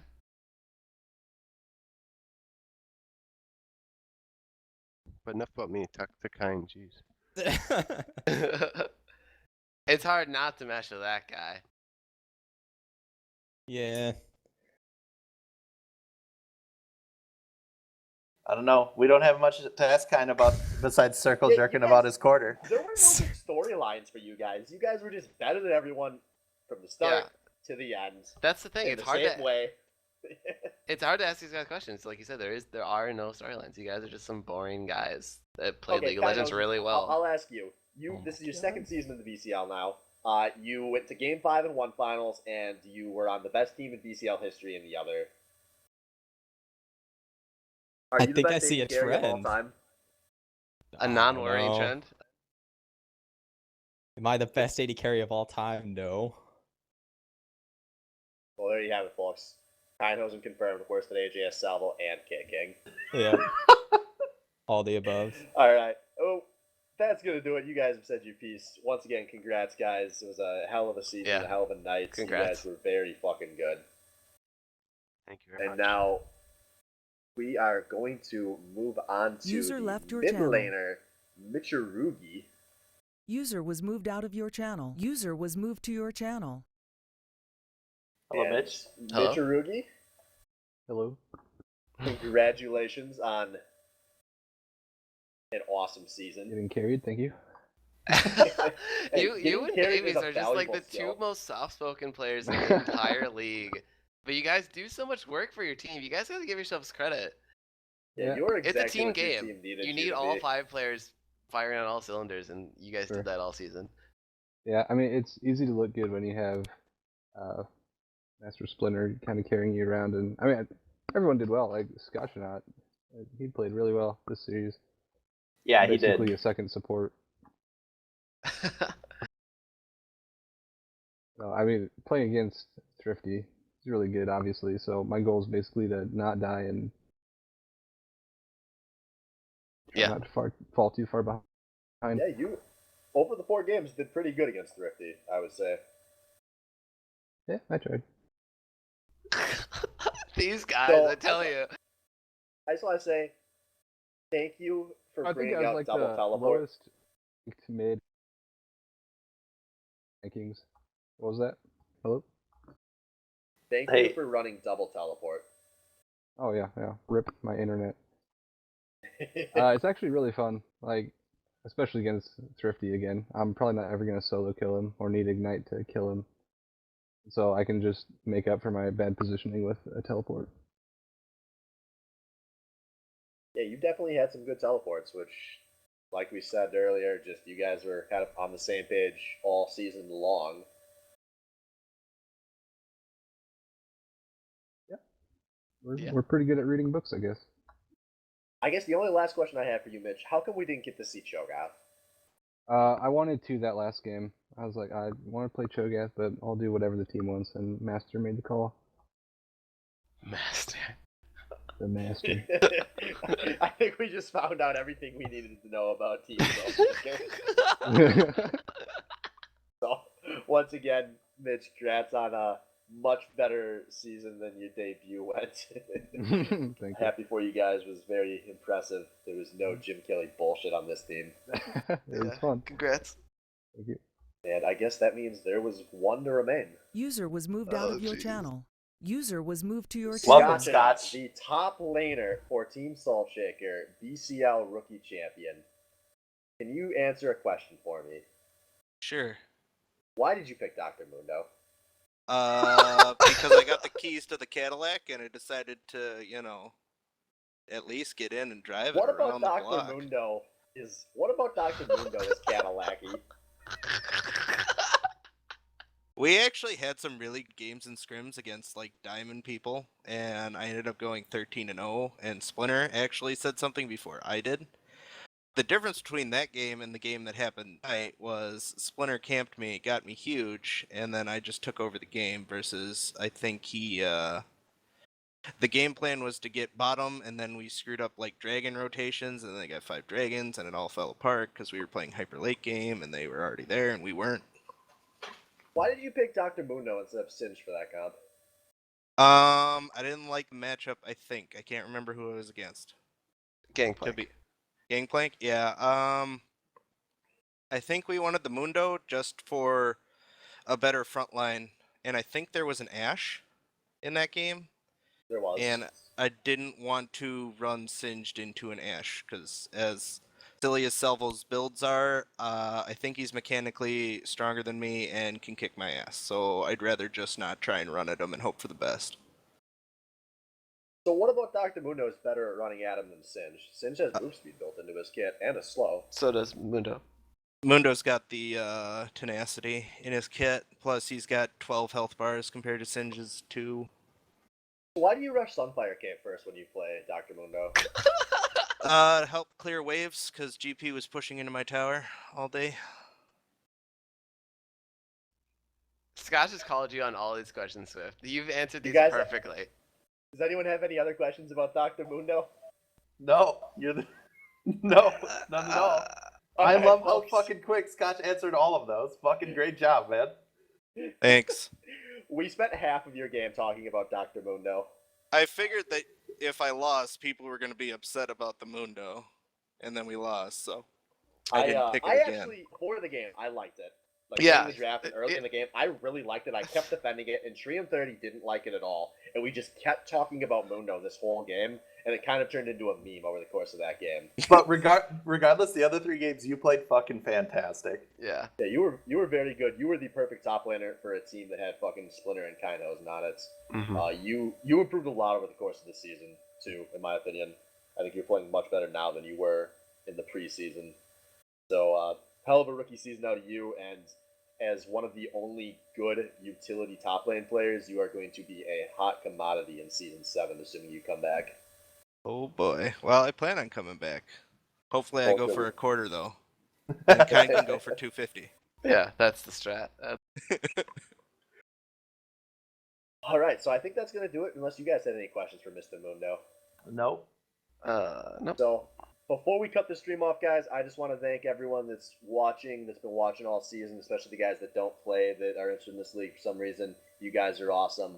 All of the people that played, we had very good players in this league this season. A lot of guys who were very positive. All the team owners who take time out of their day to come up with draft strategies and draft teams just to be disappointed when they shit the bed like most of them did this season. Thanks to all the guys that streamed this season: Tree, Zed a lot, I'm Just Dan, Devout Milk, Wang, probably somebody else I'm forgetting at some point, really helping us out because the first season we didn't have a dedicated streamer. Want to thank my buddy Casey, who made up our great overlays week by week that slowly evolved. That will hopefully be a continuing trend next season. So thanks for being bad boys, and since we didn't get game 5, I'm going to close the night with Silver Scrapes anyways.